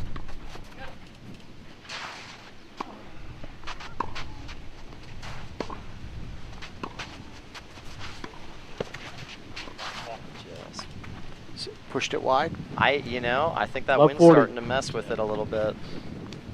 I think it's keeping a few balls in the alley over there on that, you know, on the right side of the court, and I think it's pushing things a little bit wide otherwise. Triple break point, and this would be for the set. Well, if there's one person on this court that can serve their way out of a triple break point situation, I think he's there. So. Went for the high heavy, and he got it. There's one saved. Got one back.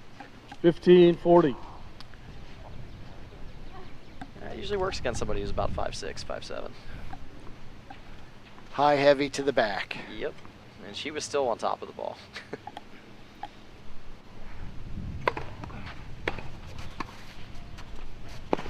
Great get from Krupkin. Oh, great lob. Phenomenal lob. shot. Oh, what a get. Oh, great hustle. Great point. Game, man. The lob First from set. Alley kick Krupkin, makes the difference. 6 games And we to have 4. closure to our first set. Ball change, please. Krupkin and Kick get the first set. Kick's a machine. She's just absorbing all the pace and redirecting very well. She moves incredibly well. She's not the biggest hitter, but if you're going to give her that pace, she's going to redirect that ball and put it wherever she wants. And we've seen it this whole time. Thanks so much for joining us. Really appreciate it. Thank you.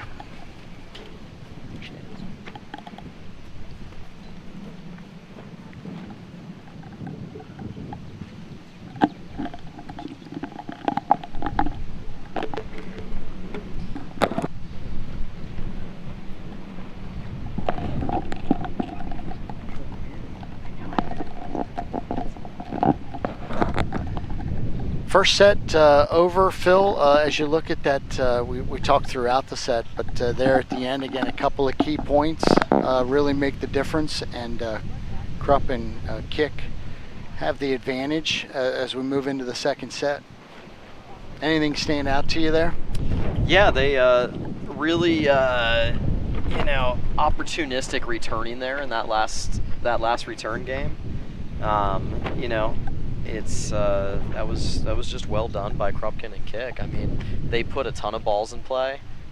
They neutralized off of Eustace's huge serve, and you know, just made them play a lot of shots, and then came up with some really good ones there in that run. So, I mean, that's what we were talking about. You're struggling to find that foothold when you're playing a match like this where everybody's serving well. So it's you know, you got to put one game together, and that could be the difference. Just a couple of points here and there. Interesting strategy again from the Krupkin Kick team. They're going to have Allie start, keeping their sides.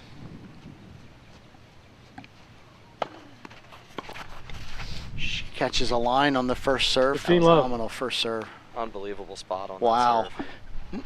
Couldn't have been much better. Nope. 15 love.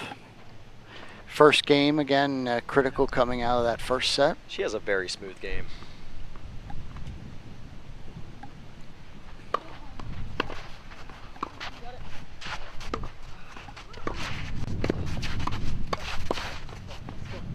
Great hands from Eustace. I think that's the adjustment we're going to have to see this set. I think Eustace and Steffi are going to have to get up on that net a little bit more and really try to take over.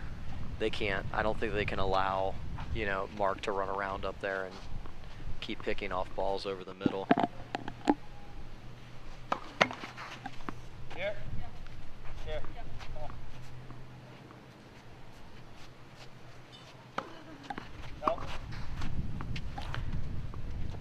15-30.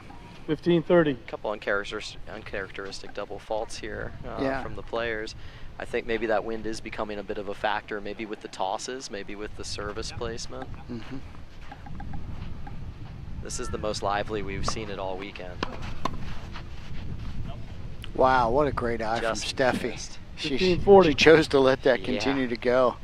And we quickly have 2 break points. Just wide. He didn't quite get on top of it, snap it. A little bit underneath. 15-40 double break. Big break here for Steffi and Eustace as they try to get the second set underway in their favor. Yeah, I'm impressed with his level of activity and the fact that he doesn't back off of that. He'll just keep moving. He's got a good mindset up there. Stays aggressive, continues to play with a lot of energy, and you know, it'll be fun to see, you know, over his years at Stanford how Mark's net game develops, because I'm sure he's just going to get better. Absolutely.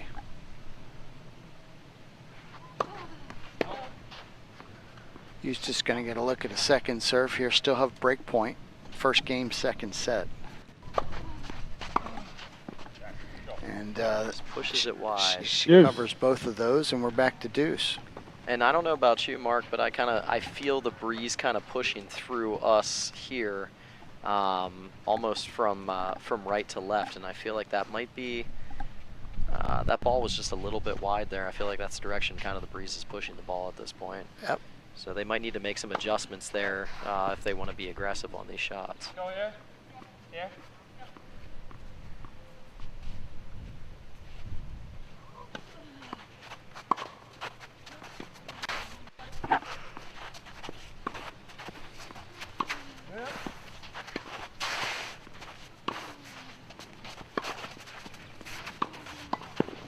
Oh, great what a move. great shot.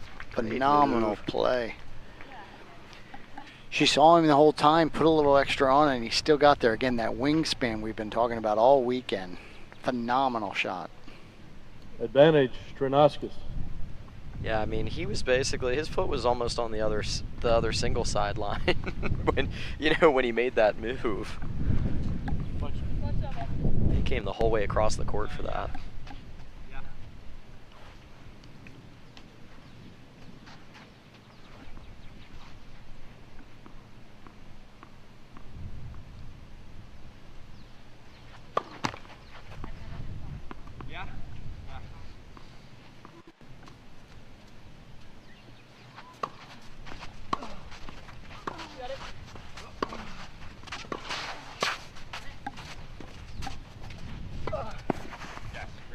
Great lob again. Boy, Allie just continues to come up with the right play in these situations. Yeah, she is nails. Phenomenal shot. And again, clearly not at 100%. A little bit of a limp there. Yep. Trying to work her way through this, whatever that is, whether it's the knees or something else she might have tweaked, but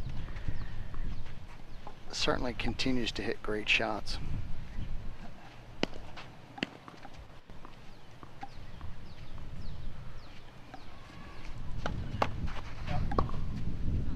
Go here. Here.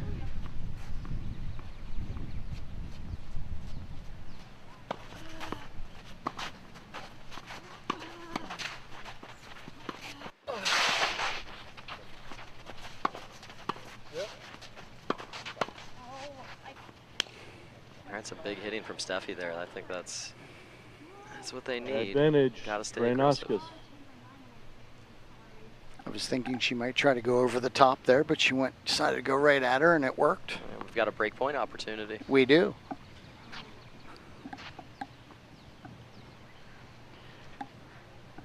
Again, first game, second set. Kick and Krupkin got our first set. Break point here for Steffi and Eustace right out of the gate.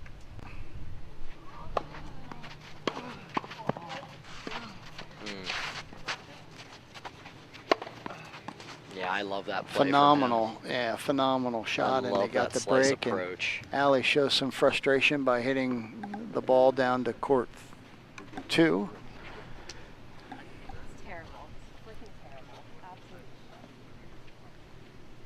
Knowing that first game of the second set, criticality of it, she wanted that one. The ball bounces off the bricks on court 2 and comes right back. Even her frustrated shots come all the way back.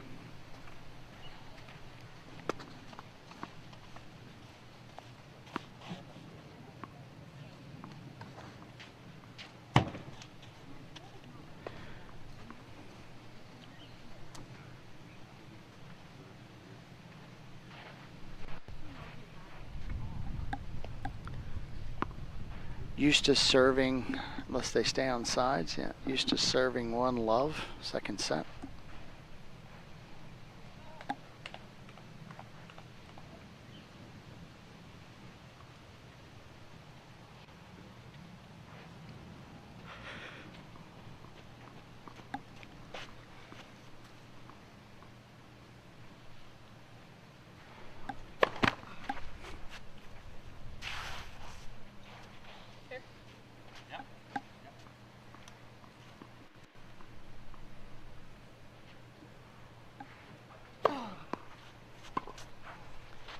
Great first serve off the second serve off the line. Phenomenal. That's the nastiest kick serve. That is huge. 15-love.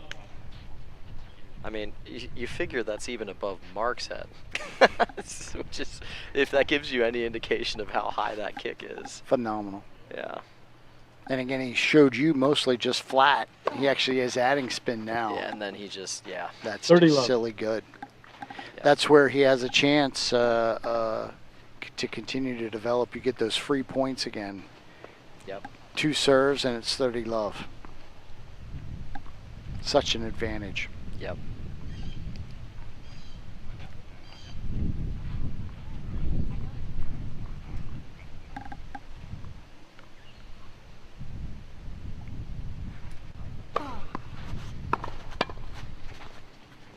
That's great hands.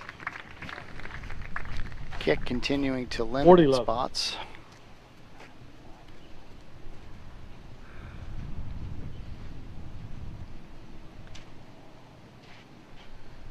Clearly visible to her opponents at this point. Yeah, she's hobbled. Yeah, back to your point, you would suspect the knees.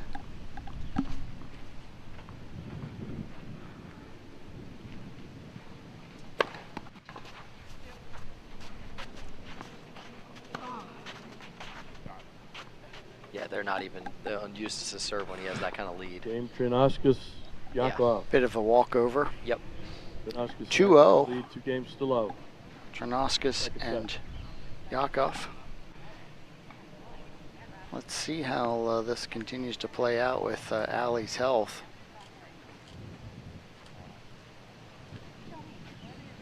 Krupkin to serve. Up a set, but down love 2, second set.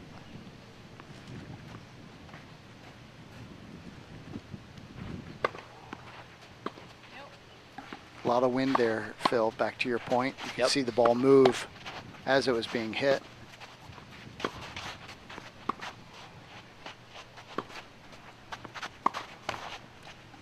All right, we're sensing Eustace and Steffi kind of Love have 15. the formula here. I think they're gonna weather the storm a little bit on Krupkin's forehand. I think.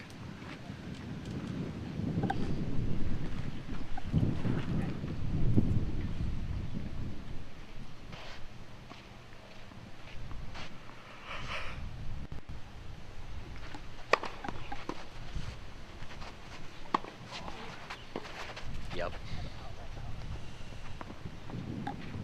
Just missed that lob, but 15-all.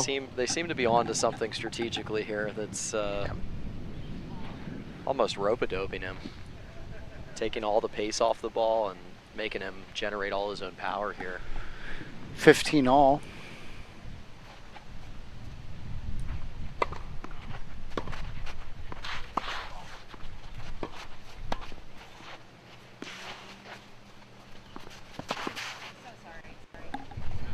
Eustace choosing to run into harm. 30-15. Interesting strategy. Yeah, success rate's not high there. 30-15 as Krupkin and Kick look to get a hold. Down 2-0 second set, lost the first, or won the first, excuse me. Won the first. Punch drunk. 13 matches later. It's been a long day, Mark. It's been a long weekend.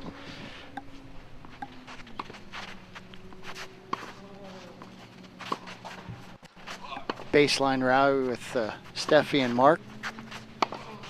He decides to end the rally, hitting it out. 30 all. 30 all. If they break here, don't be surprised to see like an old Jimmy Connors-esque tank job in the second set and try to push it in the third.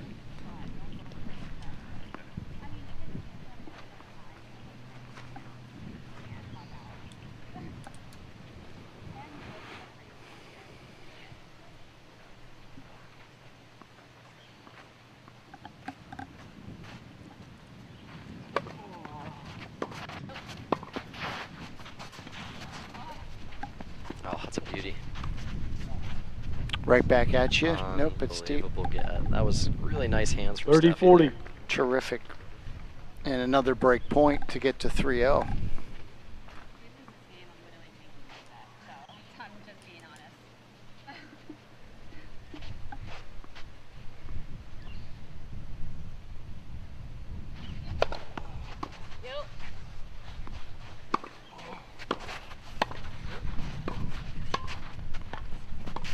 Great get. Did you notice that they pushed a 2 back there in that Yes. point there? Steffi and Eustace both back at the baseline. Yes. It's clever. It feeds into what you were talking about, of just taking the pace off. Yep. Again, And he Allie threw that lob up, and yeah, Allie continuing to be careful with her movements. We are at deuce.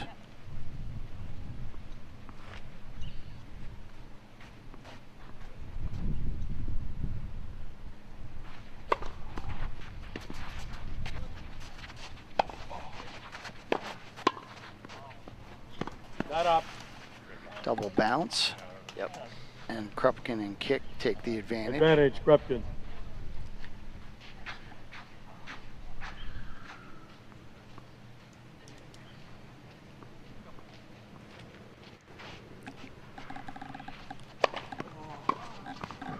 Big serve from Mark Krupkin, and they get the hold.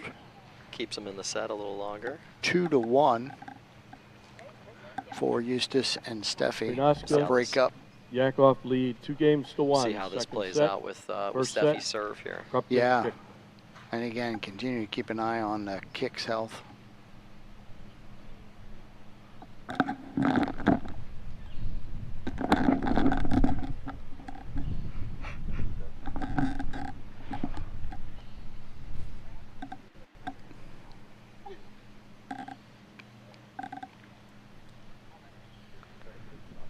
Yeah, I know. But it's on the way at least.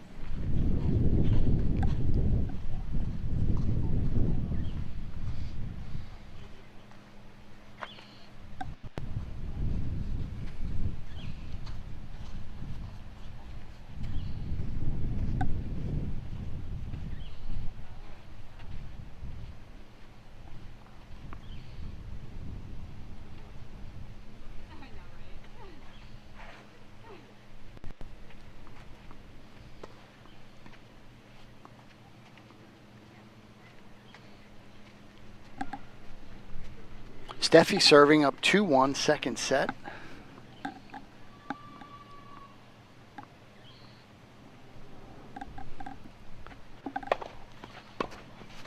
Great start. Big start. 15 love. That's been the theme of the weekend for her. She's been hitting her spots. Made Mark run around it a little bit into the body. Game plan's pretty clear from Mark. He's going to keep trying to seek that forehand out. They can take advantage of that by trying to jam him into the body, putting it on his left hip as he tries to move around and get it to his right side. Yep.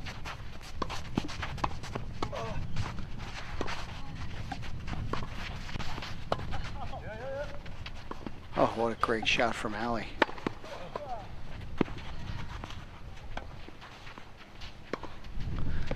Transition point here.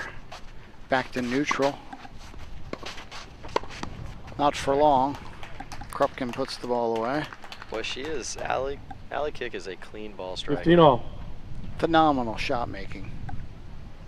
Even a bit hobbled. Fantastic point there, 15 all.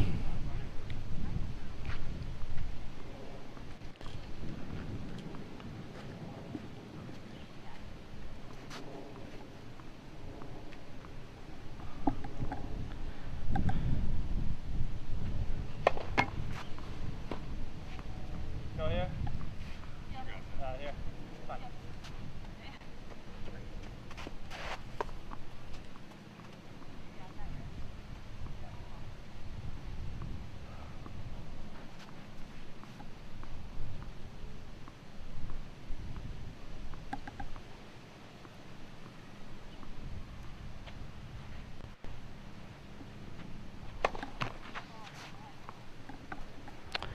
Double fault from 15-30. Steffi. And Krupkin and Kick can find their way back into this set, Phil. Currently down a break.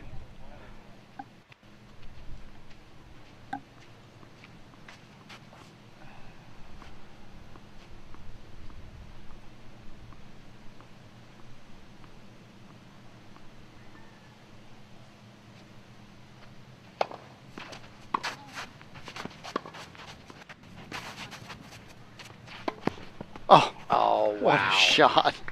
Phenomenal shot. 30 all. Reminiscent of Kareem Abdul-Jabbar throwing up the sky hook. Phenomenal shot. What he can reach with that wingspan. Yep. This is a crazy good Can't round. teach that. Here, okay? Phenomenal shot.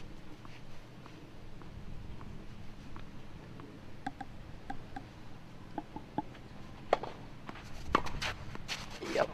Eustace chooses to go early, 30-40. and all of a sudden we have a break point to get to 2-all. Still giving him forehands. And we moved from Krupkin and kicks feeling like maybe this set would get away to could be right back to even. Yep.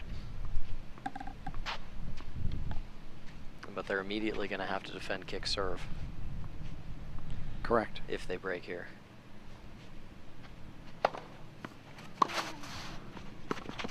And there's the break. Really nice shot from Ali Kick, and we are at 2-all second set. Kick serving. Krupkin and Kick. Kick and Krupkin won the Two first games set. all, second set. 6-4, and now are at 2-all here in the second set, and we're back to even. First 4 games, again, Mr. Myers said they don't matter. In this case, they don't, because we're at 2-all, and we're on to the next. Kick serving on this side, then we'll go to the crossover, and the men will serve the next 2 games. 2-all second set. Easy That's put a away good for start. Krupkin. 15-love. That is a good start. Good serve. Good foot away. All right. Krupkin continues to be active at the net.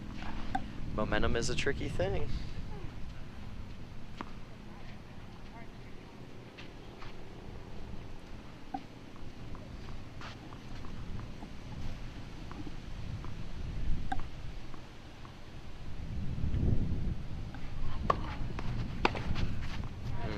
Wow. Oh, that's a nice return. Right back at you. 15 all. Forehand down the line. Money.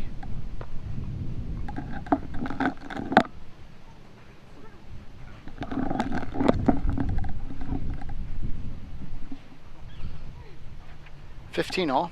2-all. Second set. Krupkin and Kick on the first set.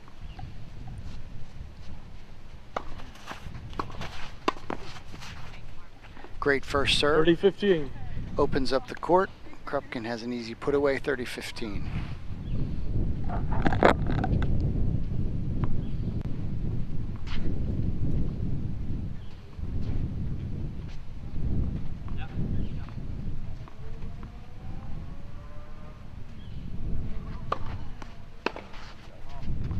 Easy point there, and we're quickly to 40-15, looking for the hold.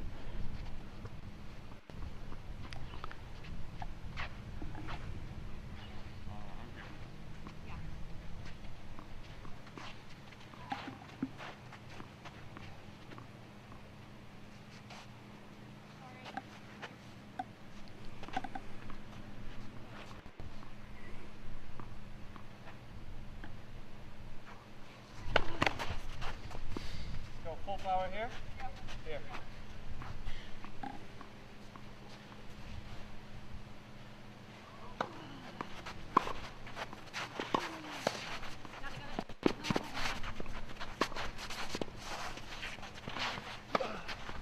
Yeah, that's tough.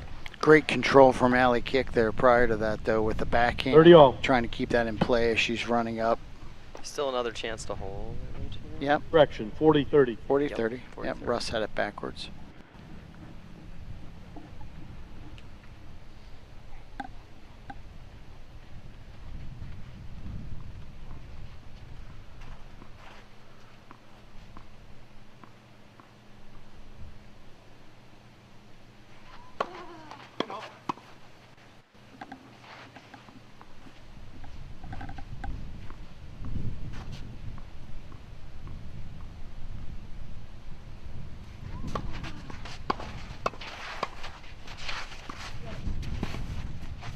Oh, oh, What a half volley. oh.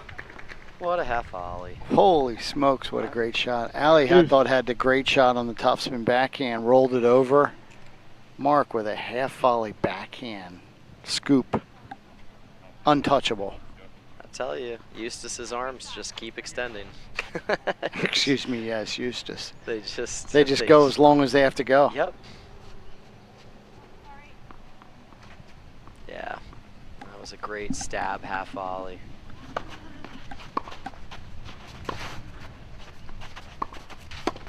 Oh.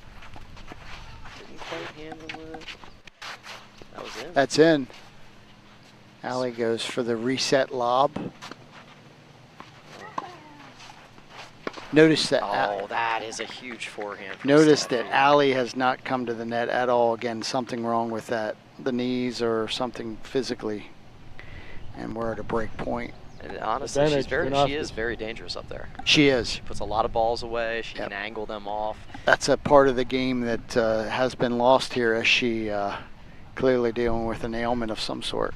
Yeah. Chosen to stay back, hitting great shots from the baseline, but it's a dynamic that they don't have. Great first serve. Back to deuce. Wow.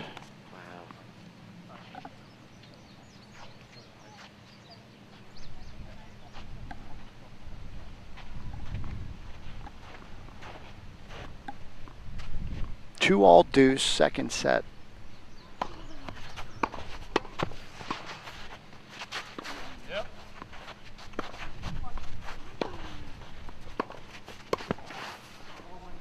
Mark gets a miss hit, no.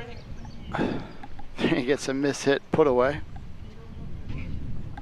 Advantage kick. Immediately verbalizes, why can't I hit a string, please? Doesn't seem to have a lot of confidence in his ball striking right now, but winning points nonetheless. Looks good in the scorebook. It does. And we have an ad to hold to get to 3-2. Second set, Krupkin kick got the first set 6-4.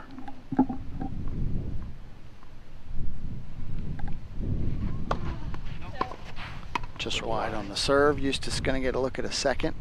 Let's see if he loads up here and takes this thing cross court. Might have wanted to, but Krupkin is there. Yep. Nice little poach, half step. Game, Krupkin and kick.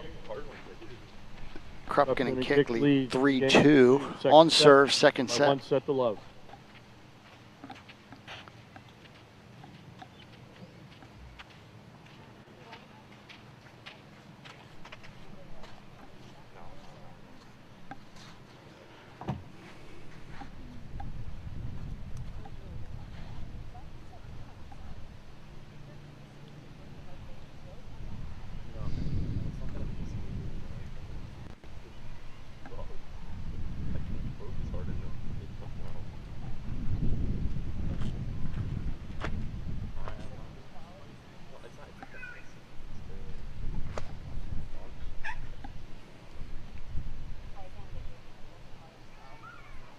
Coming out of the break, we've got Eustace serving. On serve, 2-3. Last game that Eustace served, Krupkin and kick, but got behind early, and then those last couple of points were a bit of a rollover. Let's see how they play this one. Beautiful evening here at the Country Club of York, looking out over the rolling hills. 11th annual Groft Charity Classic, raising money and awareness for the York Opioid Collaborative. 2-3. Notice Allie's at the baseline, Phil. Yep. Mark hits the ball as hard as he can. 15 and love. goes out. Love 15. 15 love. Now let's see if he goes with the big kicker out wide to test Allie. If Allie makes a move for it, then it'll be interesting. If not, she might just let it go by. She is. She wasn't going to get that one. No, she wasn't moving for anything. I think they're just going to mail it in on Eustace's serve. Yeah.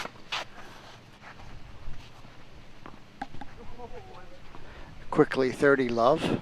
30 love. That's definitely the game plan right now. They're playing rope-a-dope. Be interesting to see if they get this point. Get themselves, no, he's going for this. Mark just tried to saber that. That's, I think they're 40 just going love. to call it a wash on Eustace's, and Mark serves and try to push the advantage between Allie and Steffi's. He's trying to justify to his partner what he was doing there, but just if I would have caught it, it would have been okay. Yeah. And we're quickly at 40 love for Eustace and Steffi on serve, 2-3.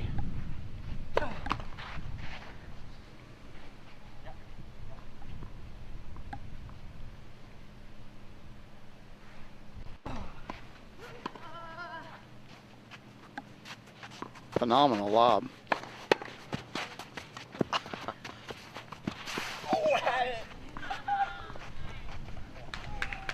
Good point there. Trinauskas Game, and Yakov get the easy hold, and we're 3-all. Set.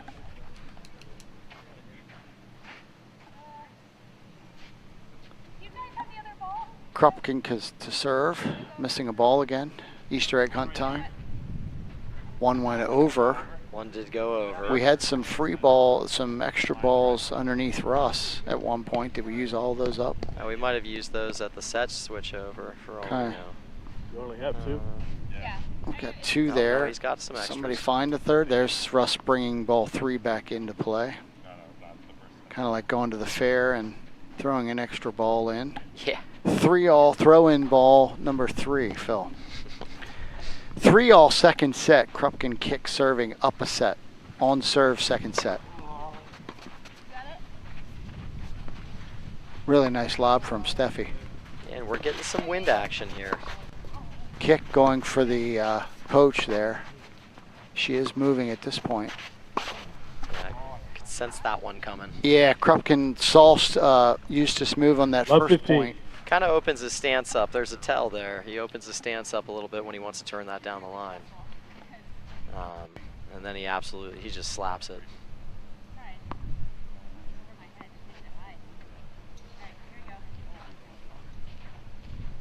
Go here. I go here.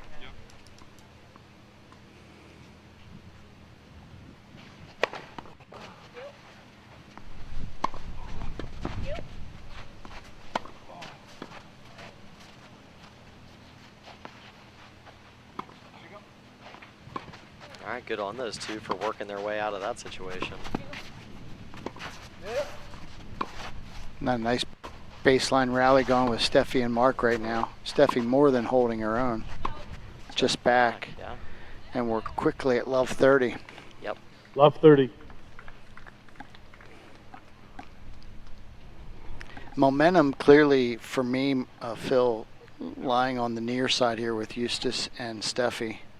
Kick a little bit hobbled. Mark going for a little bit too much this game. Love 30. Let's see if he can work his way out of it. I think Mark is sensing some urgency here. I think he feels like he absolutely has to get it done here in 2 sets. I don't think they want to be in a 3rd set. So they need to take care of his serve if they want that to happen.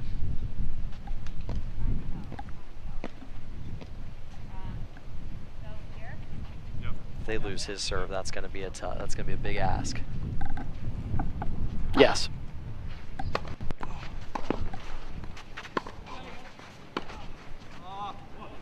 And he gets it back to 30-all. 30-all.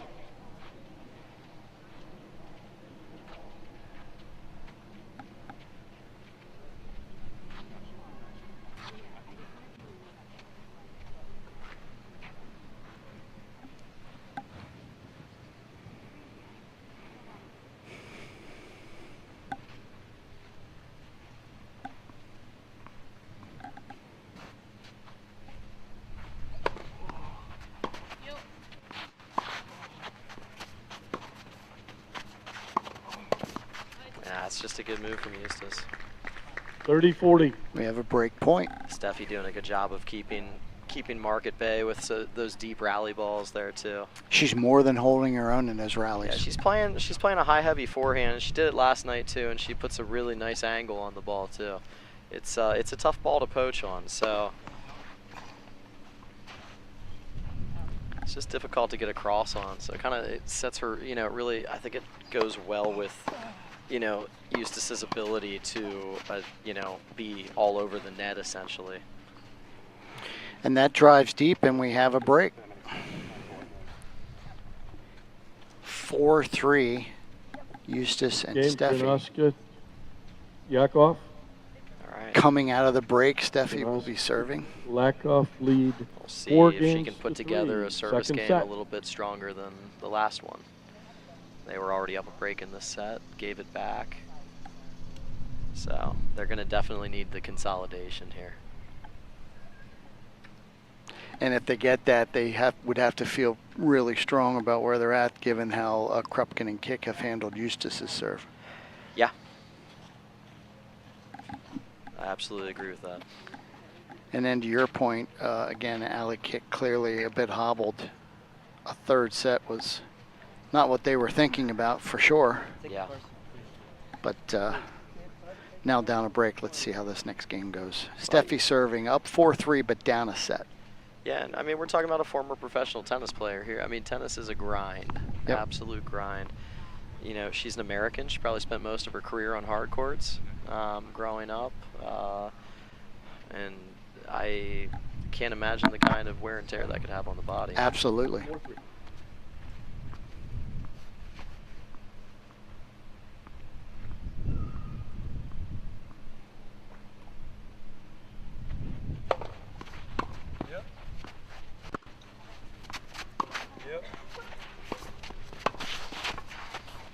Krupkin on the move. Nice shot.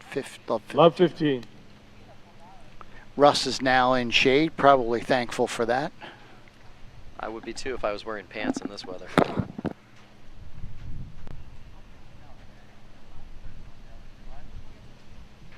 You'll go here? Then I'm here.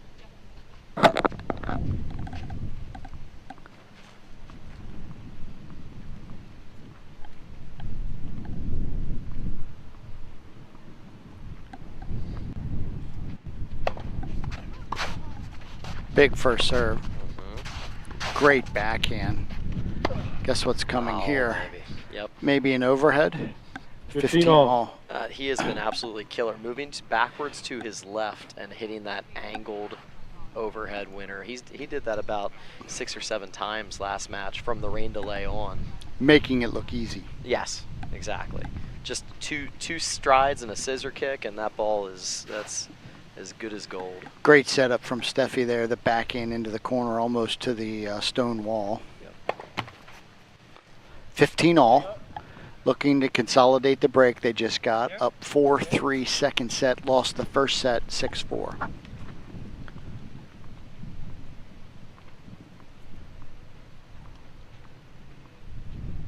he's way in now.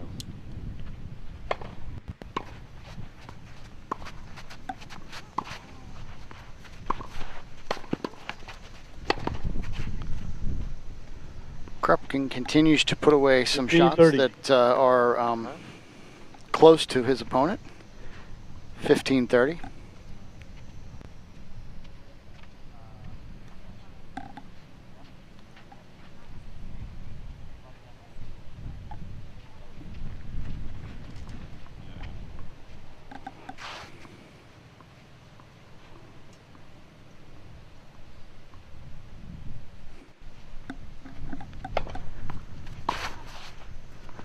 Drives that wide, and we're 30 all. Strong 30 all. serve from Steffi. Allie again, I think, looking for some quick points. Yep. Yeah, I think she's got to. But they, you know, after losing Mark's serve in the last game, they need to break here if they have any hopes of winning, you know. I believe this so. set. Yep. Knowing Eustace's serve is coming up. Exactly. If they got that far. And really, not just that, but you know, 40, they have to 30. defend Allie's serve right after this too. Right. So.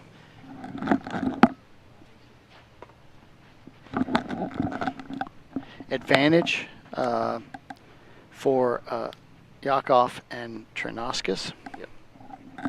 Looking to get to 5-3 to consolidate the break that they just got in the last game.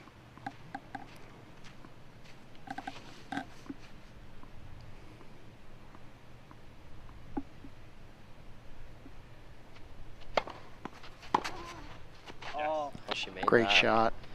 right Deuce. over Eustace's head. Deuce.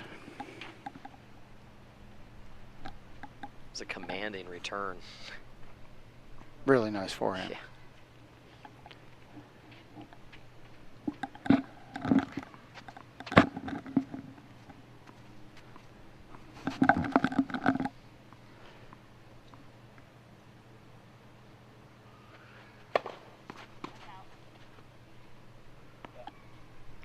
Serve is just back. Go here? Yeah, a little long.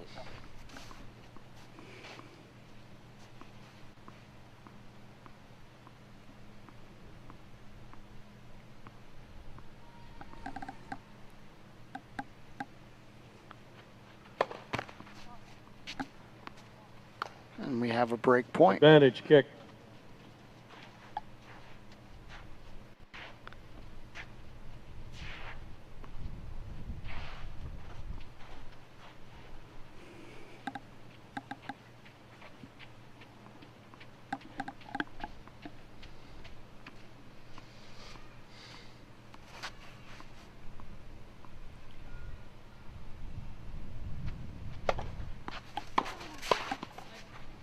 That break is Deuce. eliminated quickly.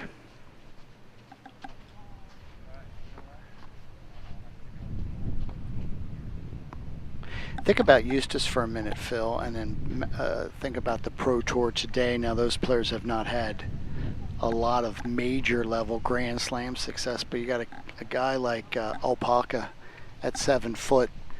And we're looking at Eustace's wingspan at 6'6", 6'7", and you think of Opelka at 7 foot. Oh yeah. The wingspan and coverage. It is, yeah. Oh. That does not slide over, and we have another break. Advantage kick.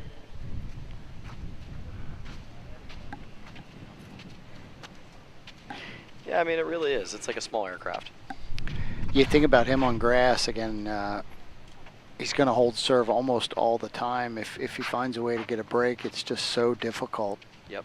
Trying to handle that, and if he is serving and volleying, not that there's a lot of players who do that anymore. 2 steps and he's within volley range. Yep.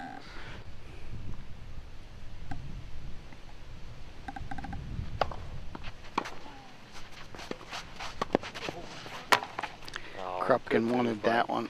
Deuce. Did everything right except for the shot, right? Yep. Read it perfectly, and we're back to deuce. Kick again, adjusting a knee strap. Yeah. Yeah, he just, unfortunately on that point, he got off to a bad finish. So, did everything right. 4-all. Oh, excuse me, 4-3. Deuce. Good serve. Really nice serve. Kick didn't even move. It's like a left fielder in a Advantage, baseball jack game off. when somebody hits a home run basically out of the stadium. She knew that was getting put away. Yep. And now the team of Eustace and Steffi have an ad to get to 5-3 and really put themselves in great shape here in this second set, looking to get to a third. Yeah, and she's chattering a little bit down there between the points. I don't think she's feeling very good right now. No, clearly not. Phenomenal player.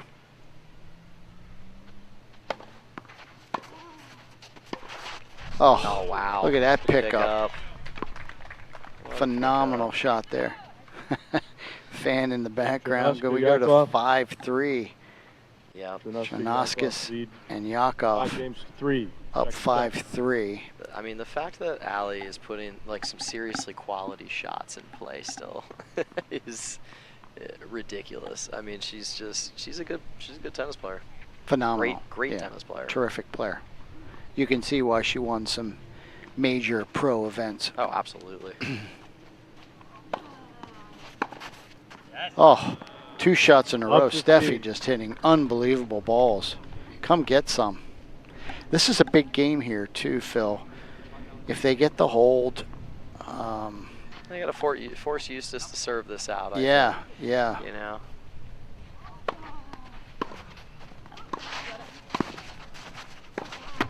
Oh, That's tough. I'll take the net. Sorry, Yep. not sorry. 15 all. 15 Yep. all. Hey, that's tennis. That it is. It just is what it is.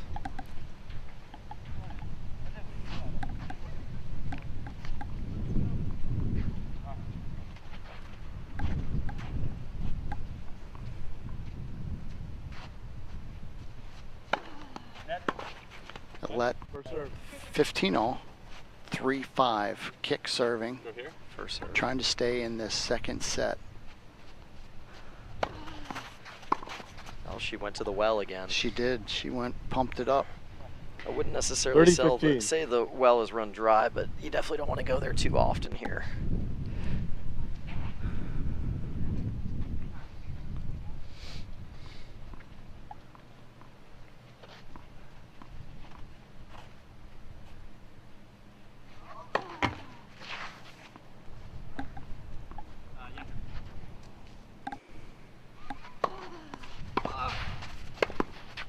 Easy put away for Krupkin. And we're at 40-15. 40-15, looking to stay in this second set. 3-5 second set. Kick and Krupkin got the first 6-4.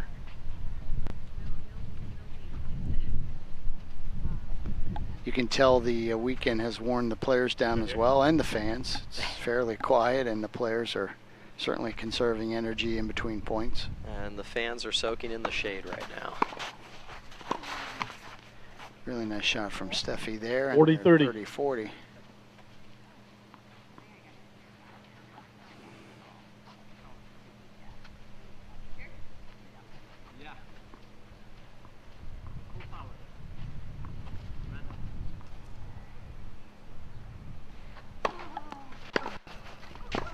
Well, that's a heck of a return. Great serve and an even better return, and now we're at deuce. When he's been able to like leverage that backhand, I mean, It's it there. Is a really, He gets thing about waist high. It's a sharp ball. Yeah, with it, get his arms out. Yeah, and he gets that angle on it, and it's a missile. His ability to continue to work on his footwork and be able to get his arms out as he moves along on the pro tour will really decide his success. If he can, when he gets his arms out, to your point, Advantage, kick. he's tough to deal with.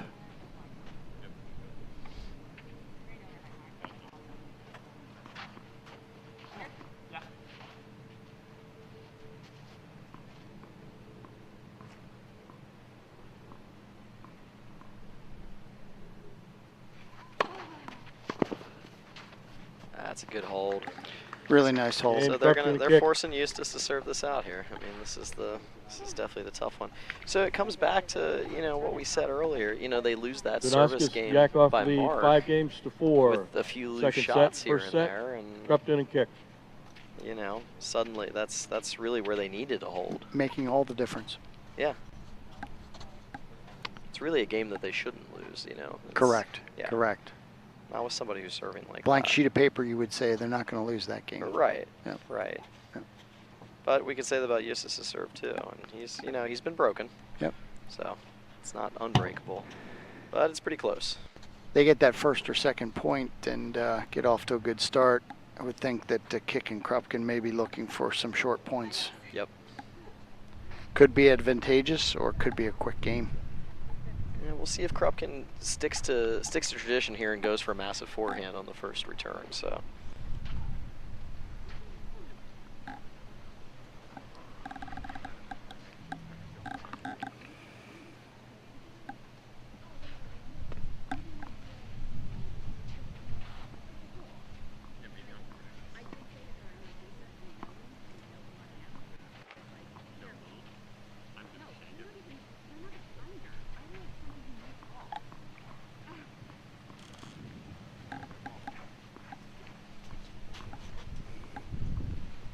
Both players back.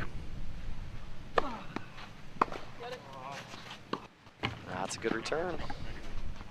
Now Love he 15. he went with the the heavy roller instead of the big flat slap. Let's see if that energizes Kick to do a little bit more on this return. Love 15.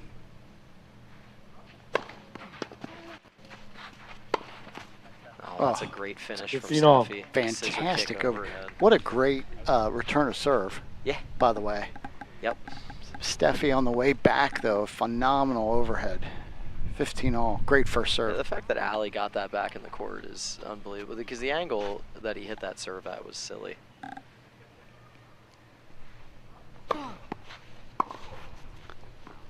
Oh, great return by Krupkin. Ali with a swinging, driving 30-15. forehand. Goes well deep, and That was good defense from Eustace. 30-15. Kick continues to look labored.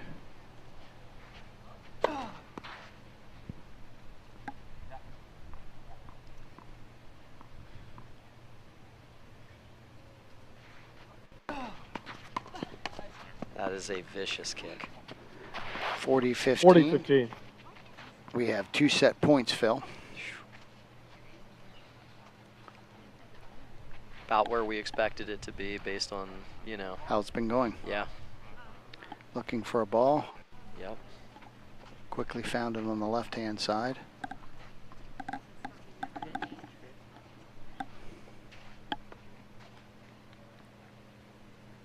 Two points for the set would line us up for a third.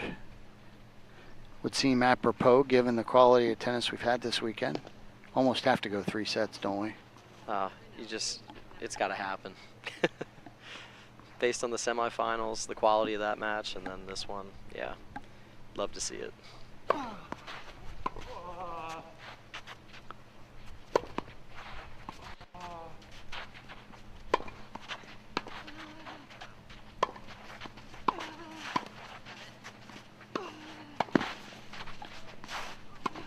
Oh, very well done. A lot of point blank 40-30 overheads there. Sat that up.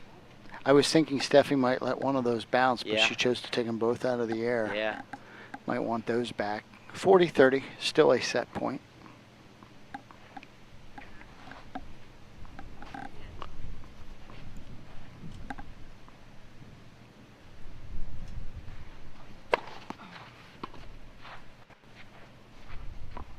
And that one runs deep, and that Game will and take second care of our set. set. And we will move to a Hospice. third set. Yakov. Clutch hold. 6 games to 4.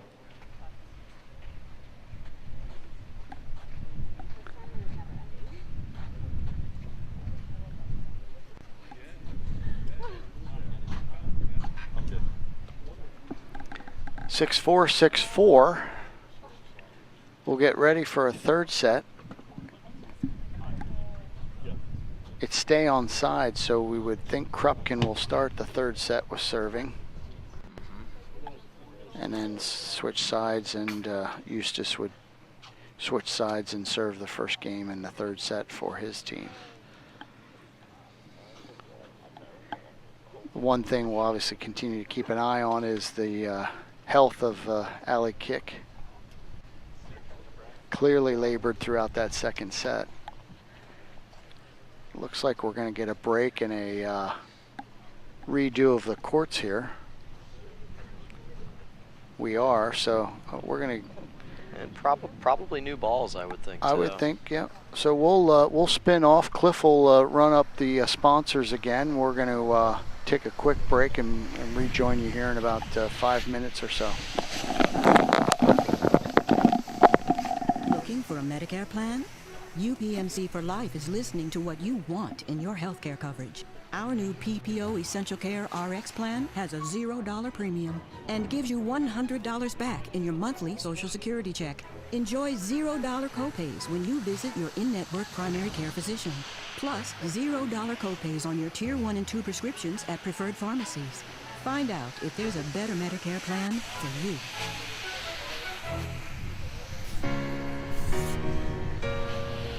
Life would be easier if we were upfront about our mental health.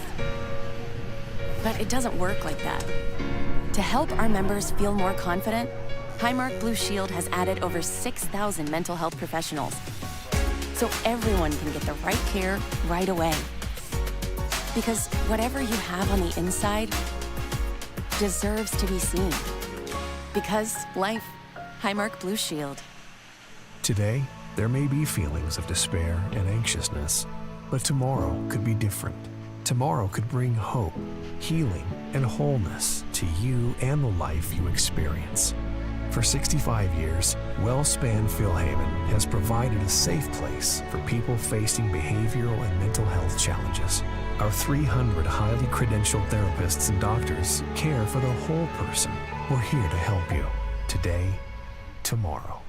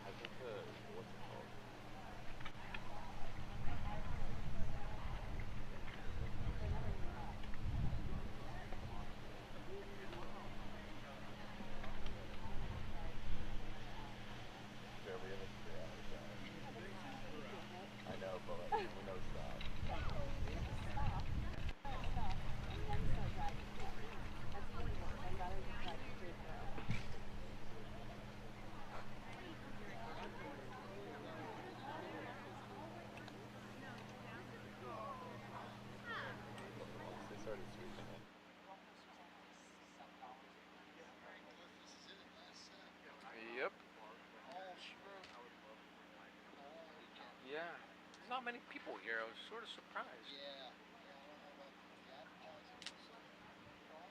I mean, yesterday there was a lot, but like for the final, and you'd think there'd be more, but I don't know.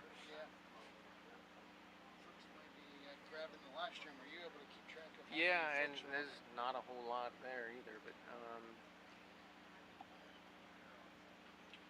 we were up to like 12 on YouTube, and we're at like 5 on Facebook.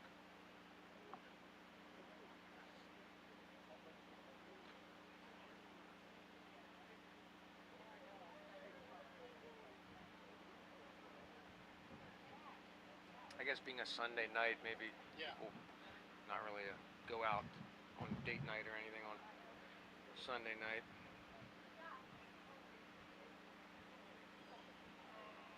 Quick intermission.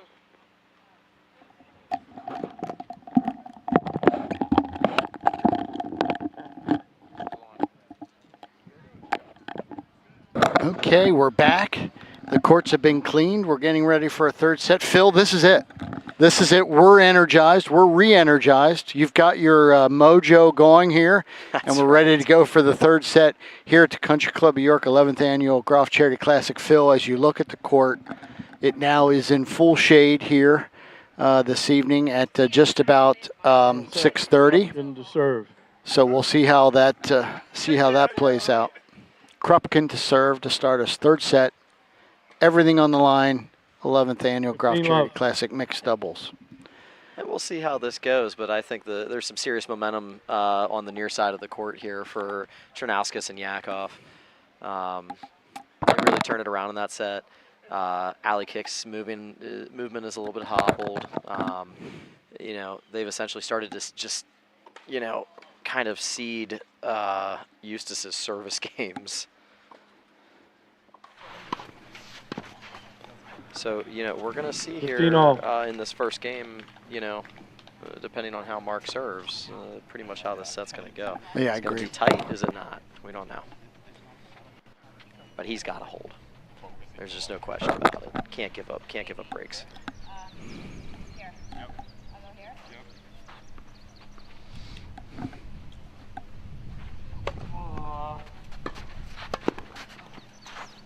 15-30. Another volley, and little it's 15-30 hole now. Yeah. She had 2 opportunities on her racket.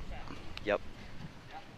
Those are not shots that she missed early. It is. It's a great point at full health. Yes. Phenomenal serve. No bounce, cross court overhead. Wow. Phenomenal shot making here in this point.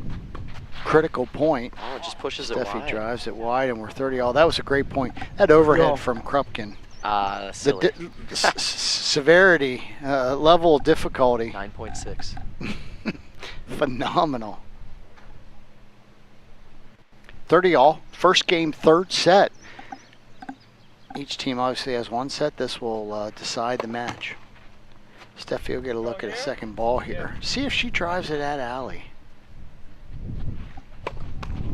She won't get a second ball because we have a double fault, and we quickly have an advantage and a break point. First game, all the momentum, as you said, seemingly with Eustace and Steffi. I think Mark's going to bring the big one. They're not ready. He needs to reset. He was in a rush to get going there to remake up for that. They both seem to be. Huge serve. Yeah. Yep. He stepped it up when he needed to, which is a sign of a great player, and we're at deuce. Now we'll see what he throws at Steffi here. He's been spinning her a lot. I think he might need to bring a bigger serve here.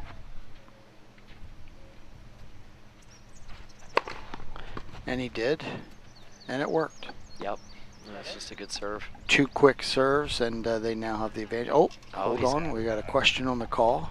Let's get Russ to come down and take a look here. Good serve. It was good. Good serve. Krupkin kick with the advantage after 2 quick service points. Yep. Advantage, Krupkin. Here? Sign of a great player to add that just a couple of % when he needed it. Went forward again. Unfortunately, that one comes up a little short. Let's see what happens here on the second serve. And that's a big set. Really strong, and Krupp can kick, get the early hold. Here we're just off the 18th green of the Country Club York's Donald Ross Golf Club. We have a younger group finishing up their round. A little bit of a putting contest. And he drained it. That's got to be the winner right there. Not if the pro staff catches them. There's a couple of dress code infractions over there on that green right now. Not going to win anything.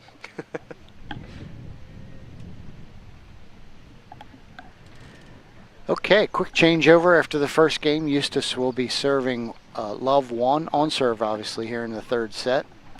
Beautiful conditions for the finish of our tournament. As Phil had said a little bit earlier, as you look at the awnings, we do have some wind down there. May have a little bit of impact, but the court is in full shade at this point for the most part. No impact of the sun.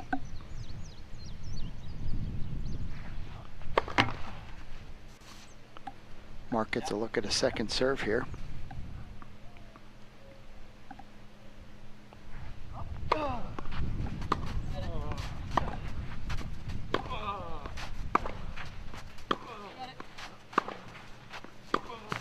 Interesting that he just kept going back to Mark's forehand. 15 love. Huge rally. Interesting. Yeah. Didn't go down the line to Allie there. Quick shout out to my longtime partner Bill Long, who's in Greece right now. Bad scheduling on his part. I know he's listening. Where are we in Greece right now? Probably around 11:30. Clearly, it's sitting at the end of the bed in the hotel room listening. Hello, Bill. There's that topspin backhand. Bill's probably kicking himself for not being here this year. Terrific tennis. We certainly miss him. We do. 30 love. 30 love. Eustace again, 2 quick points on his serve. That was a good point there, but they finished it off. Allie moving a little bit better, I might say. Let's keep our eyes on that. You would think this could be a, given the start, we might be looking at just one break again.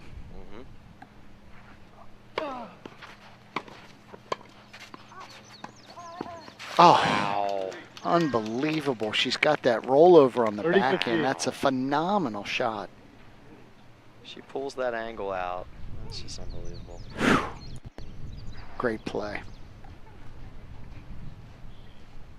30-15. Let's see if she gets after the serve.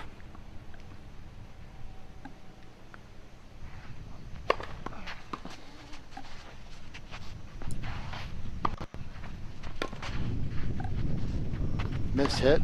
Oh, nice.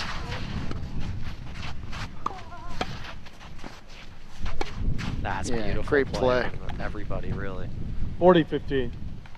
Eustace played a beautiful point there. He really did. He really did. Took a second to kind of gauge that ball in the wind. Yep. Decided to step in and take it early. Yep. Phenomenal put away. Yep. And then followed now we're a great half volley, and then yeah, just good net play. We're at 40-15. Yeah, they're playing his service game a little bit differently this set than they did last set. Yakov. I think one this game is the money all. set. Let's keep our eyes on that as he serves the next time around. We're 1-all. We're now into the ladies serving.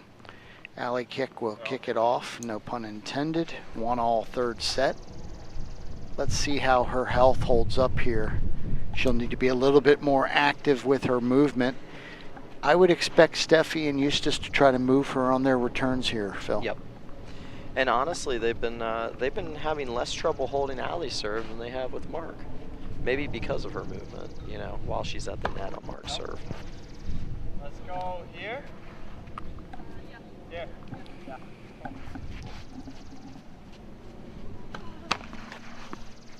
Love 15. Free point there. Love 15. Legs getting a little tired. A lot of arm on that one.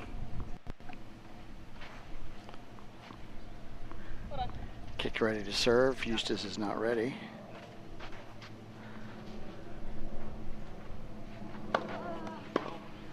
Eustace going to get a look at a second ball here. Let's see if he doesn't drive this thing cross court and get into the net.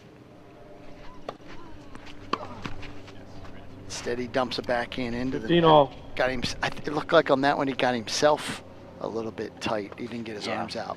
Almost self-inflicted. He's got to just stay active with those feet. Keep the feet moving. Keep the feet moving. Stay on the toes. Keep the feet moving. 15 all. Love won third set.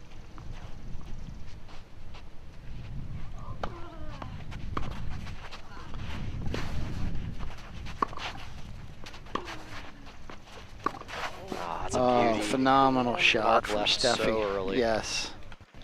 15-30. That's what we call getting caught with your hand in the cookie jar. Mark had his whole arm in the cookie jar. Yeah, both feet. Yep. Yeah, left very, very early. Steffi, too good of a player to miss that shot.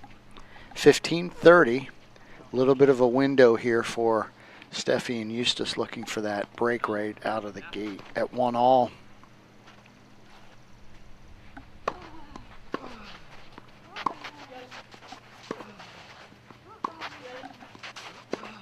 Nice rally. Oh, beautiful. Phenomenal back down the line. 30 all. She had been going cross court, and Steffi just moved a half a bit. Yeah. And opened it up. Unreal. Again, the experience, Allie's experience and skill, very, very high level. She's putting the ball in some tight windows here. I mean, it's, you know. Back to your comment a couple of games back, she's a professional tennis player. Yep. She played at the highest level. Yep. And has beaten some of the best players. It shows. Great skill. Great skill, and even as hobbled as she is, still a good mover. Yeah. Yeah,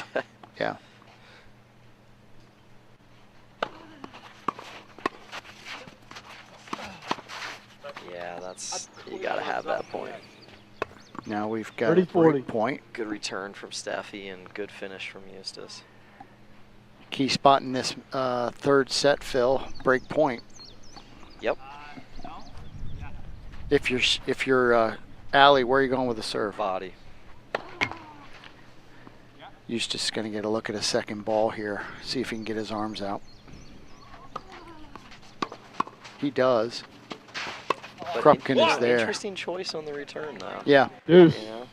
Yeah, knowing the kick is hobbled. Now I know that Mark is very active. Like, there's kind of forcing them to make some decisions. So yeah, I mean, Eustace probably assumed that Mark was going to go because it was a big point, rightfully so, and he probably made his mind up early that he was going down the line. So I don't think he struck it well. There's probably no issue with losing that point. I mean.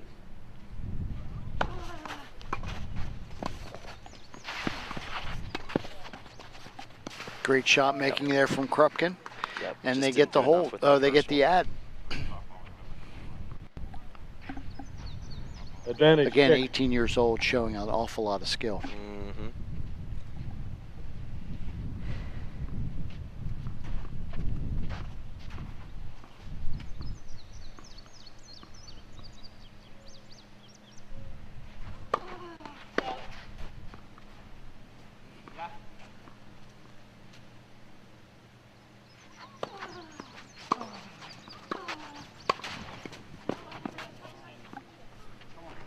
Deuce. Great shot there. We're back to deuce.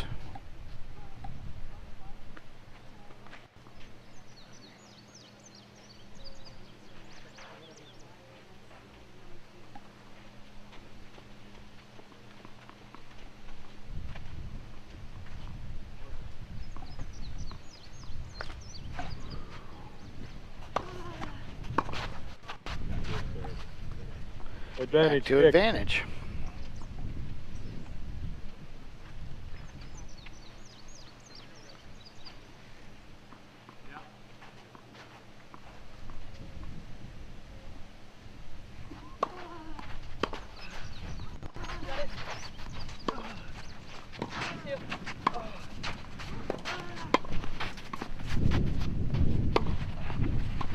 Oh, he fell down. Eustace goes down. He's okay. He's just disappointed that he missed the shot. And we get a hold. That's tough. Are you good? That was such a good point. I noticed in that game, Phil, as we Game get ready for the Krupkin kick. crossover, I didn't notice Krupkin it kick, earlier please. as Games much. to one, final Mark set. Krupkin, when he is at the net, if the ball is going to Allie, he is turning and looking at her Yeah. and watching her hit the shot versus staying focused on his opponents. Yeah, that is Talk a little bit interesting. about the doubles play. You and I both brought up playing a lot of doubles. I was always taught Not the to ball have gets your- past yeah. you, don't look. You need to be looking what's in front of you, Right. not what you assume your opponent, your partner's going to hit the shot. That is interesting. Keep an eye on that. As I don't know that if Eustace will be able to take advantage of that, but if he comes in and poaches on a point, that could be a difference maker. Looks like Eustace is fine. He's got his feelings hurt as he went down after the overhead. On serve. He played a great point. That's a tough one. That's a tough pill to swallow. Yeah. Coming out of the break, Steffi Yakov will be serving 1-2 on serve, third set. Country Club of York, 11th Annual Groft Charity Classic. This is our championship match. High level of play. It's been phenomenal all weekend. It's been great to watch. Staff running across to check the cooler stock, I check the believe. cooler stock on court 2. Don't need that cooler. Let's bring Oscar, let's just bring the whole cooler. We may need more than 2 later. Can we grab the cooler? Justin, grab the cooler. Oscar, being a young man still in college, just grabs 2 waters. Justin, Oh, he's going down to check the other going cooler. down to court 3, and let's hope he doesn't bring just 2 more. Might be the other cooler. If there's another cooler down there. Oh, there is. You were down there warming up. I was it down the there. cooler There was was a down cooler, there? yeah. Is it still there today? Probably. Justin saying, Oscar, why'd you leave me? Here we go. 1-2, third set. Steffi serving.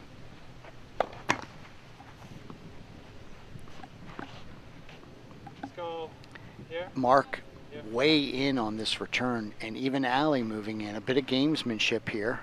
This is interesting. If he goes open stance, if it goes wide, he's going to slap that forehand, I think. Interesting strategy. Steffi with the long ball. There's the hesitation. We talked about that before. Oh, we got a bug. We're back to the bounce. She exceeded her time.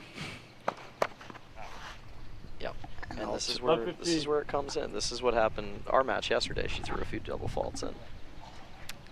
A little unlucky there, hitting the net. She's got to keep her rhythm here. Yep, love 15. That's the difference. Keep her rhythm. Yeah, don't worry about where your opponents are standing. You'll handle that with a good solid serve.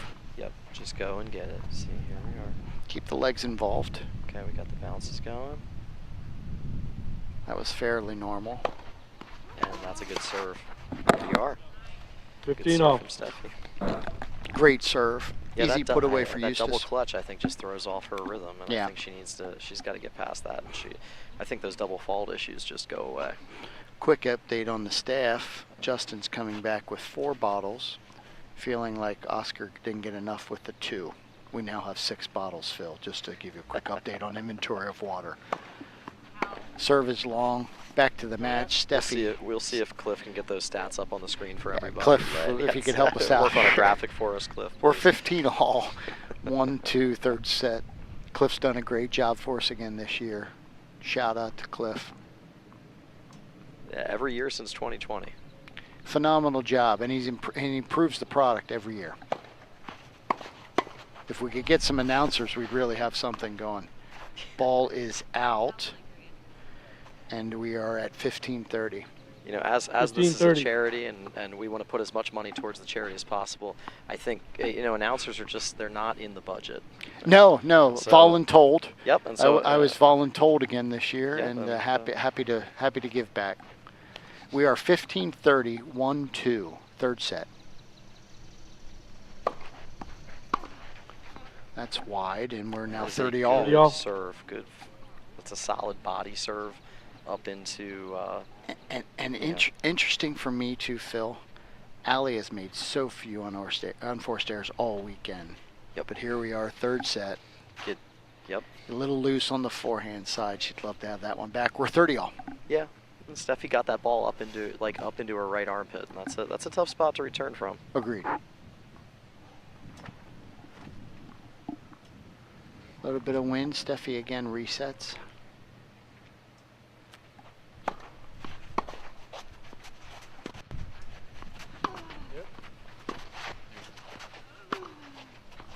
Allie's not even thinking about moving in. We're in a backhand rally here. Nope, but it's still Mark Krupkin cuts effective across. play. 30-40. We have a break point here, Phil. Key spot in this set, of course. Every break point will be key. Krupkin and Kick looking to get a 3-1 advantage here in this third set. The momentum swinging back over to the team that won the first set, Krupkin and Kick. Let's see what Allie decides to do here.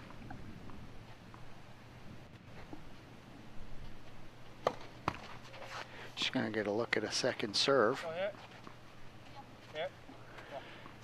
Krupkin comes into the net, little gamesmanship right at the net, lowering the window. Nah, he's no stranger to gamesmanship. He's been showing it this whole time. Has no impact. It's a really good second serve. And, oh wow! And yep. ultimately, and then Kick great first dumps ball it strike. back. Deuce. Wow.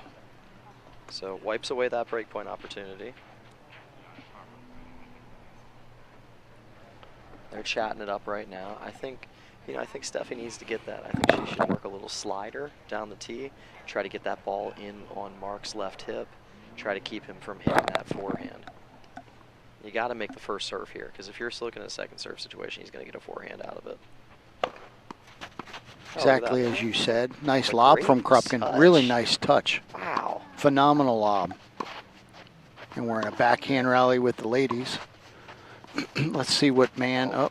Oh, look at that lob over Eustace's head. Now we're in the same rally, but now we're down the line. Keeping the composure. Let's see how this one plays out. She again chooses a very deep lob, called out. This one is going to be Russ out of the chair, I have to believe. Here comes Russ. He's going to come take a look. It was very tight. Boy, from here, just couldn't tell. Out is the call. It is the correct call. Yep. And we have a Russ was on hold. top of that from the jump. I think he saw that. He seemed to have seen that from the chair. Way too tight for me. Yeah. Well, that's his job. That's what I think he likes the pressure. There we are. Yeah, he's called lines at a lot of big tournaments, a lot of pro tournaments. Without spots. Yeah, exactly. On hard courts. And he's got good grades. They do grade the umpires. It's true. Here we are with an ad looking to get to 2-all after a bit of drama with some break points.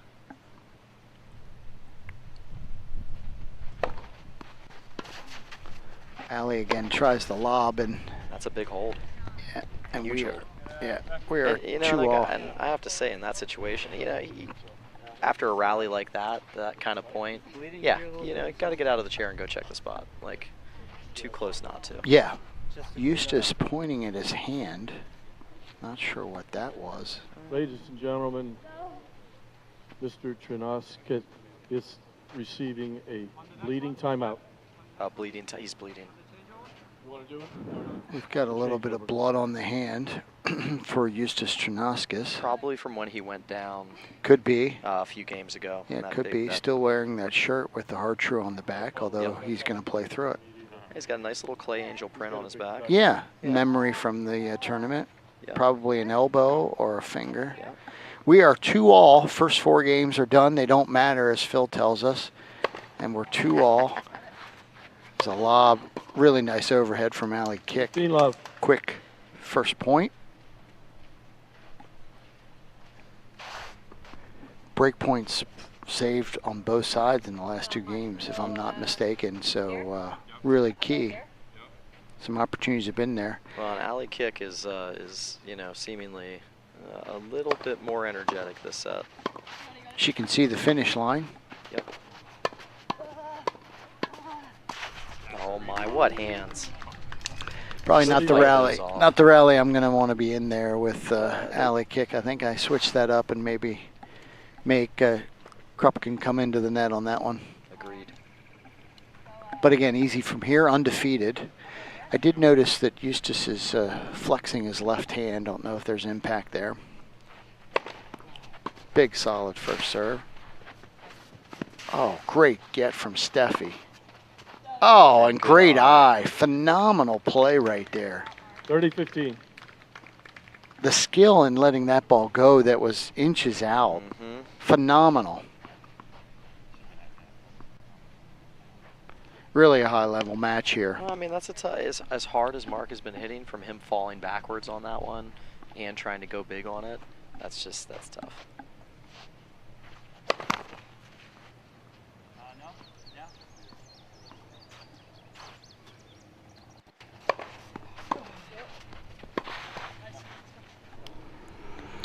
And we have double break point.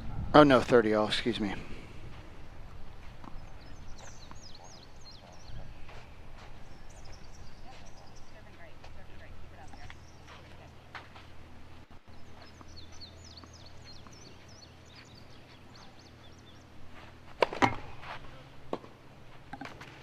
Second serve.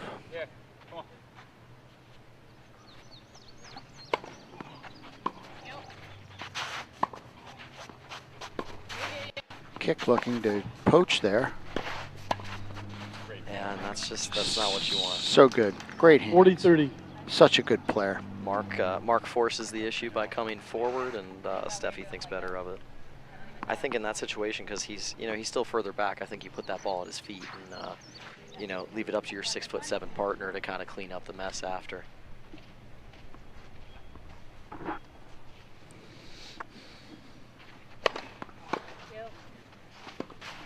Really nice return there. And just that a little one much shoves on that one long. Game, Krupp getting kicked. 3-2 as we go into the break, and we continue to have holds.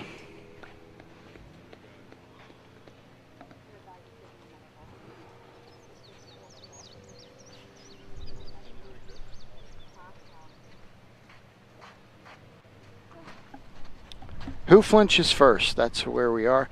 A quick update on the waters. Justin is putting waters from the ones that he brought in, and they are now in the cooler, Phil. Wanted you to know that we have cooled the waters from Court 3, and they've been moved to Court 1.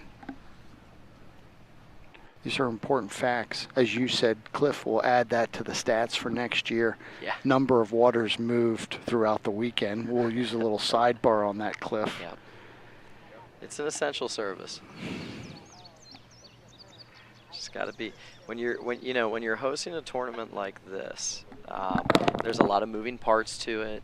You have a lot of talented players in the tournament, and you want to make sure everybody feels welcome here, and you want to make sure they feel like they're being taken care of, because you want them to come back. That's the idea. We want that kind of atmosphere here. I feel like we've our committee has done a good job of cultivating that atmosphere over the last 11 years. And I think a lot of the players that play this tournament often feel like they're a part of our family here. So yeah, I mean, from me, experience-wise, I'm running, I probably run, well over 300 tournaments, at my club throughout my career, and you have to be in charge, on top of those logistics. You got to be ready to move and get out of your comfort zone a little bit and make sure that, you're ready to pitch in when they need you. So, good on our staff for, being ready to jump out there, brush the courts in between sets, getting waters, getting, whatever anybody needs, basically. They've done a great job all weekend. There's no question. We do have a medical timeout. It looks like there are a number of folks looking at Eustace Chernoskis' finger or arm coming off of that bleeding issue. So we're in a medical timeout. Yeah, probably trying to figure out the best way to tape it up right now. It's probably in like a weird spot. We have a lot of non-doctors over there trying to look at his situation. Hopefully all is okay. Might be a little hard true in it as well. As you said, probably came off of when he fell down. That's a strong possibility, and yeah, shout out to our good buddy Paul Tallarico, member here. He's more than qualified to handle this situation, I think. But 100%, but he's not here. He said he would be back for the finals. I think I saw him briefly. But, yeah, I think he stayed with the. He went with the telecast, the live stream. Well, hopefully he hears us talking about this right now. He was commenting that he felt like we should have made a comment, being a lefty, that with Holden Coons on the court, he felt like some of those really strong left-handed ground strokes that really would be a shot that he could hit. So we'll shout out to Paul, as you said. Yeah. Medical timeout is over. Unfortunately for Paul, the reality of the situation is I've seen him hit tennis balls, so I just can't bring myself. Little to make known that fact, comparison. in fairness to Paul, little known fact, since we're on Paul and then we'll get back to the match. He is the defending pickleball champion with yours truly. Well, 3-2. Now that's a different game than tennis. There is something to be said for that. Yep. I'm not going to say what it is. No, I'm kidding. Okay, back to the tennis. We are 3-2 on serve here in our third set, 11th annual Groft Charity Classic. Eustace Chernaskis serving down 2-3, but on serve. Ali kick choosing to stay back. And comes up an unbelievable effort, but 15 not love. able to get there, and we're 15 love. Yeah, I think Steffi hit an ill-advised volley there. I think that ball might have been sailing. Yeah. Maybe not the whole way to the back wall, but you know, probably Not to most of the 16, way. but yeah. But it worked out in their favor.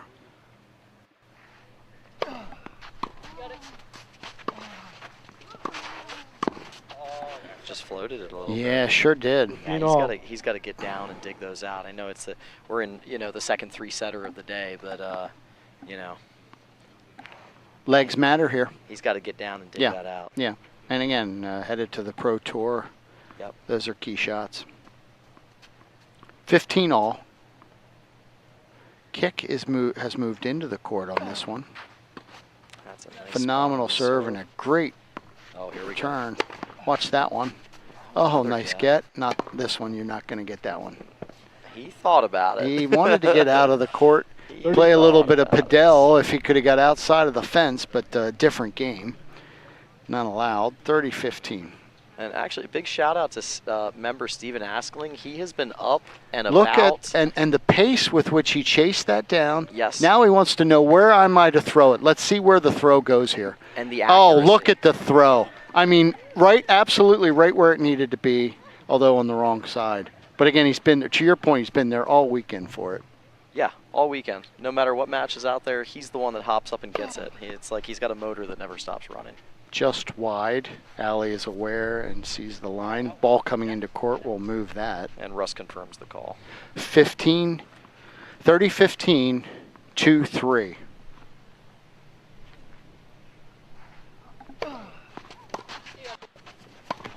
Oh, man, he just hesitated just ever so slightly. Give me volley that doesn't 30 all. pan out. Oh, checking out the live stream.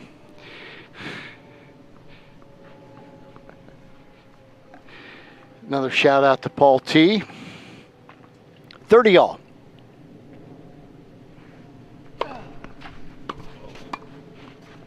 A little that's better volley there great from hands. Steffi. Really that cut volley and the ball right at you, not easy again. These players have made a lot of shots this weekend look easy that are not easy. Yeah, and let's mention the amount of pace that's coming at them when they're hitting these shots. too. Correct. Really great hands. Phenomenal serve there, even better return. Let's see what he does with this one. You might want to get out of the way. He actually floats it long. Deuce. Could be a key point in this one. We're now at deuce, Phil. Well, I mean, if the tables were turned there, where do you think Mark's going to hit that? Right overhead? at Eustace. He's proven it. Yes. Yes. And he did give a little gamesmanship there. Yeah, I don't Yep. think Eustace should have. I don't think he should have pulled that punch. Yep. But We're deuce, though. You got to get that in play, though. Yep. He knows that. Phenomenal serve again. Good But return. again, great return from Krupkin. Get And that one, he big says. one. Not that one. And we have the advantage now. They're down. Advantage Chernaska. Phenomenal shot making. I think the overhead was hit harder than the serve. I agree with you 100%. Just wide on the serve. Come on, big man, get those legs going. Kick's going to get a look at a second serve here. Trying to keep the legs moving. That's a really good serve. Unbelievable That's a serve. really good second Game serve. Chernaska. Kick had no chance. No, she was expecting 3 that big games all, kicker out final wide, set. and instead she got She that one moved right in to and her- got the flat down right the to middle. the grill. Just to get an update on Eustace Chernaskis, Kevin May here with us, that medical timeout. He has about a 2-inch gash on his right hand and in the palm area. So On his hitting hand. something to keep an eye on there. Didn't show any sign of any issue there. Quickly, Crumpkin gets the quick put away. Thanks for that update, Kevin. Again, Kevin May, director of the Groft Charity Classic. He and his team have done a phenomenal job all weekend. Great update there. There were quite a few folks overlooking at Eustace when he came off the court, so obviously a little more than just a brush burn for sure. So we learned that it's about a 2-inch gash. Oh, what hands! Great hands from Steffi there. Gets by Mark. 15 all. Look what I found. 3 all. Third set. We're in the ladies' rotation of serving.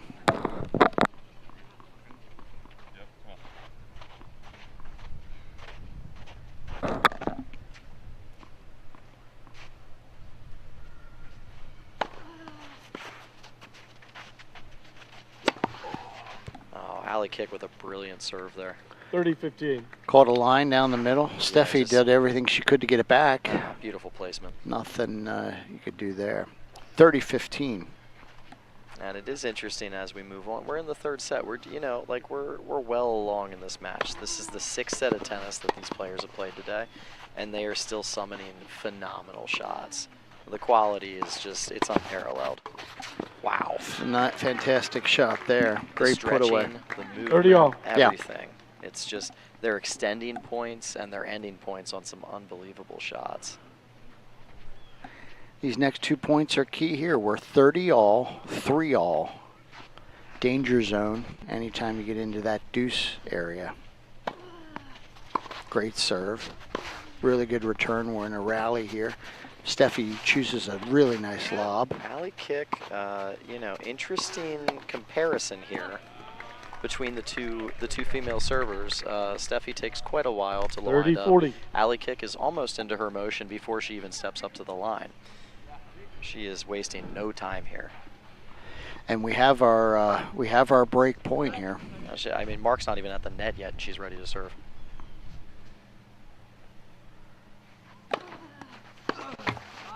And man, is that just a smooth motion too. Great serve. Yeah. So it's super nonchalant about it too. Yeah, yeah. She never looks satisfied after the point's over. She played a ton of tennis. Real competitor. We are deuce. 3 all, third set. Steffi chooses the lob again. And again. And Mark actually misses a gimme. Yeah. Bit of a gimme for him. Got a little too ambitious there with that one. Yeah. That might have been a little bit of the ego creeping into that one. We now have another break point opportunity for Steffi and Eustace. Okay. So, all right.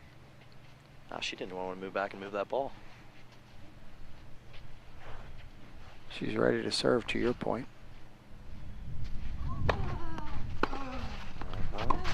We got a rally going now. This is going to be an interesting point.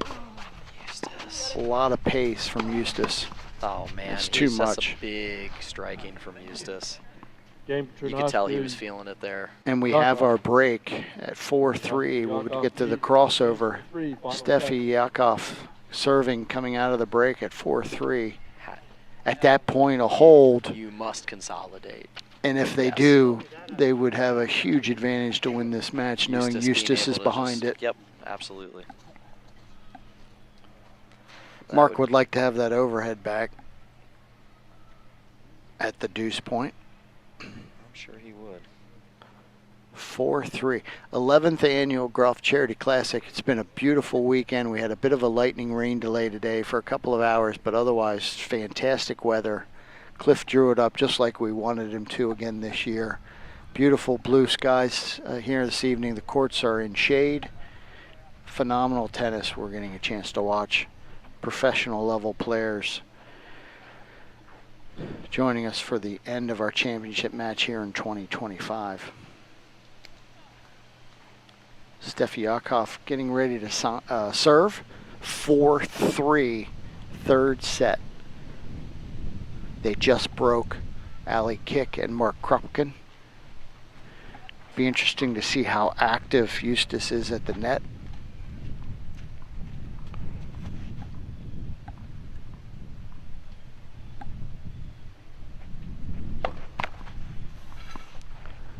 Krupkin moving way in again. Here. Steffi taking a little extra time again with her serve. Wind gust. Second serve.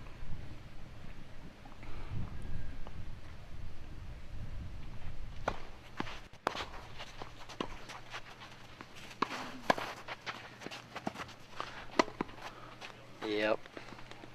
That's good 15 love. striking. That's exactly the foot that you want to get started off on if you're Yakov and Trinauskas here. Especially when she hesitated on the serve back to our earlier game. Yeah.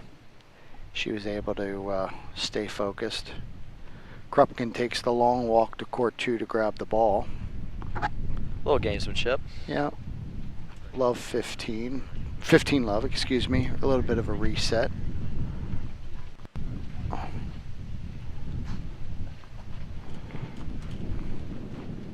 Wind kicks up again.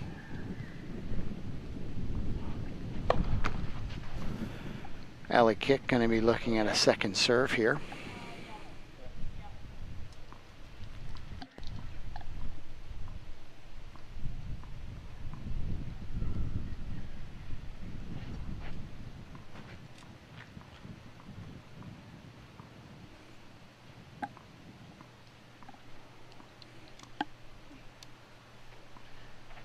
Okay. Extended delay. A little hesitation here. Really nice Comes up with a serve. good serve though. Yeah.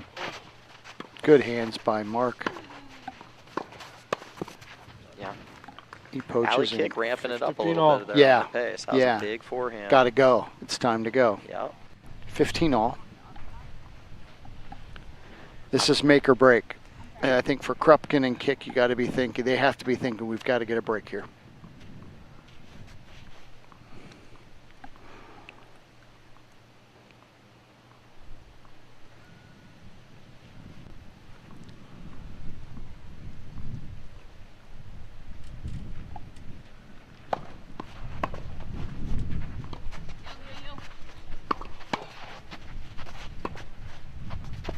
Dip.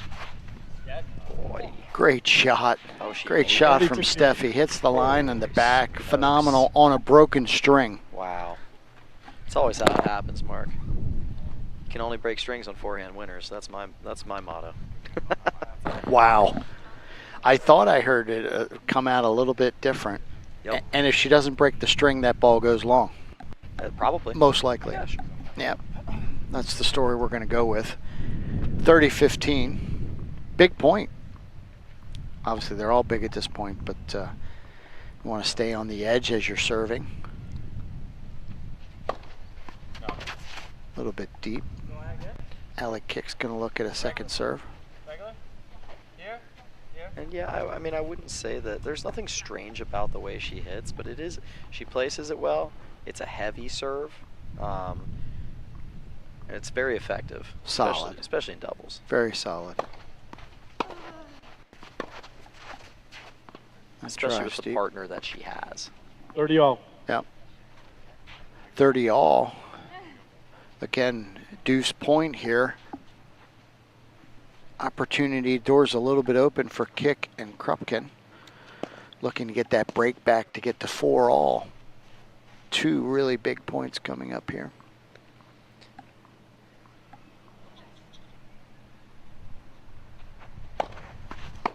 Spin serve. Oh, wow. Kick comes in and hits That a great was- shot. Great She touch. hit a heck of a 30, serve, 40. too, and he just, yeah. And we have our break point. A little bit of a framer. Lands in that corner. Just tough.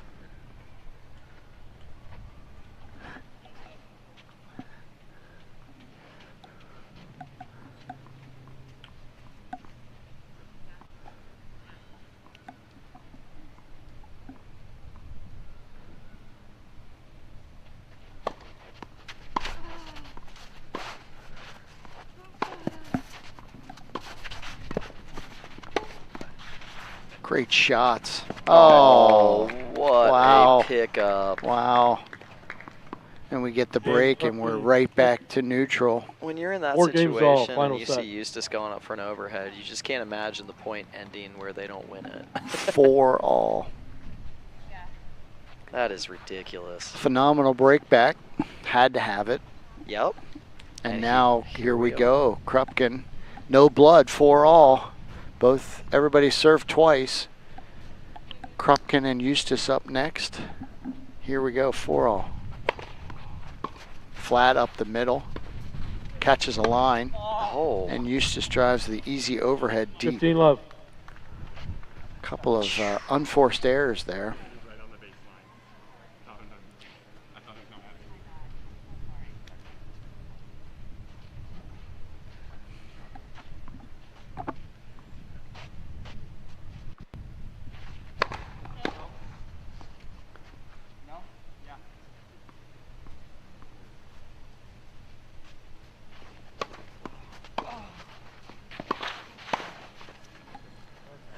Makeable shot there. 30 love. Quickly 30 love.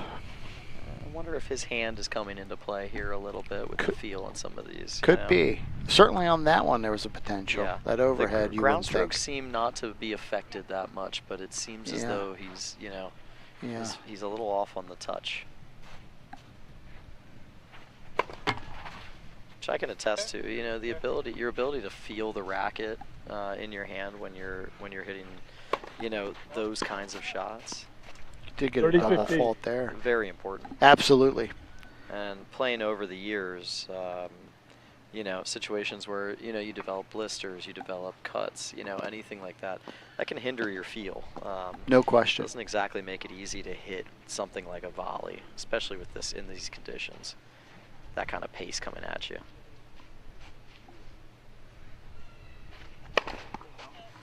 Krupkin goes for the large first serve. It's deep. Eustace is going to get a look at a second ball here.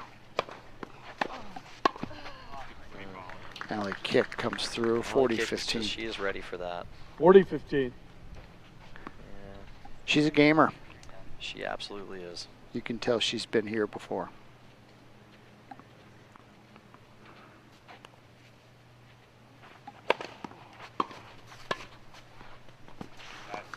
Again, the easy put away, Krupkin and kick at the easy hold. We're going to go to the changeover with Krupp and kick. One game away from the championship, but Eustace serving.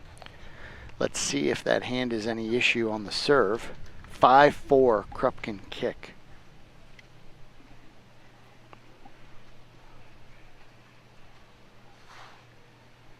Phenomenal weekend of tennis here at the Country Club of York, 11th annual Groft Charity Classic. Coming down to the wire here with our third set in the championship match. We're going to crown a new champion here over the next number of minutes and games. It's been a great weekend. A lot of great tennis. Very talented draw this year. Yeah, especially at the top end. The top teams really, as you can see here, we got a 3 and a 4 seed who made it through the final, playing high quality tennis. And winning semifinals that could have been anybody's semifinals, really. I mean, as Holden said, back from a you know, from a set down, and yeah, you're right.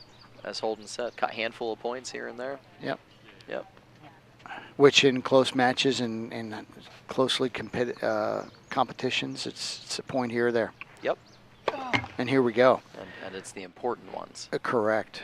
You might win more points than your other guy, but correct. You could still lose the match. And here we are talking about important ones. Krupkin gets a look at a second serve here. Oh.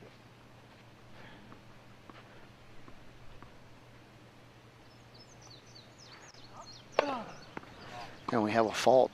Love Phil, we've got love 15. Krupkin kick 3 points away from the championship. Let's see what Allie does here. I think you got to park this one up off of her left shoulder with that kick serve, probably. And I would think that's what she's thinking. Yeah. He went for down the middle power. Look for the high kick on this one. I think so.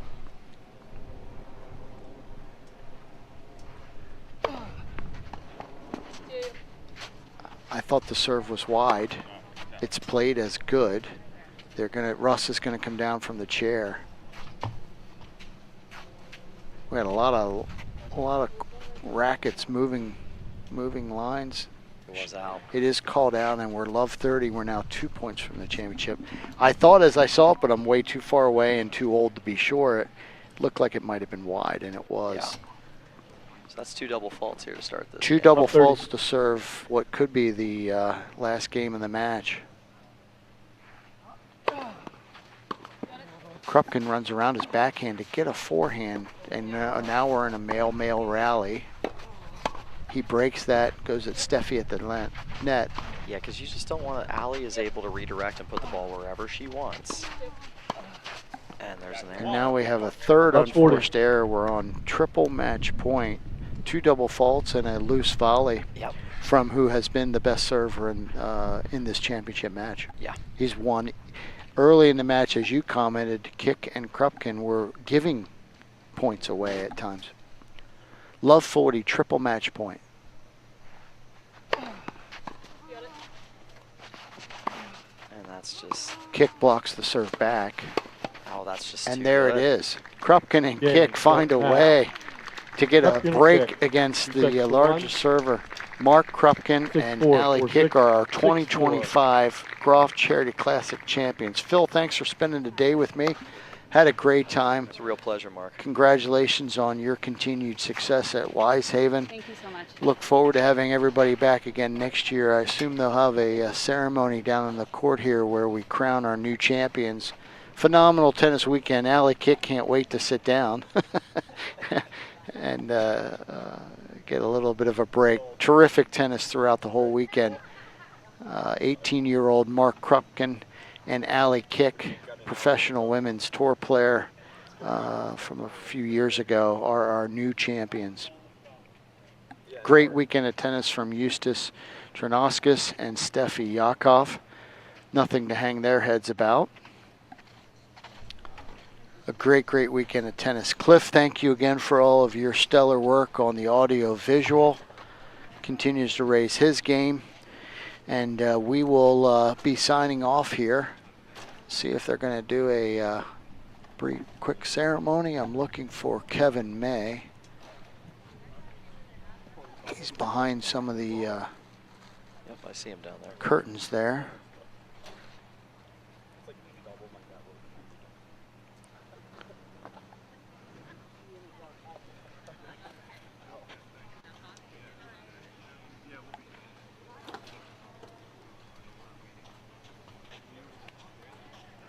Not sure we're going to have a ceremony. I think we will. You think we will? Yeah. Just a little bit of a delayed reaction here. Let's see what we got. Great job again by Russ Morgan. Couple of close calls, worked themselves out. And here comes Nate Gambino, our director of rackets, Kevin May, the director of the tournament, to hand out the winners' checks.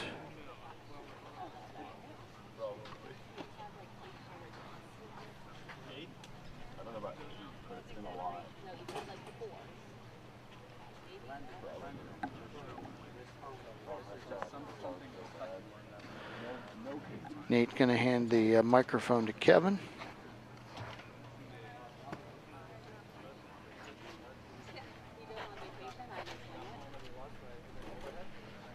Good evening, everyone. Yeah, you're just going to speak directly into it. Okay. Hey. Okay. Thank you, everyone, for coming out. I know we don't have a ton of people here because of the delays, but we wanted to just thank all our sponsors, especially WellSpan. They were our presenting sponsor this year, and they've been a supporter since this whole thing has started. And this is their first year they've been our presenting sponsor, so thank you. We really appreciate it. And thank you to we had unbelievable players this weekend. It was an unbelievable match. Thank you, guys. And we look forward to you guys recruiting more players for us, hopefully. But I'm going to turn it over to Matt. He's going to say a few words from WellSpan. Hello, my name's Matt Lane. I'm the Executive Director of the WellSpan York Health Foundation, and I just wanted to thank the Groft Charity Classic friends, our friends at the Country Club of York, for this great tournament for an amazing cause to support the York Opioid Collaborative. The work that the collaborative is doing in our community is very, very important, and it's saving lives, and WellSpan's proud to be a part of it.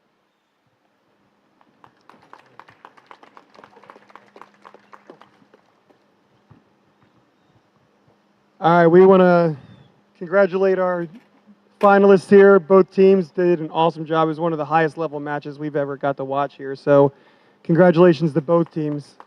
I'd like to thank Russ for sitting in that chair for over 2 hours now. So thank you, Russ. Thank you. Appreciate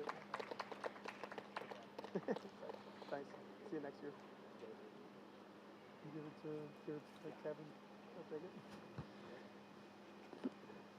Congratulations to our finalists, Eustace and Stephanie. Congrats, man. Good plan. Good plan. Good match. Thank you. And our champions, Mark and Allie. Congratulations. Good match. Good plan.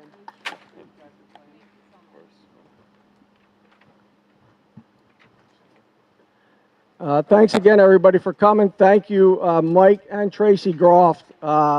Mike started this 11 years ago with a committee. They stepped back this year a little bit. We had a whole new committee this year. Mike's getting back in next year. So, again, thank you, Mike. Thank you, Tracy. You guys did so much to put this event on.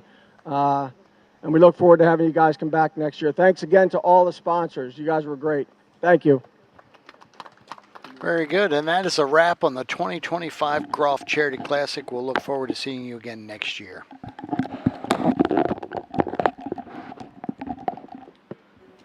Looking for a Medicare plan? UPMC for Life is listening to what you want in your healthcare coverage. Our new PPO Essential Care RX plan has a $0 premium and gives you $100 back in your monthly Social Security check. Enjoy $0 copays when you visit your in-network primary care physician.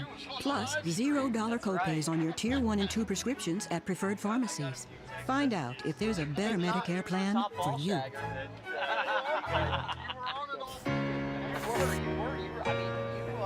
Life would be easier if we were upfront about our mental health. But it doesn't work like that. To help our members feel more confident, Highmark Blue Shield has added over 6,000 mental health professionals, so everyone can get the right care right away. Because whatever you have on the inside deserves to be seen. Because life, Highmark Blue Shield. Today, there may be feelings of despair and anxiousness, but tomorrow could be different. Tomorrow could bring hope, healing, and wholeness to you and the life you experience.